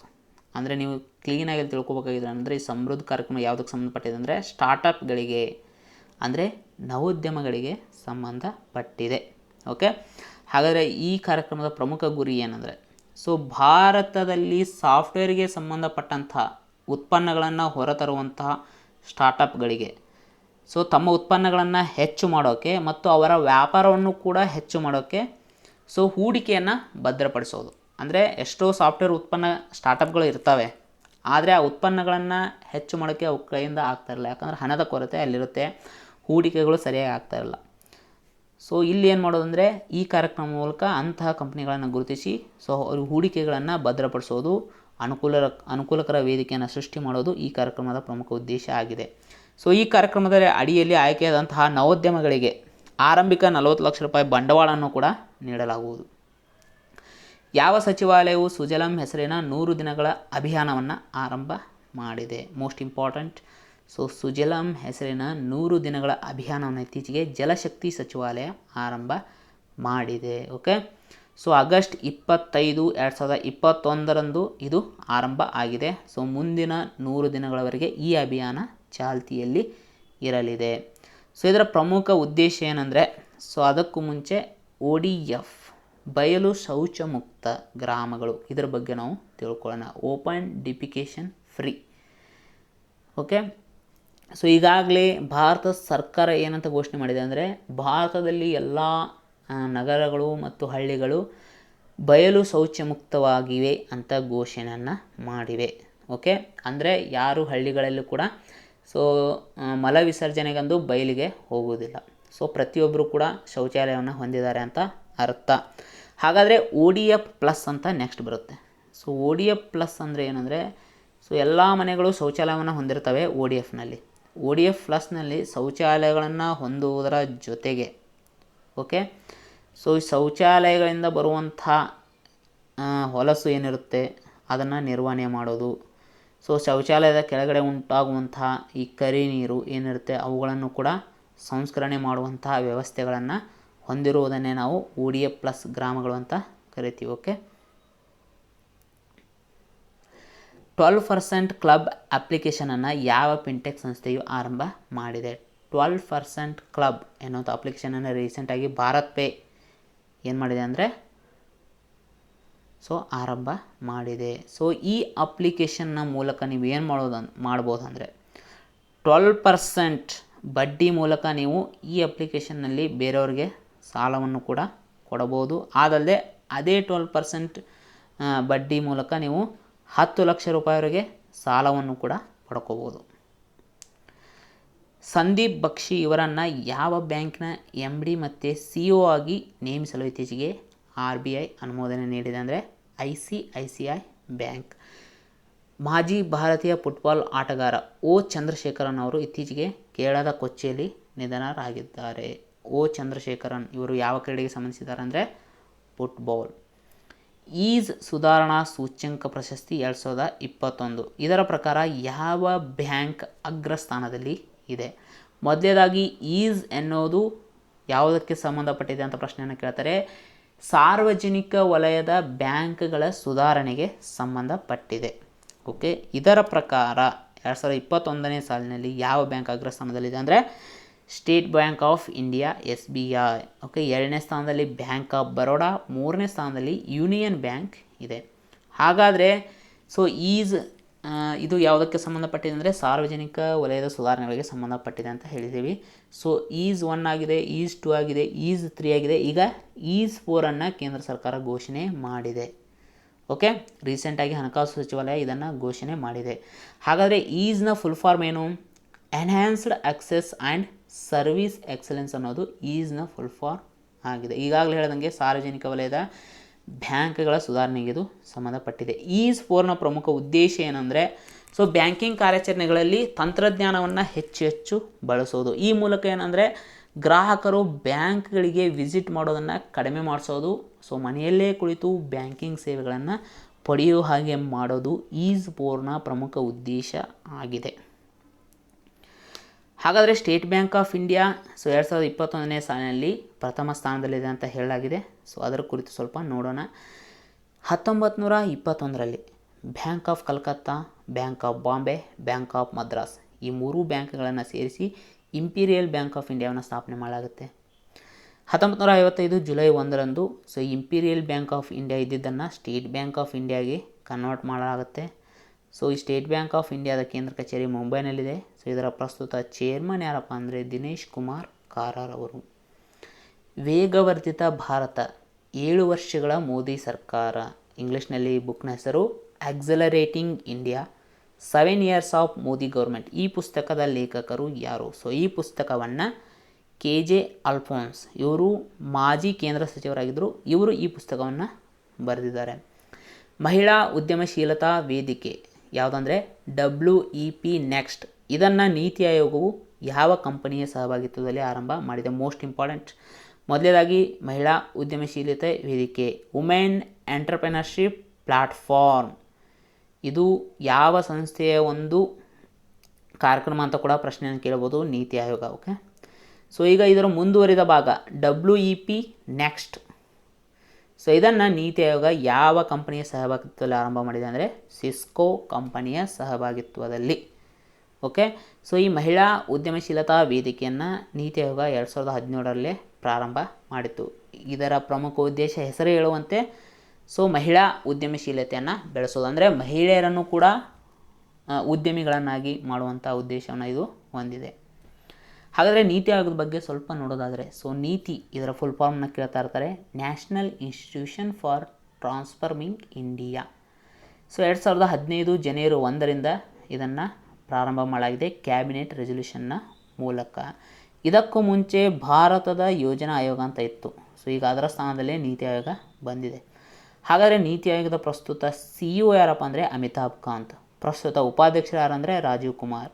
So ನೀತಿ ಆಯೋಗದ ಅಧ್ಯಕ್ಷರಾಗಿ ಯಾವತ್ತೂ ಪ್ರಧಾನಮಂತ್ರಿಗಳು ಕಾರ್ಯನಿರ್ವಹಿಸ್ತಾರೆ, ಪದನಿಮಿತ್ತ ಅಧ್ಯಕ್ಷರಾಗಿ. ಓಕೆ, ಮಾಲ್ಡೀವ್ಸ್ನಲ್ಲಿ ಗ್ರೇಟರ್ ಮಾಲೆ ಕನೆಕ್ಟಿವಿಟಿ ಪ್ರಾಜೆಕ್ಟ್ಗೆ ಧನ ಸಹಾಯ ಮಾಡಲು ಭಾರತವು ಎಷ್ಟು ಸಾಲವನ್ನು ಅನುಮೋದಿಸಿದೆ?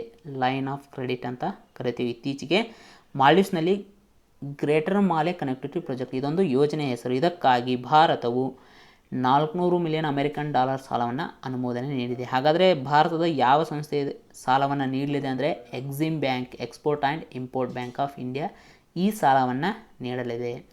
ಮಾಲ್ಡೀವ್ಸ್ಗೆ ಸಂಬಂಧಪಟ್ಟಂತೆ ಸೊ ಮಾಲ್ಡೀವ್ಸ್ನ ಪ್ರಸ್ತುತ ಅಧ್ಯಕ್ಷರು ಇಬ್ರಾಹಿಂ ಮೊಹಮ್ಮದ್ ಸೋಲಿಹ್. ಓಕೆ, ಮಾಲ್ಡೀವ್ಸ್ನ ಕರೆನ್ಸಿ ರುಪಿಯಾ.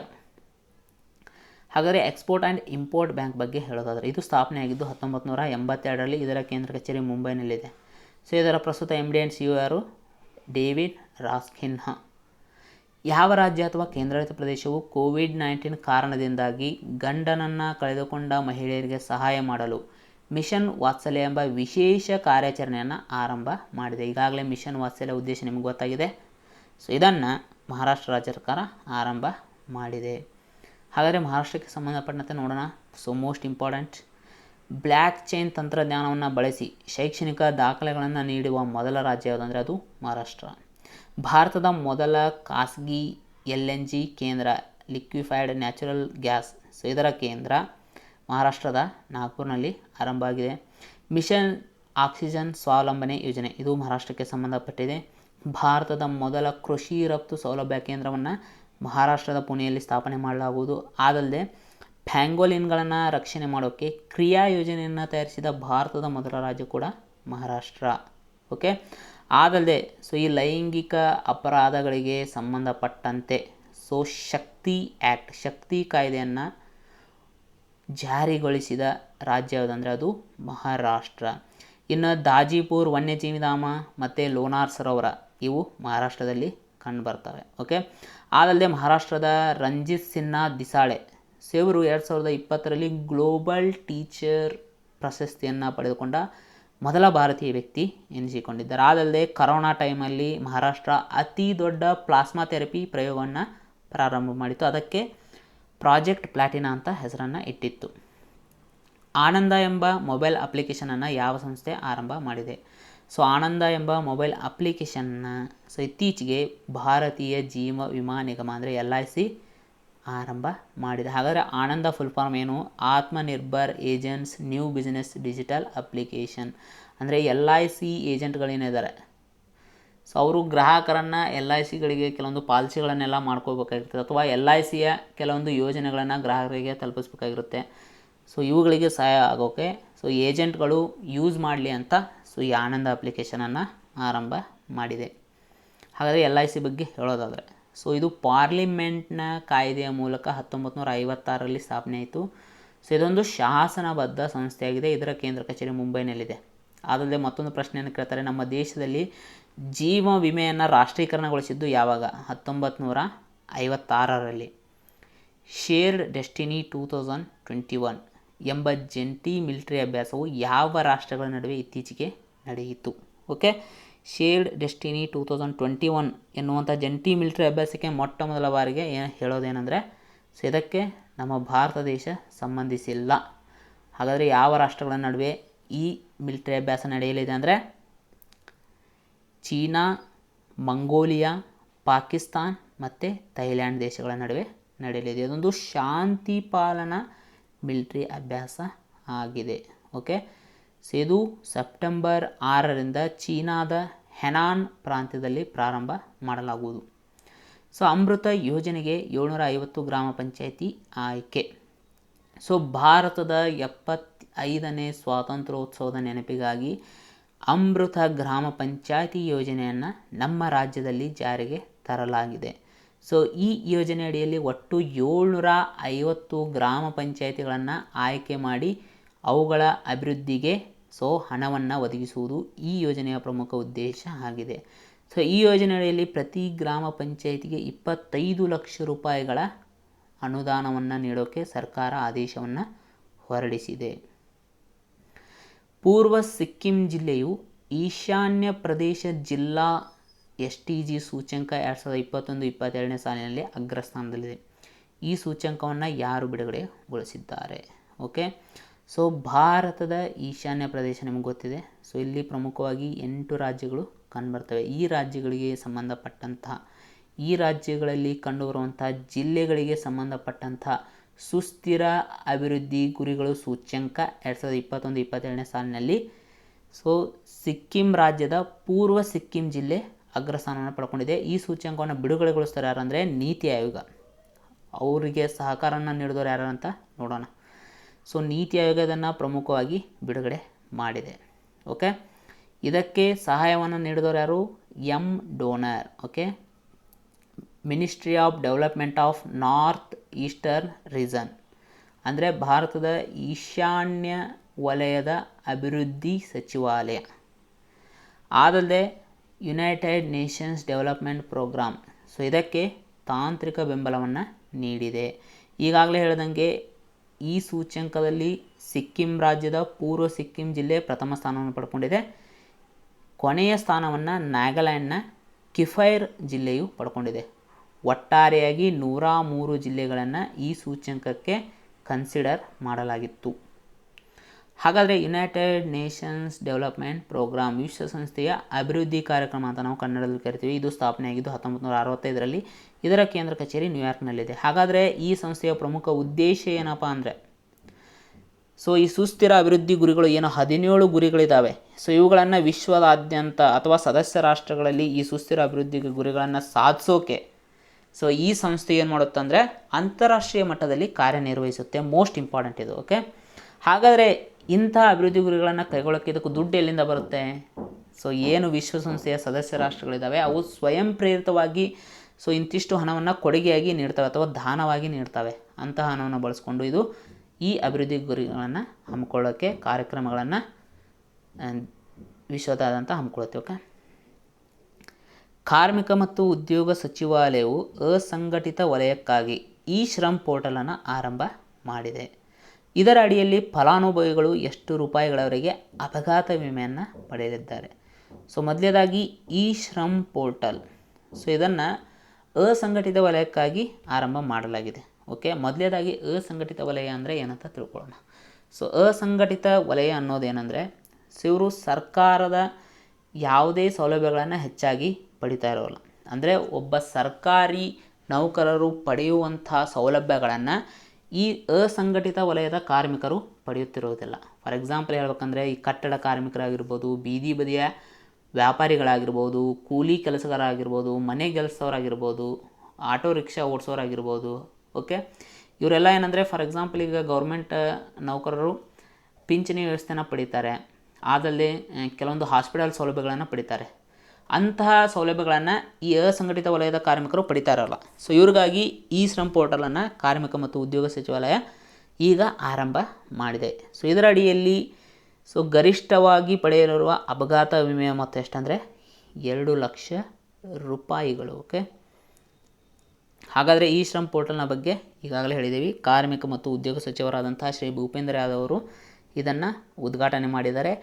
ಇದರ ಅಡಿಯಲ್ಲಿ ಈ ಪೋರ್ಟಲ್ನಲ್ಲಿ ಒಟ್ಟಾರೆಗೆ 38 ಕೋಟಿ ಅಸಂಘಟಿತ ಕಾರ್ಮಿಕರನ್ನು ಅವರ ಹೆಸರನ್ನು ನೋಂದಾಯಿಸಿಕೊಳ್ಳುವ ಗುರಿಯನ್ನು ಹಾಕಿಕೊಳ್ಳಲಾಗಿದೆ.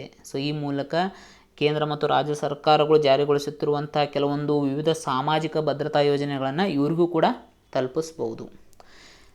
ಇದರ ಅಡಿಯಲ್ಲಿ ಪ್ರಮುಖವಾಗಿ 2 ಲಕ್ಷ ರೂಪಾಯಿಗಳವರೆಗೆ ಅಪಘಾತ ವಿಮೆ ದೊರೆಯಲಿದೆ. ಈಗಾಗಲೇ ಹೇಳ್ದಂಗೆ ಸೊ ಒಂದು ವೇಳೆ ಅಪಘಾತವಾದಾಗ ಸೊ ಸಾವು ಉಂಟಾದರೆ ಅಥವಾ ಶಾಶ್ವತ ಅಂಗವಿಕಲ ಉಂಟಾದರೆ 2 ಲಕ್ಷ ರೂಪಾಯಿ, ಭಾಗಶಃ ಅಂಗವಿಕಲ ಉಂಟಾದರೆ 1 ಲಕ್ಷ ರೂಪಾಯಿಗಳವರೆಗೆ ಅಪಘಾತ ವಿಮೆ ದೊರೆಯಲಿದೆ. ಸೊ ಈ ಶ್ರಮ್ ಪೋರ್ಟಲ್ನಲ್ಲಿ ಹೆಸರನ್ನು ಯಾರು ನೋಂದಿಸ್ತಾರೆ ಅವರಿಗೆ 12 ಅಂಕಿಗಳ ಯೂನಿವರ್ಸಲ್ ಅಕೌಂಟ್ ನಂಬರನ್ನು ನೀಡಲಾಗುವುದು. Most important. ಓಕೆ, ಎಷ್ಟು ಅಂಕಿಗಳ ಯೂನಿವರ್ಸಲ್ ಅಕೌಂಟ್ ನಂಬರನ್ನು ನೀಡಲಾಗುವುದು ಅಂತ ಪ್ರಶ್ನೆಯನ್ನು ಕೇಳ್ಬೋದು. 12 ಅಂಕಿಗಳ. ಮಹಿಳಾ ಸಬಲೀಕರಣದ ಮೊದಲ G20 ಮಂತ್ರಿಗಳ ಸಮ್ಮೇಳನದಲ್ಲಿ ಭಾರತ ಸರ್ಕಾರದ ಪರವಾಗಿ ಸ್ಮೃತಿ ಇರಾನಿ ಭಾಗವಹಿಸಿದರು. ಈ ಸಮ್ಮೇಳನವನ್ನು ವರ್ಚುವಲ್ ಆಗಿ ಯಾವ ದೇಶ ಆಯೋಜನೆ ಮಾಡಿದೆ? ಸೊ ಮಧ್ಯದಾಗಿ ಸ್ಮೃತಿ ಇರಾನಿ ಅವರು ಭಾಗವಹಿಸಿದ್ರು ಅಂತ ಈಗಾಗಲೇ ಹೇಳಿದೆ. ಇವರು ಪ್ರಸ್ತುತ ಕೇಂದ್ರ ಮಹಿಳಾ ಮತ್ತು ಮಕ್ಕಳ ಅಭಿವೃದ್ಧಿ ಸಚಿವರು. ಸೊ ಹಾಗಾದರೆ ಈ ಸಮ್ಮೇಳನವನ್ನು ವರ್ಚುವಲ್ ಆಗಿ ಯಾವ ದೇಶ ಆಯೋಜನೆ ಮಾಡಿದೆ ಅಂದರೆ ಅದು ಇಟಲಿ. ಯಾಕಂದರೆ 2021ನೇ ಸಾಲಿನಲ್ಲಿ G20 ಅಧ್ಯಕ್ಷತೆಯನ್ನು ಇಟಲಿ ದೇಶ ವಹಿಸಿಕೊಂಡಿದೆ. 2020ರಲ್ಲಿ ಸೊ ಸೌದಿ ಅರೇಬಿಯಾ ದೇಶ G20 ಅಧ್ಯಕ್ಷತೆಯನ್ನು ವಹಿಸಿಕೊಂಡಿತ್ತು. ಓಕೆ, ಹಾಗಾದರೆ G20 ಬಗ್ಗೆ ನೋಡೋಣ. ಓಕೆ,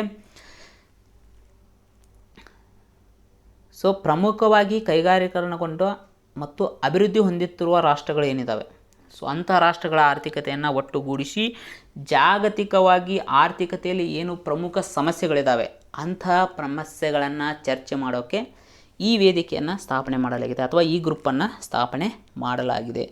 ಸೊ G20 ಅಂತ ಹೆಸರಿನಲ್ಲಿದೆ. ಹಾಗಾದರೆ ಇದು 20 ದೇಶಗಳ ಗುಂಪ? ಖಂಡಿತವಾಗಲೂ ಅಲ್ಲ. ಸೊ ಇದು 19+1 ಅಂದರೆ 19 ದೇಶಗಳು +1 ಅನ್ನೋದೇನನ್ನು ಸೂಚಿಸ್ತದೆ ಅಂದರೆ ಯುರೋಪಿಯನ್ ಯೂನಿಯನ್. ಓಕೆ, ಯುರೋಪಿಯನ್ ಯೂನಿಯನ್ನಲ್ಲಿರುವಂಥ ರಾಷ್ಟ್ರಗಳ ಸಂಖ್ಯೆ ಎಷ್ಟು? 27. ಓಕೆ, ಈ ಮುಂಚೆ 28 ಇದ್ವು. ಬ್ರಿಟನ್ ಈ ಒಕ್ಕೂಟದಿಂದ ಹೊರಹೋಯಿತು. ಆಗ ರಾಷ್ಟ್ರಗಳ ಸಂಖ್ಯೆ 27ಕ್ಕೆ ಇಳಿದಿದೆ. ಈ G20 ಅನ್ನೋದು 1999ರಿಂದ ಸ್ಥಾಪನೆ ಆಗಿದೆ. ಹಾಗಾದರೆ G20ಗೆ ಸಂಬಂಧಪಟ್ಟಂಥ ಇತ್ತೀಚಿನ ಸಮ್ಮೇಳನಗಳು ಎಲ್ಲೆಲ್ಲಿ ನಡೆದಿದ್ದಾವೆ? ಓಕೆ, 2020ರಲ್ಲಿ 15ನೇ ಸಮ್ಮೇಳನ ಸೌದಿ ಅರೇಬಿಯಾ ಅಧ್ಯಕ್ಷತೆಯನ್ನು ವಹಿಸಿತ್ತು. 2021ರಲ್ಲಿ ಈಗಾಗಲೇ ಹೇಳಿದಂಗೆ 16ನೇ ಸಮ್ಮೇಳನ ಇಟಲಿ ಅಧ್ಯಕ್ಷತೆಯನ್ನು ವಹಿಸಿಕೊಂಡಿದೆ. 2022ರಲ್ಲಿ 17ನೇ ಸಮ್ಮೇಳನ ಇಂಡೋನೇಷ್ಯಾದಲ್ಲಿ ನಡೆಯಲಿದೆ. ಸೊ ಇನ್ನು 2023ರಲ್ಲಿ 18ನೇ G20 ಸಮ್ಮೇಳನ ನಮ್ಮ ಭಾರತದ ನವದೆಹಲಿಯಲ್ಲಿ ನಡೆಯಲಿದೆ. Most important. ಓಕೆ, ಸ್ವೀಪ್ ಎಂಬ ಸಮಾಲೋಚನಾ ಕಾರ್ಯಾಗಾರವನ್ನು ಇತ್ತೀಚೆಗೆ ಯಾವ ಸಂಸ್ಥೆಯು ಆಯೋಜನೆ ಮಾಡಿದೆ? ಸೊ ಮೊದಲಾಗಿ SVEEP full form systematic voters education and electoral participation. So ಇಲ್ಲಿ ವೋಟರ್ಸ್ ಅಂತ ಬಂತು, ಎಲೆಕ್ಟೋರಲ್ ಅಂತ ಬಂತು. ಇದ್ರ ಮೂಲಕ ನೀವು ಪತ್ತೆ ಹಚ್ಬೋದು ಏನಂದರೆ ಭಾರತೀಯ ಚುನಾವಣಾ ಆಯೋಗ ಈ ಕಾರ್ಯಾಗಾರವನ್ನು ಆಯೋಜನೆ ಮಾಡಿದೆ. ಈ ಕಾರ್ಯಾಗಾರವನ್ನು ಆಯೋಜನೆ ಮಾಡುವಂಥ ಪ್ರಮುಖ ಉದ್ದೇಶ ಏನಂದರೆ ಮತದಾರರ ಶಿಕ್ಷಣ ಮತ್ತು ಚುನಾವಣೆಗಳ ಕುರಿತು ಜಾಗೃತಿಯನ್ನು ಮೂಡಿಸೋದು. ಭಾರತೀಯ ಚುನಾವಣಾ ಆಯೋಗ 1950 ಜನವರಿ 25ರಂದು ಸ್ಥಾಪನೆಯಾಯಿತು. ಸೊ ಹೀಗಾಗಿ ಪ್ರತಿ ವರ್ಷ ನಾವು ಜನವರಿ 25ನ್ನು ರಾಷ್ಟ್ರೀಯ ಮತದಾರರ ದಿನ ಅಂತ ಆಚರಣೆ ಮಾಡ್ತೀವಿ. ಹಾಗಾದರೆ ಭಾರತೀಯ ಚುನಾವಣಾ ಆಯೋಗ ಸ್ಥಾಪನೆಗೆ ಅವಕಾಶ ಮಾಡಿಕೊಟ್ಟಂಥ ಸಂವಿಧಾನದ ವಿಧಿ ಯಾವುದಂದರೆ ವಿಧಿ 324. ಪ್ರಸ್ತುತ ಭಾರತ ಚುನಾವಣಾ ಆಯೋಗದ ಮುಖ್ಯ ಆಯುಕ್ತರಪ್ಪ ಅಂದರೆ ಸುಶೀಲ್ ಚಂದ್ರರವರು. ಇನ್ನು ವಿಶ್ವದಲ್ಲೇ ಗರಿಷ್ಠ CCTV ಕಣ್ಗಾವಲು ಇರುವ ನಗರ ಯಾವುದಂದರೆ ಅದು ದೆಹಲಿ. ಸೊ ಇತ್ತೀಚೆಗೆ ಸೈಬರ್ ಭದ್ರತಾ ಸಂಶೋಧನಾ ಸಂಸ್ಥೆಯಾದಂಥ ಕಂಪ್ಯಾರಿಟೆಕ್ ಸೊ ಇದು ಏನು ಮಾಡಿದೆ ಅಂದರೆ ಇತ್ತೀಚೆಗೆ ಈ ವರದಿಯನ್ನು ಬಿಡುಗಡೆಗೊಳಿಸಿದೆ. ಈ ವರದಿಯ ಪ್ರಕಾರ ವಿಶ್ವದಲ್ಲಿಯೇ ಪರ್ ಚದರ ಮೈಲಿಗೆ ಹೋಲಿಸ್ಕೊಂಡ್ರೆ ಪ್ರತಿ ಚದರ ಮೈಲಿಗೆ ಹೋಲಿಸ್ಕೊಂಡ್ರೆ ದೆಹಲಿಯಲ್ಲಿ ಅತಿ ಹೆಚ್ಚು CCTV ಕ್ಯಾಮ್ರಾಗಳು ಇವೆ. ಓಕೆ, ಇನ್ನು 2ನೇ ಸ್ಥಾನದಲ್ಲಿ ಲಂಡನ್ ನಗರ ಇದೆ. 3ನೇ ಸ್ಥಾನದಲ್ಲಿ ಚೆನ್ನೈ ನಗರ ಇದೆ. TB ತಡೆಗಟ್ಟುವಿಕೆ ಪಾಲುದಾರಿಕೆ ಮಂಡಳಿ ಅಂದರೆ ಸ್ಟಾಪ್ TB ಪಾರ್ಟ್ನರ್ಶಿಪ್ ಬೋರ್ಡ್ನ ಅಧ್ಯಕ್ಷರಾಗಿ ಯಾರು ಅಧಿಕಾರ ವಹಿಸಿಕೊಂಡಿದ್ದಾರೆ? So stop TB partnership board ಅನ್ನೋದೇನೆಂದರೆ ಅಂತಾರಾಷ್ಟ್ರೀಯ ಮಟ್ಟದಲ್ಲಿ ಈ TBಯನ್ನು ತಡೆಗಟ್ಟೋಕೆ ಅಂದರೆ ಕ್ಷಯರೋಗವನ್ನು ತಡೆಗಟ್ಟೋಕೆ ಸ್ಥಾಪನೆ ಮಾಡಿದಂಥ ಒಂದು ಬೋರ್ಡ್ ಇದಾಗಿದೆ. ಓಕೆ, ಇದರ ಅಧ್ಯಕ್ಷರಾಗಿ ಇತ್ತೀಚೆಗೆ ಮನ್ಸುಖ್ ಮಾಂಡವೀಯ ಇವರು ಪ್ರಸ್ತುತ ಕೇಂದ್ರ ಆರೋಗ್ಯ ಮತ್ತು ಕುಟುಂಬ ಕಲ್ಯಾಣ ಸಚಿವರು ಇದ್ದಾರೆ. ಸೊ ಇವರು ಇದರ ಅಧ್ಯಕ್ಷರಾಗಿ ಅಧಿಕಾರವನ್ನು ವಹಿಸಿಕೊಂಡಿದ್ದಾರೆ. ನಿಮಗೆ ಗೊತ್ತಿರ್ಬೋದು ವಿಶ್ವಸಂಸ್ಥೆ 2030ರ ಒಳಗಾಗಿ ಕ್ಷಯರೋಗವನ್ನು ಸಂಪೂರ್ಣವಾಗಿ ನಿರ್ಮೂಲನೆ ಮಾಡುವುದಾಗಿ ಘೋಷಣೆ ಮಾಡಿದೆ. ಬಟ್ ನಮ್ಮ ಭಾರತ 2025ರ ಒಳಗಾಗಿಯೇ ನಾವು ಈ ಕ್ಷಯರೋಗವನ್ನು ಸಂಪೂರ್ಣವಾಗಿ ನಿರ್ಮೂಲನೆ ಮಾಡ್ತೀವಿ ಅಂತ ಘೋಷಣೆಯನ್ನು ಹೊರಡಿಸಿದೆ.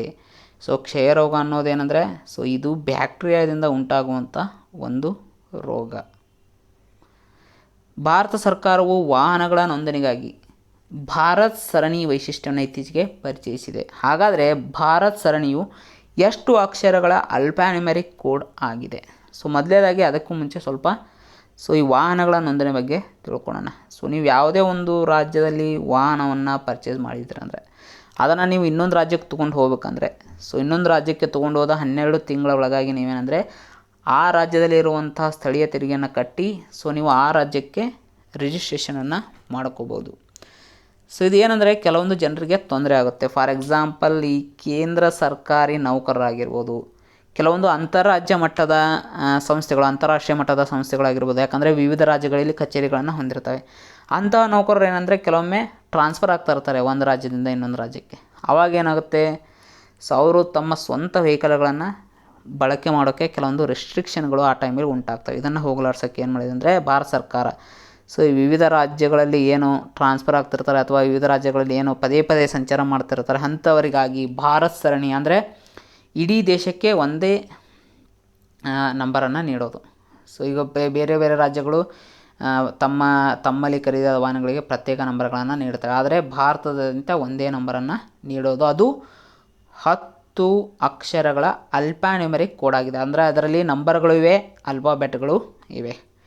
For example YY, BH, 4#, ನೆಕ್ಸ್ಟೇ XX.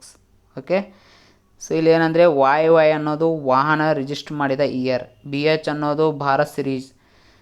4 ಹ್ಯಾಶ್ಗಳು ಏನಂದರೆ ಇವು 4 ನಂಬರ್ಗಳನ್ನು ಸೂಚಿಸುತ್ತೆ. YY ಅನ್ನೋದು ಆಲ್ಫಾಬೆಟ್ಗಳನ್ನು ಸೂಚಿಸುತ್ತೆ. ಓಕೆ, ಭಾರತದ ಮೊದಲ ಸ್ವದೇಶಿಯಾಗಿ ಅಭಿವೃದ್ಧಿಪಡಿಸಿದ ಕ್ವಾಂಟಮ್ ಕಂಪ್ಯೂಟರ್ ಸಿಮ್ಯುಲೇಟರ್ ಟೂಲ್ ಕಿಟ್ಟನ್ನು ಪ್ರಾರಂಭ ಮಾಡಲಾಗಿದೆ. ಈ ಟೂಲ್ ಕಿಟ್ಟನ್ನು ಯಾವ ಸಂಸ್ಥೆ ಅಭಿವೃದ್ಧಿಪಡಿಸಿದೆ ಅಂದರೆ centre for development of advanced computing, CDAC. ಕೆಲವೊಮ್ಮೆ ಎಕ್ಸಾಮ್ಗಳಲ್ಲಿ CDACನ ಫುಲ್ ಫಾರ್ಮ್ ಕೂಡ ಕೇಳ್ಬೋದು.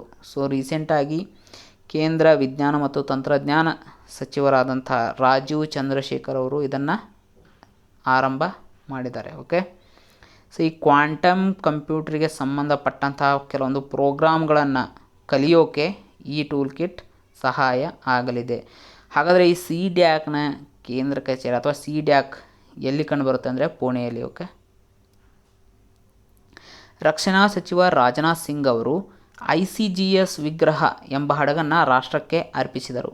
ಇದನ್ನು ವಿನ್ಯಾಸಗೊಳಿಸಿದ ಮತ್ತು ನಿರ್ಮಿಸಿದ ಸಂಸ್ಥೆ ಯಾವುದು ಕೇಳ್ಬೋದು. ಮೊದಲನೇದಾಗಿ ICGS ವಿಗ್ರಹ ಎನ್ನುವುದು ಒಂದು ಏನಂತ, ಇದೊಂದು ಕಡಲಾಚೆಯ ಕಣ್ಗಾವಲು ಹಡಗು ಆಗಿದೆ. ಇದನ್ನು ನಿರ್ಮಾಣ ಮಾಡಿದ ಸಂಸ್ಥೆ ಯಾವುದಂದರೆ Larsen and Toubro ship building limited ಎನ್ನುವಂಥ ಕಂಪನಿ. ಒಟ್ಟಾರೆಯಾಗಿ 7 ಕಡಲು ಗಸ್ತು ಹಡಗುಗಳನ್ನು ನಿರ್ಮಾಣ ಮಾಡಿಕೊಡಬೇಕು ಅಂತ Larsen and Toubro ship buildings ಲಿಮಿಟೆಡ್ನೊಂದಿಗೆ 2015ರಲ್ಲಿ ಕೇಂದ್ರ ಸರ್ಕಾರ ಒಪ್ಪಂದವನ್ನು ಮಾಡಿಕೊಂಡಿತ್ತು. ICGS ವಿಗ್ರಹ ಅನ್ನೋದು ಇದು 7ನೇ ಕಡಲು ಗಸ್ತು ಹಡಗು ಆಗಿದೆ. ಓಕೆ, ಅಂದರೆ ಒಪ್ಪಂದದ ಪ್ರಕಾರ ಏನು ಮಾಡಿದ್ದಾರೆ ಅಂದರೆ 7 ಹಡಗುಗಳನ್ನು ನಿರ್ಮಾಣ ಮಾಡಿ ಕೊಡಲಾಗಿದೆ. ಓಕೆ, ಇದರ ಇನ್ನೊಂದು ವಿಶೇಷತೆ ಏನಂದರೆ ಈ ಹಡಗುಗಳ ವಿಶೇಷತೆ ಇವುಗಳನ್ನು ದೇಶೀಯವಾಗಿ ನಿರ್ಮಾಣ ಮಾಡಲಾಗಿದೆ. ಹಾಗಾದರೆ ಇಂಡಿಯನ್ ಕೋಸ್ಟ್ ಗಾರ್ಡ್ಗಳು ಏನಿದ್ದಾವೆ ಈ ಹಡಗುಗಳನ್ನು ಪ್ರಮುಖವಾಗಿ ಬಳಸ್ತವೆ. ಹಾಗಾದರೆ ಇಂಡಿಯನ್ ಕೋಸ್ಟ್ ಗಾರ್ಡ್ ಬಗ್ಗೆ ಸ್ವಲ್ಪ ತಿಳ್ಕೊಳ್ಳೋಣ. ಇಂಡಿಯನ್ ಕೋಸ್ಟ್ ಗಾರ್ಡ್ ಸ್ಥಾಪನೆಯಾಗಿದ್ದು 1997 ಫೆಬ್ರವರಿ 1ರಂದು. ಇದರ ಕೇಂದ್ರ ಕಚೇರಿ ಎಲ್ಲಿದೆ ಅಂದರೆ ನವದೆಹಲಿಯಲ್ಲಿ ಇದೆ. ಇಂಡಿಯನ್ ಕೋಸ್ಟ್ ಗಾರ್ಡ್ ಅನ್ನೋದು ಭಾರತದ ರಕ್ಷಣಾ ಸಚಿವಾಲಯದಡಿ ಕಾರ್ಯನಿರ್ವಹಿಸುತ್ತದೆ. ಓಕೆ, ಇಂಡಿಯನ್ ಕೋಸ್ಟ್ ಗಾರ್ಡ್ನ ಪ್ರಸ್ತುತ ನಿರ್ದೇಶಕರು ಕೃಷ್ಣಸ್ವಾಮಿ ನಟರಾಜನ್ ಅವರು. ಓಕೆ, ಬ್ರಿಕ್ಸ್ ಕೃಷಿ ಸಂಶೋಧನಾ ವೇದಿಕೆಯನ್ನು ಯಾವ ಸ್ಥಳದಲ್ಲಿ ಪ್ರಾರಂಭ ಮಾಡಲಾಗಿದೆ? ಶಾರ್ಟ್ ಆಗಿ BRICS ARP. BRICS agricultural research platform. ಇದನ್ನು ಎಲ್ಲಿ ಪ್ರಾರಂಭ ಮಾಡಲಾಗಿದೆ ಅಂದರೆ ನವದೆಹಲಿಯಲ್ಲಿ ಎಲ್ಲಿ ಅಂದರೆ ನವದೆಹಲಿಯ ನ್ಯಾಸ್ಕ್ ಕಾಂಪ್ಲೆಕ್ಸ್ನಲ್ಲಿ, national agricultural science council. Okay, ಇಲ್ಲಿ ಇದನ್ನು ಸ್ಥಾಪನೆ ಮಾಡಲಾಗಿದೆ. ಇದರ ಪ್ರಮುಖ ಉದ್ದೇಶ ಏನು? ಈ ಬ್ರಿಕ್ಸ್ ರಾಷ್ಟ್ರಗಳ ನಡುವೆ ಕೃಷಿಗೆ ಸಂಬಂಧಪಟ್ಟಂತಹ ನಾವೀನ್ಯತೆ ಕ್ರಮಗಳಾಗಿರ್ಬೋದು, ಸಂಶೋಧನೆ ಆಗಿರ್ಬೋದು, ಇವುಗಳಲ್ಲಿ ಪರಸ್ಪರ ಸಹಕಾರವನ್ನು ನೀಡೋದು ಈ ಕೃಷಿ ಸಂಶೋಧನಾ ವೇದಿಕೆಯ ಪ್ರಮುಖ ಉದ್ದೇಶ ಆಗಿದೆ. ಇತ್ತೀಚೆಗೆ ಸುದ್ದಿಯಲ್ಲಿರುವ ಕುನ್ಮಿಂಗ್ ಡಿಕ್ಲರೇಷನ್ ಯಾವ ರಾಷ್ಟ್ರಕ್ಕೆ ಸಂಬಂಧಿಸಿದೆ? ಕುನ್ಮಿಂಗ್ ಡಿಕ್ಲರೇಷನ್ ಅನ್ನೋದು ಚೀನಾ ರಾಷ್ಟ್ರಕ್ಕೆ ಸಂಬಂಧಪಟ್ಟಿದೆ. ಸೊ ಇದು ಚೀನಾ ದೇಶದ ಕಮ್ಯುನಿಸ್ಟ್ ಪಕ್ಷದ ಪರಿಕಲ್ಪನೆಗಳಲ್ಲಿ ಒಂದಂತಹ ಪರಿಸರ ನಾಗರಿಕತೆಗೆ ಸಂಬಂಧಪಟ್ಟಿದೆ.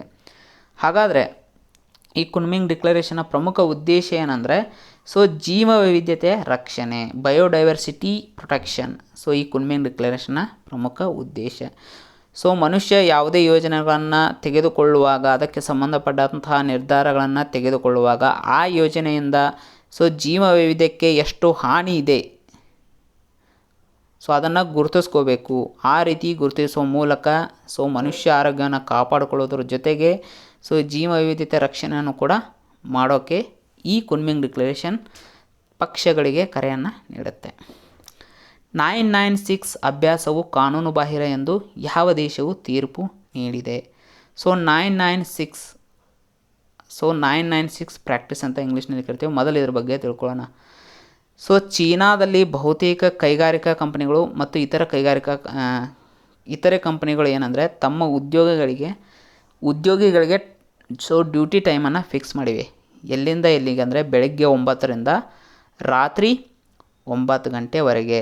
ಸೊ ವಾರದ 6 ದಿನಗಳು ಈ ರೀತಿ ಕೆಲಸವನ್ನು ಮಾಡಬೇಕು. ಇದು ಏನಂದರೆ ಸೊ ಉದ್ಯೋಗಿಗಳ ಮೇಲೆ ಏನಾಗುತ್ತಂದರೆ ಹೆಚ್ಚು ಒತ್ತಡವನ್ನು ನೀಡುತ್ತೆ. ಯಾಕಂದರೆ ಬೆಳಗ್ಗೆ 9ರಿಂದ ರಾತ್ರಿ 9 ಅಂದರೆ ಎಷ್ಟು ಗಂಟೆ ಆಯಿತು ನೀವೇ ನೋಡಿ. ನಮ್ಮ ದೇಶದಲ್ಲಿ ಮ್ಯಾಕ್ಸಿಮಮ್ 9 ಅವರ್ ಮಾಡ್ಬೋದು ಒಂದು ದಿನದಲ್ಲಿ. ಓಕೆ, ಸೊ ಇದು ಏನಂದರೆ ಸೊ ಚೀನಾದಲ್ಲಿ ಕೆಲವು ಕಂಪನಿಗಳು ಇಂತಹ ವ್ಯವಸ್ಥೆಯನ್ನು ಅಳವಡಿಸ್ಕೊತಾ ಇದ್ದಾವೆ. ಕೆಲವು ಕಂಪನಿಗಳಂತಲ್ಲ, ಬಹಳಷ್ಟು ಕಂಪನಿಗಳು ಈ ಕ್ರಮವನ್ನು ಅನುಸರಣೆ ಮಾಡ್ತವೆ. ಇದರಿಂದ ಏನಾಗುತ್ತೆ ಸೊ ಗ್ರಾಹಕರ ಹಕ್ಕುಗಳ ಉಲ್ಲಂಘನೆ ಆಗುತ್ತೆ ಅಂತ ಸೊ ಇತ್ತೀಚೆಗೆ ಚೀನಾದ ಉನ್ನತ ಹೈಕೋರ್ಟ್ ಅಭಿಪ್ರಾಯಪಟ್ಟಿದೆ.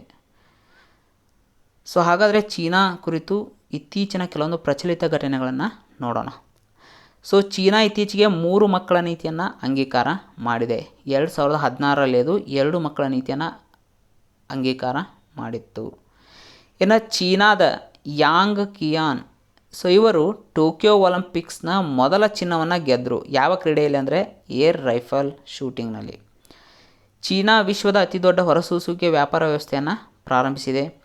ಚೀನಾ ವಿಶ್ವದ ಮೊದಲ ಕಡಲ ವಾಣಿಜ್ಯ ಮಾಡ್ಯುಲರ್ ಸಣ್ಣ ರಿಯಾಕ್ಟರ್, ಅದರ ಹೆಸರು ಲಿಂಗ್ಲಾಂಗ್ 1. ಸೊ ಇದನ್ನು ನಿರ್ಮಾಣ ಮಾಡ್ತಾ ಇದೆ. ಎಲ್ಲಿ ಅಂದರೆ ಚಾಂಗ್ಜಿಯಾಂಗ್ ಪರಮಾಣು ವಿದ್ಯುತ್ ಸ್ಥಾವರದ ಬಳಿ. ಇನ್ನು ಬೈಹೆಟನ್ ಆಣೆಕಟ್ಟನ್ನು ಚೀನಾದ ಜಿನ್ಸಾ ನದಿಯಲ್ಲಿ ಸ್ಥಾಪನೆ ಮಾಡಲಾಗಿದೆ. ಸೊ ಇದರ ವಿಶೇಷತೆ ಏನಂದರೆ ಸೊ ಪ್ರಪಂಚದ ಅತಿ ದೊಡ್ಡ ಆಣೆಕಟ್ಟುಗಳಲ್ಲಿ ಈ ಬೈಹೆಟನ್ ಆಣೆಕಟ್ಟು ಕೂಡ ಒಂದು. ಆದಲ್ಲದೆ H10N3 ಅನ್ನೋದು ಏನಂದರೆ ಇದೊಂದು ಹಕ್ಕಿ ಜ್ವರದ ವಿಧ. ಸೊ ಇದರ ಮೊದಲ ಮಾನವ ಪ್ರಕರಣವನ್ನು ಚೀನಾದಲ್ಲಿ ಇತ್ತೀಚೆಗೆ ವರದಿ ಮಾಡಲಾಗಿದೆ. ಆದಲ್ಲದೆ ಚೀನಾ ಹಯಾಂಗ್ 2D ಎಂಬ ಸಾಗರ ವೀಕ್ಷಣಾ ಉಪಗ್ರಹವನ್ನು ಇತ್ತೀಚೆಗೆ ಉಡಾವಣೆ ಮಾಡಿತ್ತು. ಆದಲ್ಲದೆ ಚೀನಾ ಮಂಗಳಗ್ರಹಕ್ಕೆ ತನ್ನ ಮೊದಲ ರೋವರನ್ನು ಕಳುಹಿಸಿತ್ತು. ಅದರ ಹೆಸರು ಏನಂದರೆ ಜುರಾಂಗ್. ಬ್ರಿಕ್ಸ್ ರಾಷ್ಟ್ರಗಳು ಇತ್ತೀಚೆಗೆ ಕಾರ್ಬನ್ ಗಡಿ ತೆರಿಗೆಯನ್ನು ವಿರೋಧಿಸಿವೆ. ಸೊ ಯಾವ ಒಕ್ಕೂಟವು ಈ ಕಾರ್ಬನ್ ಗಡಿ ತೆರಿಗೆಯನ್ನು ಪ್ರಸ್ತಾಪಿಸಿತ್ತು? ಕಾರ್ಬನ್ ಗಡಿ ತೆರಿಗೆ ಅಂದರೆ ಕಾರ್ಬನ್ ಬಾರ್ಡರ್ ಟ್ಯಾಕ್ಸ್ ಅಂತ ಇಂಗ್ಲೀಷ್ನಲ್ಲಿ ಕರಿತೀವಿ. ಸೊ ಇದನ್ನು ಇತ್ತೀಚೆಗೆ ಬ್ರಿಕ್ಸ್ ರಾಷ್ಟ್ರಗಳು ವಿರೋಧ ಮಾಡಿವೆ. ಸೊ ಈ ಕಾರ್ಬನ್ ಬಾರ್ಡರ್ ಟ್ಯಾಕ್ಸನ್ನು ಪ್ರಸ್ತಾವನೆ ಮಾಡಿದಂಥ ಒಕ್ಕೂಟ ಯಾವುದು ಅಂದರೆ ಯುರೋಪಿಯನ್ ಯೂನಿಯನ್. 2026ರಿಂದ ಈ ಕಾರ್ಬನ್ ಬಾರ್ಡರ್ ಟ್ಯಾಕ್ಸ್ ಚಾಲ್ತಿಯಲ್ಲಿ ಬರಲಿದೆ. ಹಾಗಾದರೆ ಕಾರ್ಬನ್ ಬಾರ್ಡರ್ ಟ್ಯಾಕ್ಸ್ ಅಂದರೆ ಏನಂತ ನೋಡೋಣ. ಸೊ ಪ್ರಮುಖವಾಗಿ ಅಭಿವೃದ್ಧಿ ಹೊಂದಿದಂತಹ ದೇಶಗಳಲ್ಲಿ ಅಥವಾ ಅಭಿವೃದ್ಧಿ ಹೊಂದುತ್ತಿರುವಂತಹ ದೇಶಗಳಲ್ಲಿ ಏನಂದರೆ ಸೊ ಈ ಉಕ್ಕು, ಸಿಮೆಂಟ್, ಅಲ್ಯೂಮಿನಿಯಂ ಮತ್ತು ಈ ರಸಗೊಬ್ಬರವನ್ನು ಉತ್ಪಾದನೆ ಮಾಡೋಕ್ಕೆ ಏನು ಮಾಡ್ತಾವೆ ಅಂದರೆ ಕಾರ್ಖಾನೆಗಳು ಉತ್ಪಾದನೆ ಮಾಡೋ ಟೈಮಲ್ಲಿ ಹೆಚ್ಚು ಕಾರ್ಬನನ್ನು ಹೊರಸೂಸ್ತವೆ. ಸೊ ಇವುಗಳಿಂದ ಉತ್ಪಾದನೆ ಆದಂಥ ಈ ಐಟಮ್ಗಳನ್ನು ಉಕ್ಕಾಗಿರ್ಬೋದು, ಸಿಮೆಂಟ್ ಆಗಿರ್ಬೋದು, ಅಲ್ಯೂಮಿನಿಯಂ ಆಗಿರ್ಬೋದು, ರಸಗೊಬ್ಬರವಾಗಿರ್ಬೋದು, ಇವನ್ನೇನಾದರೂ ನೀವು ಯುರೋಪಿಯನ್ ಯೂನಿಯನ್ ಒಕ್ಕೂಟದಲ್ಲಿರುವಂಥ ರಾಷ್ಟ್ರಗಳಿಗೆ ಮಾರಾಟ ಮಾಡಬೇಕಂದ್ರೆ ಸೊ ಇವುಗಳನ್ನು ಉತ್ಪಾದನೆ ಮಾಡೋಕ್ಕೆ ನೀವು ಎಷ್ಟು ಕಾರ್ಬನನ್ನು ಹೊರಸೂಸಿದ್ರಿ ಅನ್ನೋದ್ರ ಮೇಲೆ ಅವು ಹೆಚ್ಚುವರಿ ಶುಲ್ಕವನ್ನು ವಿಧಿಸ್ತವೆ. ಸೊ ಈ ಹೆಚ್ಚುವರಿ ಶುಲ್ಕವನ್ನೇ ನಾವು ಕಾರ್ಬನ್ ಬಾರ್ಡರ್ ಟ್ಯಾಕ್ಸ್ ಅಂತ ಕರಿತೀವಿ. ಇದು IASಗೂ ಕೂಡ ಇಂಪಾರ್ಟೆಂಟ್. ಹಾಗಾದರೆ ಯುರೋಪಿಯನ್ ಯೂನಿಯನ್ ಬಗ್ಗೆ ನೋಡೋಣ. ಸೊ ಯುರೋಪಿಯನ್ ಯೂನಿಯನ್ ಸ್ಥಾಪನೆಯಾಗಿದ್ದು ಮ್ಯಾಸ್ಟ್ರೀಚ್ ಒಪ್ಪಂದದ ಮೂಲಕ 1993ರಲ್ಲಿ. ಇದಕ್ಕಿಂತ ಮುಂಚೆ ಇದರ ಹಿಸ್ಟ್ರಿ ದೊಡ್ಡದಿದೆ. ಓಕೆ, ನಾವು ಮೇನ್ ವಿಷಯಗಳನ್ನು ಹೇಳ್ತಾ ಇದ್ದೇವೆ. ಸೊ ಯುರೋಪಿಯನ್ ಯೂನಿಯನ್ನಲ್ಲಿ ಅಥವಾ ಯುರೋಪಿಯನ್ ಒಕ್ಕೂಟದಲ್ಲಿ ಇರುವಂಥ ರಾಷ್ಟ್ರಗಳ ಸಂಖ್ಯೆ ಎಷ್ಟಂದರೆ ಪ್ರೆಸೆಂಟ್ 27, 28 ಇತ್ತು. ಬ್ರಿಟನ್ ಈ ಒಕ್ಕೂಟದಿಂದ ಹೊರಹೋಗಿದೆ. ಇದರ ಕೇಂದ್ರ ಕಚೇರಿ ಬೆಲ್ಜಿಯಂನ ಬ್ರಸೆಲ್ಸ್ನಲ್ಲಿದೆ. ಸೊ ಯುರೋಪಿಯನ್ ಒಕ್ಕೂಟವು ತನ್ನ ಕರೆನ್ಸಿಯನ್ನಾಗಿ ಯೂರೋವನ್ನು 1999ರಲ್ಲಿ ಘೋಷಣೆ ಮಾಡಿತು. 2002ರಿಂದ ಈ ಕರೆನ್ಸಿ ಚಲಾವಣೆಗೆ ಬಂದಿತ್ತು. ಇದರ ಕುರಿತು ಕೂಡ ಎಕ್ಸಾಮಲ್ಲಿ ಪ್ರಶ್ನೆಯನ್ನು ಕೇಳಿದ್ದಾರೆ. ಹಾಗಾದರೆ ಯುರೋಪಿಯನ್ ಯೂನಿಯನ್ನ ಎಲ್ಲ ದೇಶಗಳು ಈ ಯೂರೋ ಕರೆನ್ಸಿಯನ್ನು ಅಳವಡಿಕೆ ಮಾಡಿಕೊಂಡಿದ್ದಾವೆ? ಖಂಡಿತವಾಗಲೂ ಇಲ್ಲ. ಕೇವಲ 19 ರಾಷ್ಟ್ರಗಳು ಮಾತ್ರ ಯೂರೋವನ್ನು ತಮ್ಮ ಕರೆನ್ಸಿಯನ್ನಾಗಿ ಅಳವಡಿಕೆ ಮಾಡಿಕೊಂಡಿವೆ. ಭಾರತದ ನಾಯಕತ್ವದಲ್ಲಿ ಯಾವ ವರ್ಷವನ್ನು ಅಂತಾರಾಷ್ಟ್ರೀಯ ಸಿರಿಧಾನ್ಯಗಳ ವರ್ಷವನ್ನಾಗಿ ಆಚರಣೆ ಮಾಡಲಾಗುತ್ತೆ? ಸೊ ರೀಸೆಂಟಾಗಿ ವಿಶ್ವಸಂಸ್ಥೆಯು ಅಂತಾರಾಷ್ಟ್ರೀಯ ಸಿರಿಧಾನ್ಯಗಳ ವರ್ಷ ಅಂತ 2023 ಘೋಷಣೆ ಮಾಡಿದೆ. ಹಾಗಾದರೆ ವಿಶ್ವಸಂಸ್ಥೆಯು ವಿವಿಧ ವರ್ಷಗಳನ್ನು ಏನಂತ ಘೋಷಣೆ ಮಾಡಿದೆ ಅಂತ ನೋಡೋಣ. Exam point of view important. So 2023 ಅಂತಾರಾಷ್ಟ್ರೀಯ ಸಿರಿಧಾನ್ಯಗಳ ವರ್ಷ ಅಂತ ವಿಶ್ವಸಂಸ್ಥೆ ಘೋಷಣೆ ಮಾಡಿದೆ. 2022 ಅಂತಾರಾಷ್ಟ್ರೀಯ ಗಾಜಿನ ವರ್ಷ, ಅಂತಾರಾಷ್ಟ್ರೀಯ ಕುಶಲಕರ್ಮಿಗಳ ಮೀನುಗಾರಿಕೆ ಮತ್ತು ಜಲಕೃಷಿಯ ವರ್ಷ ಅಂತ ಘೋಷಣೆ ಮಾಡಿದೆ. ಇನ್ನು 2021 ಅಂತಾರಾಷ್ಟ್ರೀಯ ಶಾಂತಿ ಮತ್ತು ನಂಬಿಕೆಯ ವರ್ಷ, ಸುಸ್ಥಿರ ಅಭಿವೃದ್ಧಿಗಾಗಿ ಅಂತಾರಾಷ್ಟ್ರೀಯ ಸೃಜನಶೀಲ ಆರ್ಥಿಕ ವರ್ಷ, ಅಂತಾರಾಷ್ಟ್ರೀಯ ಹಣ್ಣುಗಳು ಮತ್ತು ತರಕಾರಿಗಳ ವರ್ಷ, ಅಂತಾರಾಷ್ಟ್ರೀಯ ಬಾಲಕಾರ್ಮಿಕ ಪದ್ಧತಿ ನಿರ್ಮೂಲನೆ ವರ್ಷ ಅಂತ ಘೋಷಣೆ ಮಾಡಿದೆ. ಇನ್ನು 2020 ಅಂತಾರಾಷ್ಟ್ರೀಯ ಸಸ್ಯ ಆರೋಗ್ಯ ವರ್ಷ ಮತ್ತು ನರ್ಸ್ ಮತ್ತು ಶುಶ್ರೂಷಕಿಯರ ಅಂತಾರಾಷ್ಟ್ರೀಯ ವರ್ಷ ಅಂತ ಘೋಷಣೆ ಮಾಡಿದೆ. National security guard, so NSG ಅಂತ ಶಾರ್ಟಾಗಿ ಕರಿತೀವಿ, ಇತ್ತೀಚೆಗೆ ಉತ್ತರ ಪ್ರದೇಶ, ಮಧ್ಯಪ್ರದೇಶ, ಗುಜರಾತ್ ಮತ್ತು ರಾಷ್ಟ್ರೀಯ ರಾಜಧಾನಿ ಪ್ರದೇಶದ ನಗರಗಳಲ್ಲಿ ಭಯೋತ್ಪಾದನಾ ನಿಗ್ರಹ ವ್ಯಾಯಾಮವನ್ನು ನಡೆಸಿತ್ತು. ಹಾಗಾದರೆ ಆ ಭಯೋತ್ಪಾದನಾ ನಿಗ್ರಹ ವ್ಯಾಯಾಮದ ಹೆಸರು ಏನು? So Gandiv. Okay, so national security guard ಇದರ ಬಗ್ಗೆ ನೋಡೋದಾದರೆ ಇದು ಭಾರತೀಯ ಗೃಹ ಸಚಿವಾಲಯದಡಿ ಕಾರ್ಯನಿರ್ವಹಿಸುವಂಥ ಒಂದು ಭಯೋತ್ಪಾದನಾ ನಿಗ್ರಹ ಘಟಕ ಆಗಿದೆ. ಸೊ ಇದನ್ನು 1986ರಲ್ಲಿ ಸ್ಥಾಪನೆ ಮಾಡಲಾಯಿತು. ಇದರ ಕೇಂದ್ರ ಕಚೇರಿ ನವದೆಹಲಿ ಇದೆ. ಸೊ ಇದರ ಪ್ರಸ್ತುತ ಕಾರ್ಯನಿರ್ವಾಹಕರು ಯಾರು ಅಂದರೆ MA ಗಣಪತಿಯವರು. 2020 ಟೋಕಿಯೋ ಪ್ಯಾರಾಒಲಿಂಪಿಕ್ಸ್ನಲ್ಲಿ ಅವನಿ ಲೇಖಾರ, ಸೊ ಇವರು ಭಾರತಕ್ಕೆ ಮೊದಲ ಚಿನ್ನದ ಪದಕವನ್ನು ಯಾವ ಕ್ರೀಡೆಯಲ್ಲಿ ಗೆದ್ದಿದ್ದಾರೆ? ಸೊ 2020 ಟೋಕಿಯೋ ಪ್ಯಾರಾಒಲಿಂಪಿಕ್ಸ್ನಲ್ಲಿ ಮೊದಲ ಚಿನ್ನದ ಪದಕವನ್ನು ಭಾರತದ ಪರವಾಗಿ ಪಡೆದವರು ಯಾರು ಅಂತ ಕೂಡ ಪ್ರಶ್ನೆಯನ್ನು ಕೇಳ್ಬೋದು. ಅವನಿ ಲೇಖಾರ. ಯಾವ ಕ್ರೀಡೆಯಲ್ಲಿ ಅಂತ ಕೂಡ ಕೇಳ್ಬೋದು. ಶೂಟಿಂಗ್ನಲ್ಲಿ, ಮಹಿಳೆಯರ 10 ಮೀಟರ್ ಏರ್ ರೈಫಲ್ ಪಿಸ್ತೂಲ್ ಶೂಟಿಂಗ್ನಲ್ಲಿ ಅವರು ಈ ಚಿನ್ನದ ಪದಕವನ್ನು ಪಡ್ಕೊಂಡಿದ್ದಾರೆ. ಸೊ ಈ ಮೂಲಕ ಶೂಟಿಂಗ್ನಲ್ಲಿ ಒಲಿಂಪಿಕ್ಸ್ ಕ್ರೀಡೆಗಳಲ್ಲಿ ಚಿನ್ನದ ಪದಕವನ್ನು ಪಡೆದಂತಹ ಮೊದಲ ಮಹಿಳೆ ಎನ್ನುವಂಥ ದಾಖಲೆಯನ್ನು ಕೂಡ ಇವರು ಮಾಡಿದರು. ಇವರು ರಾಜಸ್ಥಾನದ ಜೈಪುರ್ನವರು. ಭಾವಿನಾಬೆನ್ ಪಟೇಲ್ ಇವರು 2020 ಟೋಕಿಯೋ ಪ್ಯಾರಾಒಲಿಂಪಿಕ್ಸ್ನ ಯಾವ ಕ್ರೀಡೆಯಲ್ಲಿ ಬೆಳ್ಳಿ ಪದಕವನ್ನು ಪಡೆದಿದ್ದಾರೆ? ಸೊ ಡೈರೆಕ್ಟಾಗಿ ನಿಮಗೆ ಭಾವಿನಾಬೆನ್ ಪಟೇಲ್ ಯಾವ ಕ್ರೀಡೆಗೆ ಸಂಬಂಧಿಸಿದ್ದಾರೆ ಅಂತ ಕೂಡ ಪ್ರಶ್ನೆಯನ್ನು ಕೇಳ್ಬೋದು. So table tennis. Okay, so 2020 Tokyo ಪ್ಯಾರಾಒಲಿಂಪಿಕ್ಸ್ನಲ್ಲಿ ಭಾರತದ ಪರವಾಗಿ ಮೊದಲ ಪದಕವನ್ನು ಯಾರು ಪಡೆದರು ಅಂತ ಕೂಡ ಪ್ರಶ್ನೆಯನ್ನು ಕೇಳ್ಬೋದು. ಅವರೇ ಭಾವಿನಾಬೆನ್ ಪಟೇಲ್. ಓಕೆ, ಭಾರತದ ಪ್ಯಾರಾ ಅಥ್ಲೆಟ್ ಸುಮಿತ್ ಅಂತಿಲ್ ಇವರು ಪ್ರಸ್ತುತ ನಡೆಯುತ್ತಿರುವ ಟೋಕಿಯೋ ಪ್ಯಾರಾಒಲಿಂಪಿಕ್ಸ್ನಲ್ಲಿ ಯಾವ ಕ್ರೀಡೆಯಲ್ಲಿ ಚಿನ್ನದ ಪದಕವನ್ನು ಗೆದ್ದಿದ್ದಾರೆ? ಸೊ ಇವರು ಕೂಡ ಒಂದು ವರ್ಲ್ಡ್ ರೆಕಾರ್ಡನ್ನು ಮಾಡಿದ್ದಾರೆ. ಸೊ ಸುಮಿತ್ ಅಂತಿಲ್ ಇವರು ಜಾವೆಲಿನ್ ಎಸೆತದಲ್ಲಿ ಭಾರತದ ಪರವಾಗಿ ಟೋಕಿಯೋ ಪ್ಯಾರಾಒಲಿಂಪಿಕ್ಸ್ನಲ್ಲಿ ಚಿನ್ನದ ಪದಕವನ್ನು ಪಡೆದಿದ್ದಾರೆ. ಸೊ ಇವರು F64 ವಿಭಾಗದಲ್ಲಿ ಈ ಸಾಧನೆಯನ್ನು ಮಾಡಿದ್ದಾರೆ. ಒಟ್ಟಾರೆಯಾಗಿ ಇವರು ಜಾವೆಲಿನನ್ನು 68.55 ಮೀಟರ್ ದೂರ ಎಸೆಯುವುದರ ಮೂಲಕ ವರ್ಲ್ಡ್ ರೆಕಾರ್ಡನ್ನು ಕೂಡ ಮಾಡಿದ್ದಾರೆ. ಇವರು ಹರಿಯಾಣದ ಸೋನೆಪತ್ನವರು. ದೇವೇಂದ್ರ ಜಜಾರಿಯಾ ಅವರು 2020 ಪ್ಯಾರಾಒಲಿಂಪಿಕ್ಸ್ನಲ್ಲಿ ಯಾವ ಕ್ರೀಡೆಯಲ್ಲಿ ಬೆಳ್ಳಿ ಪದಕವನ್ನು ಗೆದ್ದಿದ್ದಾರೆ? ದೇವೇಂದ್ರ ಜಜಾರಿಯಾ ನಿಮಗೆ ಈಗಾಗಲೇ ಗೊತ್ತಿದೆ, ಇವರು ಕೂಡ ಜಾವೆಲಿನ್ ಎಸೆತ ಆಟಗಾರ. ಓಕೆ, ಸೊ ಇವರು ಜಾವೆಲಿನ್ ಎಸೆತದ F46 ವಿಭಾಗದಲ್ಲಿ ಬೆಳ್ಳಿ ಪದಕವನ್ನು ಪಡ್ಕೊಂಡಿದ್ದಾರೆ. ಅದೇ ವಿಭಾಗದಲ್ಲಿ ಸುಂದರ್ ಸಿಂಗ್ ಗುರ್ಜಾರ್ ಎನ್ನುವರು ಕಂಚಿನ ಪದಕವನ್ನು ಪಡೆದರು. ಸೊ ಇವರು ಕೂಡ ಜಾವೆಲಿನ್ ಎಸೆತಗಾರ. 2020 ಪ್ಯಾರಾಒಲಿಂಪಿಕ್ಸ್ನಲ್ಲಿ ಯಾವ ಕ್ರೀಡೆಯಲ್ಲಿ ಭಾರತದ ಯೋಗೀಶ್ ಕಥುನಿಯಾ ಬೆಳ್ಳಿ ಪದಕವನ್ನು ಪಡೆದಿದ್ದಾರೆ? ಸೊ ಯೋಗೀಶ್ ಕಥುನಿಯಾ ಇವರು ಡಿಸ್ಕಸ್ ಥ್ರೋನಲ್ಲಿ ಬೆಳ್ಳಿ ಪದಕವನ್ನು ಪಡೆದಿದ್ದಾರೆ F56 ವಿಭಾಗದಲ್ಲಿ. ಓಕೆ, ಸೊ ಇನ್ನು ಖ್ಯಾತ ಬಂಗಾಳಿ ಲೇಖಕ ಬುದ್ಧದೇವ್ ಗುಹಾ ಅವರು ಇತ್ತೀಚೆಗೆ ನಿಧನರಾಗಿದ್ದಾರೆ. ಸೊ ನಿಮಗೆ ಎಕ್ಸಾಮಲ್ಲಿ ಕೇಳ್ಬೋದು, ಇತ್ತೀಚೆಗೆ ನಿಧನರಾದ ಬುದ್ಧದೇವ್ ಗುಹಾ ಸೊ ಯಾವ ಭಾಷೆಯ ಲೇಖಕರಾಗಿದ್ದರು ಅಥವಾ ಅವರು ಯಾವ ಕ್ಷೇತ್ರಕ್ಕೆ ಸಂಬಂಧಿಸಿದರು ಅಥವಾ ಯಾವ ರಾಜ್ಯಕ್ಕೆ ಸಂಬಂಧಿಸಿದರು ಅಂತ. ಓಕೆ, ಸೊ ಇವಿಷ್ಟು ಆಗಸ್ಟ್ ತಿಂಗಳ most 100 current affairs, most important 100 current affairs. Okay, ಇದ್ರ ಜೊತೆಗೆ ಕೇವಲ 100 ಮಾತಲ್ಲ, ಕೆಲವೊಂದು ಚುಟುಕು ಸುದ್ದಿಗಳನ್ನು ಕೂಡ ನಾನು ಕವರ್ ಮಾಡಿದ್ದೀನಿ. ಸೊ ನಿಮಗೆ ವಿವರವಾಗಿ ಇನ್ನೂ ಹೆಚ್ಚಿನ ಇನ್ಫಾರ್ಮೇಷನ್ ಬೇಕಂದರೆ ನೀವು ನಮ್ಮ ಡೈಲಿ ಕರೆಂಟ್ ಅಫೇರ್ಸನ್ನು ನೋಡ್ಬೋದು. ಸೊ ನಮ್ಮ ಚಾನಲಲ್ಲಿ ಡೈಲಿ ಅಪ್ಲೋಡ್ ಮಾಡ್ತೀವಿ. ಓಕೆ, ಸೊ ಈಗಾಗಲೇ ಈ ಆಗಸ್ಟ್ ತಿಂಗಳಿಗೆ ಸಂಬಂಧಪಟ್ಟಂಥ ಎಲ್ಲ ಪ್ರಶ್ನೋತ್ತರಗಳನ್ನು ಒಳಗೊಂಡಂಥ PDF ಅನ್ನು ಕೂಡ ನಾನು ಟೆಲಿಗ್ರಾಮ್ ಚಾನಲಲ್ಲಿ ಅಪ್ಲೋಡ್ ಮಾಡಿದ್ದೀನಿ. ಸೊ ನೀವು ನಮ್ಮ ಟೆಲಿಗ್ರಾಮ್ ಚಾನಲ್ಗೆ ಜಾಯ್ನ್ ಆಗಿ, ಅದರ ಲಿಂಕನ್ನು ಡಿಸ್ಕ್ರಿಪ್ಷನಲ್ಲಿ ಮತ್ತು ಕೆಳಗಡೆ ಕಮೆಂಟ್ ಬಾಕ್ಸಲ್ಲೂ ಕೂಡ ನಾನು ಕೊಟ್ಟಿರ್ತೀನಿ. ಓಕೆ.